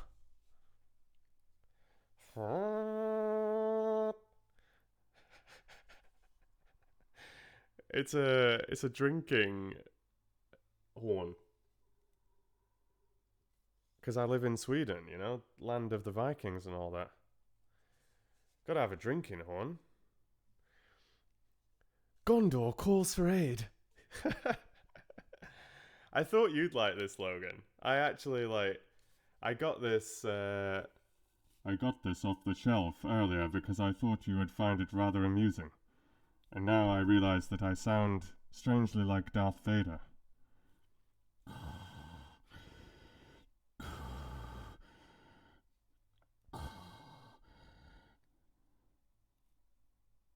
Luke, I am your father.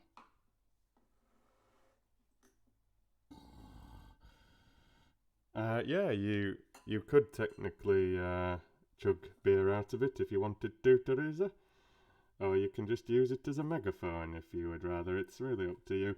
You can use it as an accessory. You could go out clubbing with your drinking horn. Just get some attention. Look at that shadow, it's disgusting. It doesn't actually make a trumpet noise, by the way. That's just my impeccable voice acting. Ugh. I know. This is what it sounds like.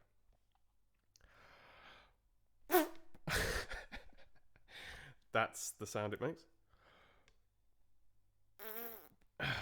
There we go.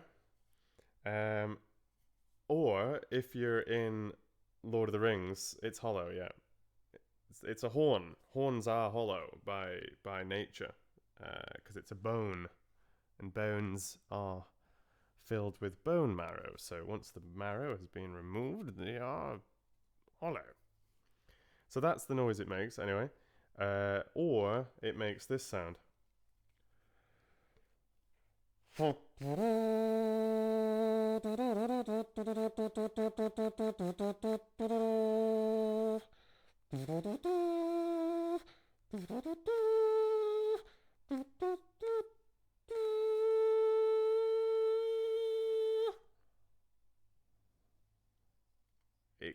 It can make all sorts of sounds.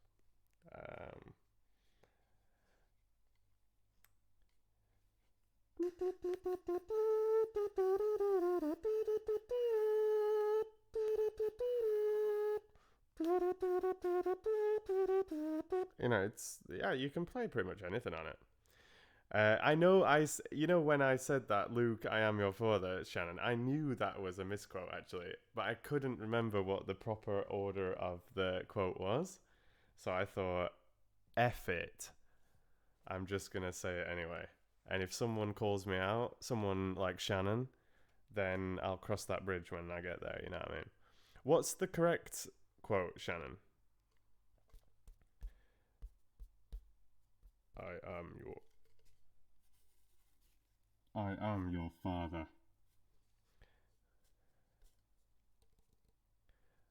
I'm not. This is me, Shannon. I'm really sorry, but I'm sorry to break the illusion of grandeur. But this is me. I'm ever so sorry. This is not me, loopy from lack of sleep.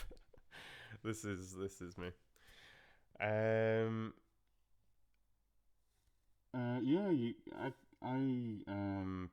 I take requests, Teresa. Backstreet Boys.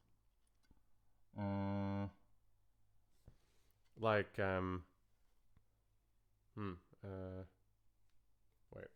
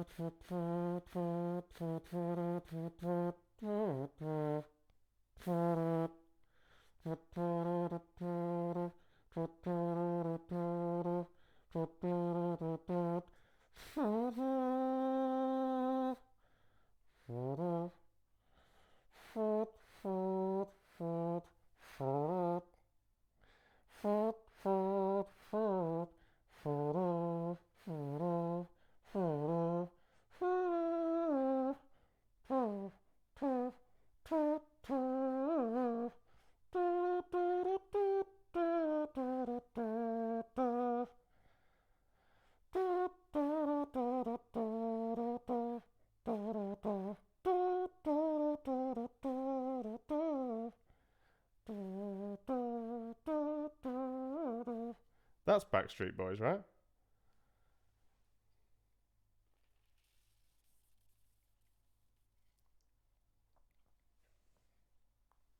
Isn't it? Yeah, exactly. I want it that way. Hobbiton theme music? You mean like the Shire music? I thought you were a fan, Teresa. The song from the Ocarina of Time. That's a cool tune. That I don't know it off by heart though. Definitely not. Sometimes they pull off the tip and make the horn a horny horn of the hootable kind. Yeah, I know they do. Absolutely. Hence the horn of Gondor, Kai. The horn of Gondor.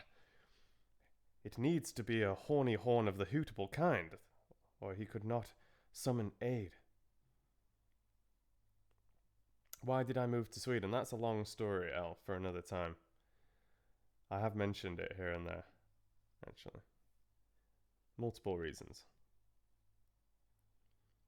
I went there, Teresa. I went there. Backstreet Boys tattoo, very cool. You also got the origami fox tattoo, didn't you? Super cool.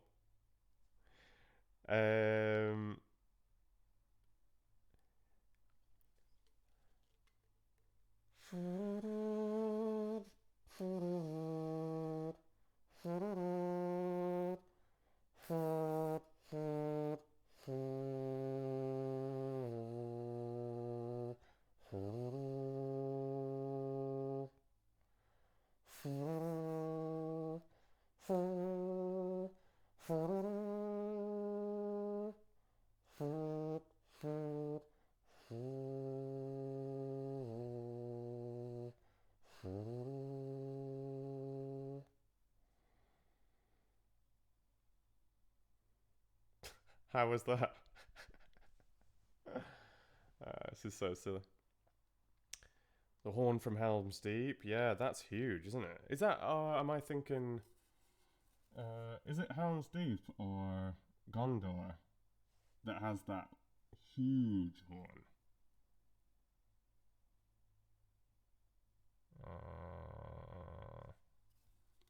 It is probably Helm's Deep, I suppose.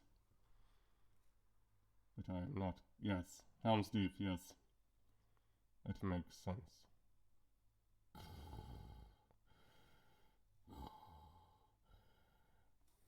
Oh.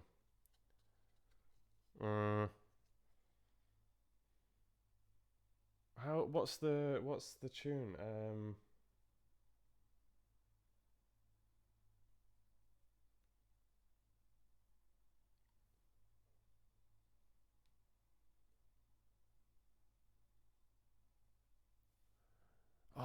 I can't remember the tune. I was trying to I can just think of like one of the verses, but it's not very hornable, Shannon. How does it go? How does it go, mother flippers? That is really annoying that I cannot bring that to mind. That is the tiredness.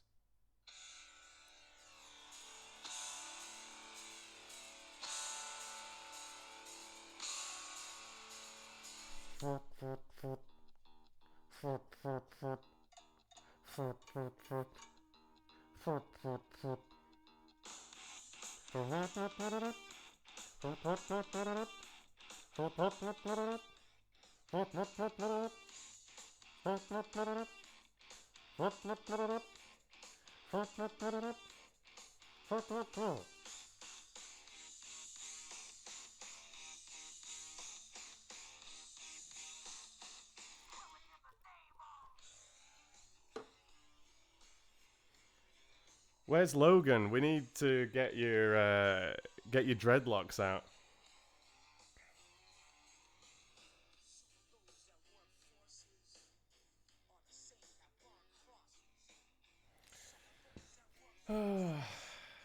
This is your kind of music, isn't it, Teresa?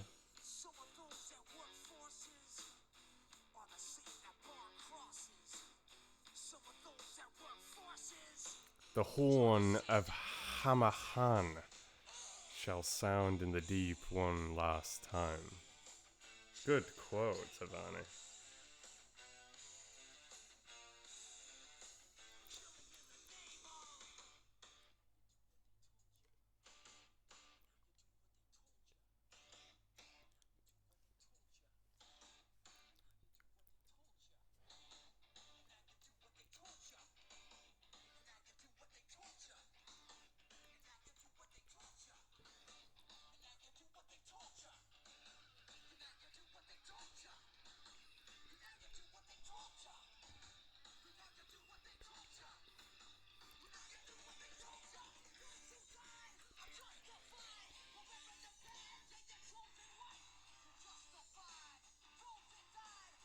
So many times I almost got KO'd by this number.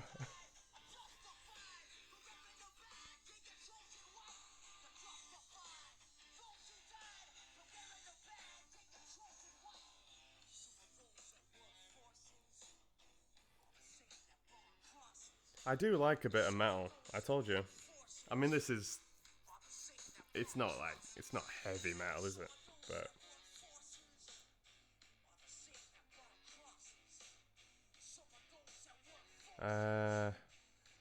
This is. What's the genre? Metal fans. What genre is this? I can't think of the name. I'm too tired. Because I don't normally go for this kind of more melodic metal, but this doesn't sound melodic, but it gets there.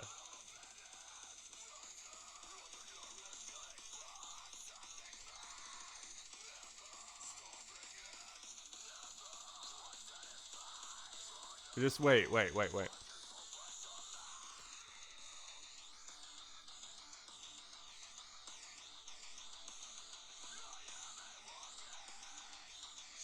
I can still see through it. My eyes are not that bad.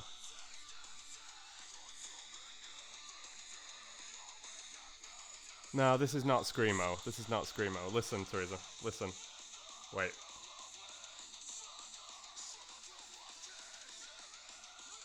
Wait. It's not classic. It's not classic. Wait till we get to the chorus.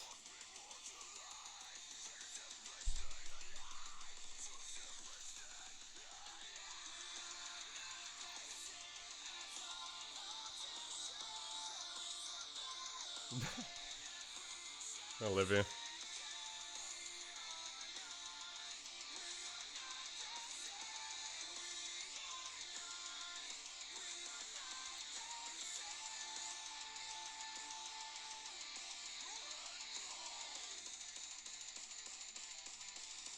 Yeah, it's not punk either. It's got a specific... That, like, melodic thing. Yeah. It might say in their, like, about section... Oh, chickity, check that out.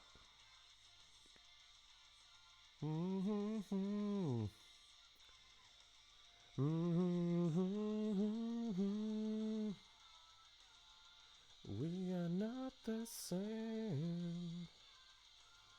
We are not the same.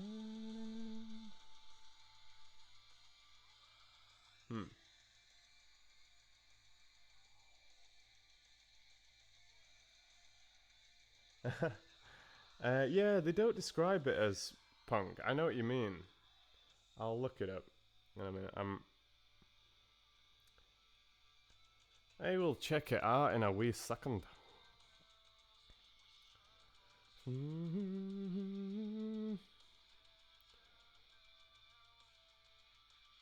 Any song requests? This is it. If you don't like this song, I don't think I can be friends with you. But where's your heart? But where's your... And I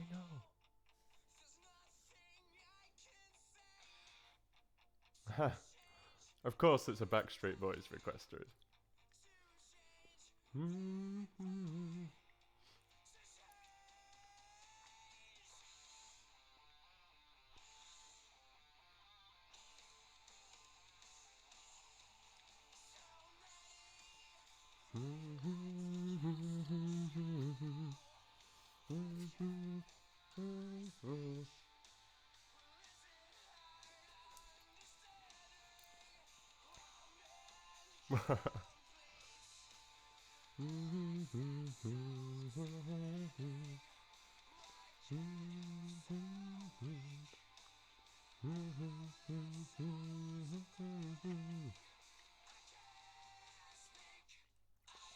I can't remember if it's... I don't think it's symphonic either. I'm gonna Google, so I just don't go round and round in circles.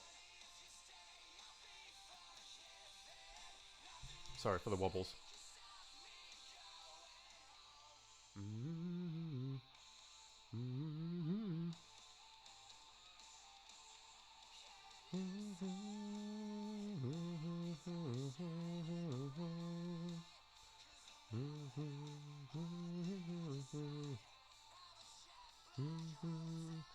Metalcore.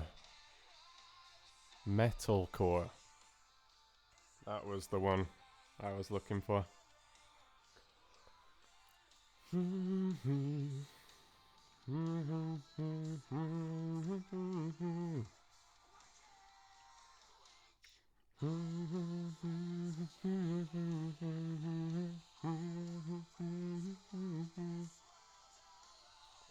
Well, according to the band and some reviewers, it's metalcore, but maybe it's not their most metalcore song.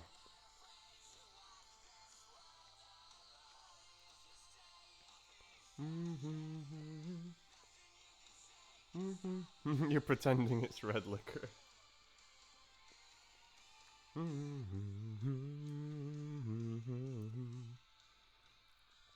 What's your weird music, Kai? And Teresa's mentioning Marilyn Manson. I think I've seen you mentioning that on Discord, you know, like, oh, I do like other stuff, like Marilyn Manson, just to be a little bit out of character. Oh, this is your favourite stream ever, Shannon.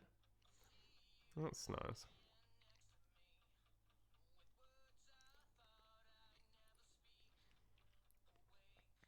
And unafraid or dead, you're lying next to me. Once I thought I'd never speak, and unafraid or dead.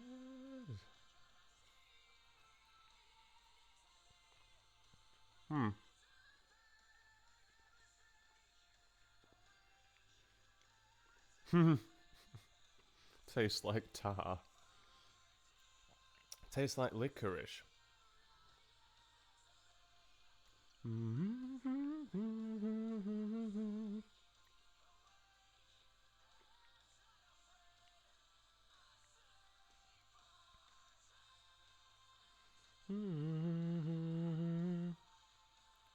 To walk this world alone.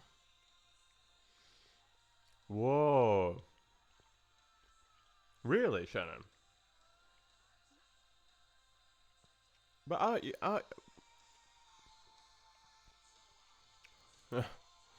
but isn't that like against your religion, Shannon? I can't even believe that. Have you had any yet?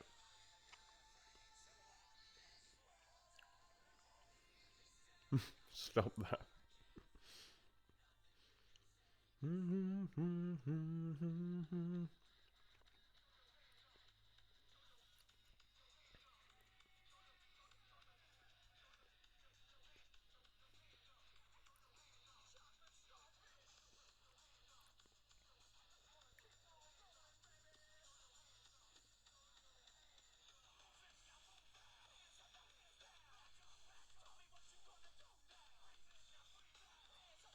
You bought strawberry too.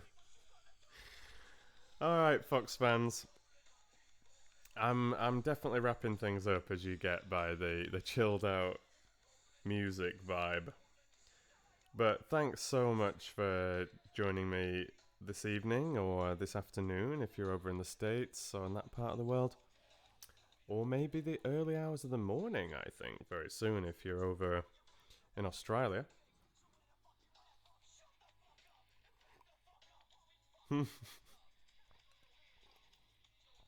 This is chilled out music, Teresa. Yeah. Very chilled out.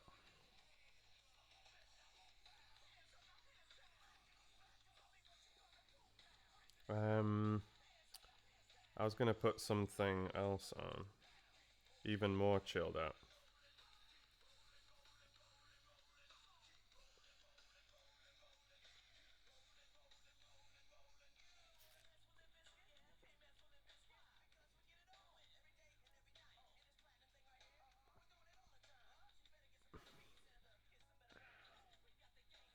So hard to choose, though.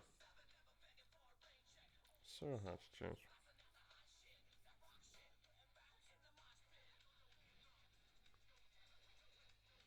You know I'm a bit soft for Big Willie Smith.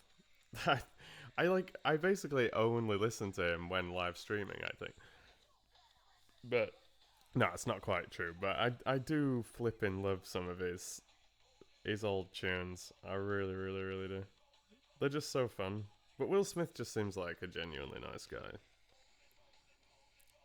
Like this Men in Black theme tune. It's sick. Lounge Against the Machine. Which Will Smith tune did I put on that stream before? Was that Miami, I think? I can't remember.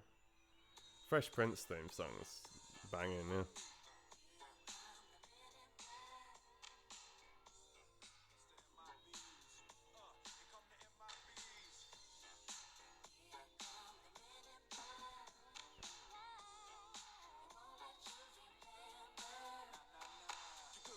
Was it Miami? Yeah.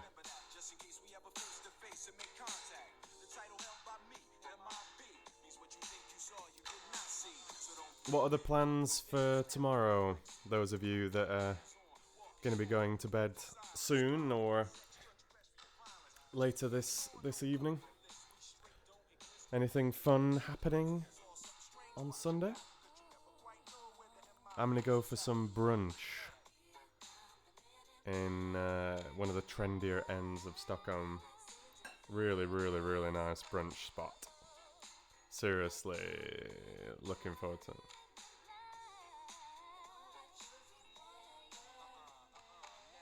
It's a good tune, isn't it, though, Logan? Seriously, like Wild Wild West is wiggity wiggity whack as well. Dinner at my sister and brother-in-law's house. Could be good, could be difficult. It depends on the relationships, I suppose. Was it not Miami? Which was it? Was it was it just the two of us? It was just the two of us, wasn't it? I think it was just the two of us.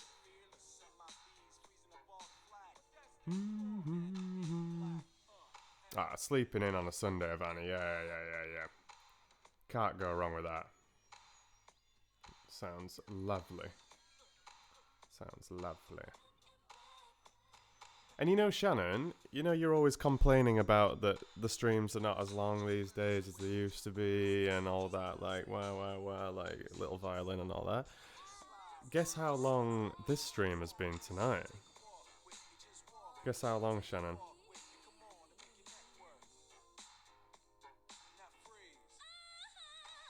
Five hours.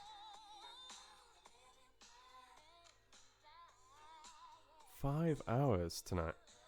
I've really, really, really enjoyed every minute. It's been really great. So, I hope you have too. We've had a full chapter of Alice in Wonderland. We've had a full chapter of Tomorrow Prince, which was a long one as well. And lots of nice chat. Lots of nice mingling. And you know, a couple of new faces in the chat as well, which is always lovely.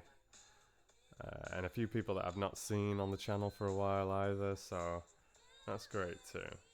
And lots of familiar faces.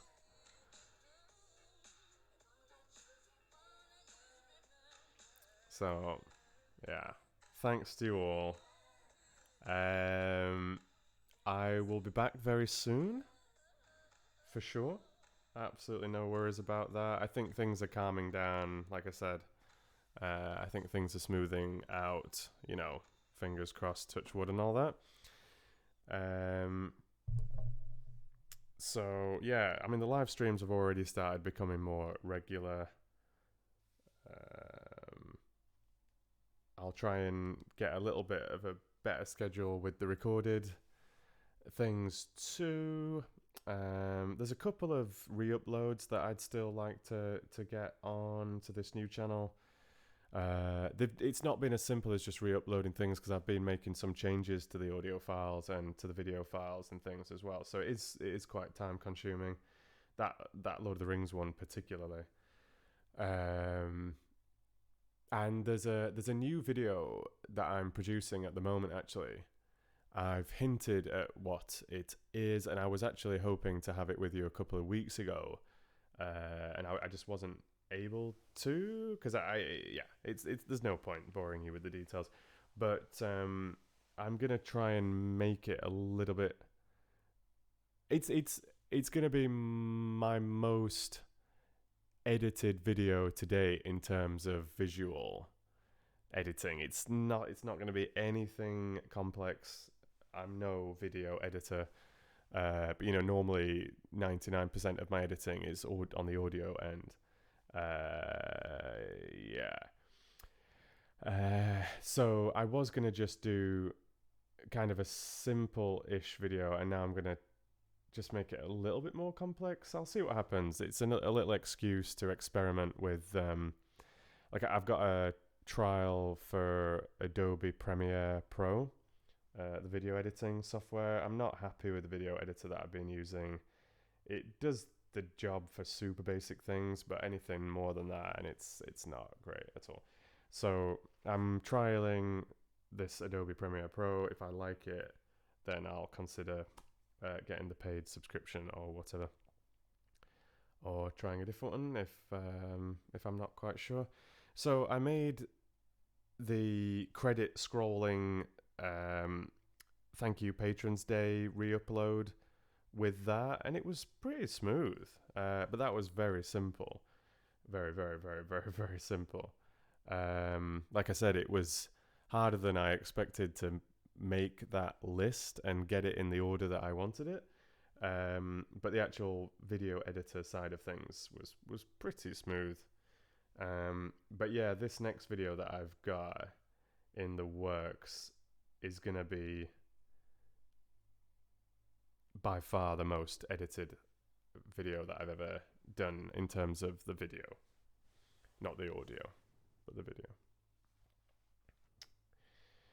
Should be fun.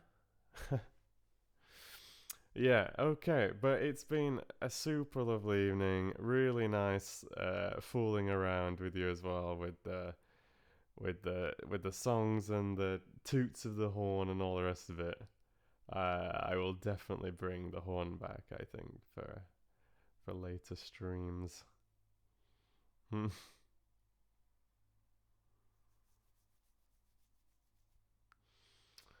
Okay, well, have a lovely Sunday tomorrow, whatever you're up to, even if you're in a slightly awkward social situation, Teresa. No, but I'm sure it'll be nice. I'm sure it'll be a nice dinner. Okay, so take care, everyone. Thank you for the millionth time for joining me tonight. And, of course, your pledges on Patreon, all the rest. Yeah, I don't need to ramble anymore. Thanks so much. Keep supporting the channel. Have a scroll through the videos that are on this new channel. See if there's anything that you've missed. Whether the little wildlife commentaries, the little thank you day patron special, maybe some of those streams that I did over on Twitch. I was trying out chess the other day live, which was a lot of fun. So thanks again to Tora and Miranda for being my guinea pigs there. That was a lot of fun. I'm definitely going to experiment with that again. And like I said, maybe some video game streaming as well. Like, who knows? Even if it's just to break up the reading, rather than it just being the solid chat and everything. I think that would be really fun. A dog and a pool. Good combination. Alright, everybody. Thanks so much. Get yourself on Discord. Get yourself on the Facebook fan page if you don't follow me over on Facebook, but you do use Facebook. Handy place to be for news as well. And if you're not already following me on Twitch, strongly advise it if you enjoy the streams, because I think the majority of my streams are going to be over on Twitch. Okay? It might just be this one that's on YouTube. But I do put all the recorded streams on YouTube anyway. But if you want to be a part of the stream, get yourself over on Twitch. Oh, that's awesome, Olivia. And like I said during that chess stream, I would happily have like a little you know, even though I'm not awesome at chess or anything, I'm certainly good enough to teach the basics. So if you want to play online against me in a stream and just have it as like a little test game, and I can give you just a couple of simple pointers and stuff like that, you're very, very, very, very welcome. I'd really, really enjoy that. Faux show. Yeah, that's why I was just mentioning Discord actually, Shannon, because I thought those of you that are still awake, you know, over in the west of the world, you might be popping on to Discord just to have a little chat afterwards. I'm definitely going to bed. It's nearly 3 a.m. But like I said, I don't need to be up like super early tomorrow or anything. I am brunching, but it's going to be closer to lunchtime, I think. Give it a go, Olivia. Be brave. Give it a go. But really nice that you were motivated to practice a little bit and yeah, pick up some of the basics. It's a great game. It's a great game. Ah, definitely, Olivia. Definitely. Okay. Nighty night, Fox fans. It's been a pleasure, as always. Been a pleasure. Alright, take care. Stay foxy. And as always, I will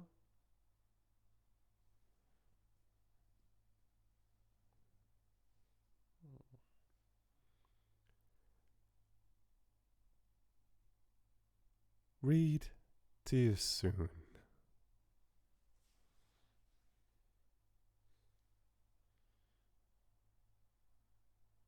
See you guys.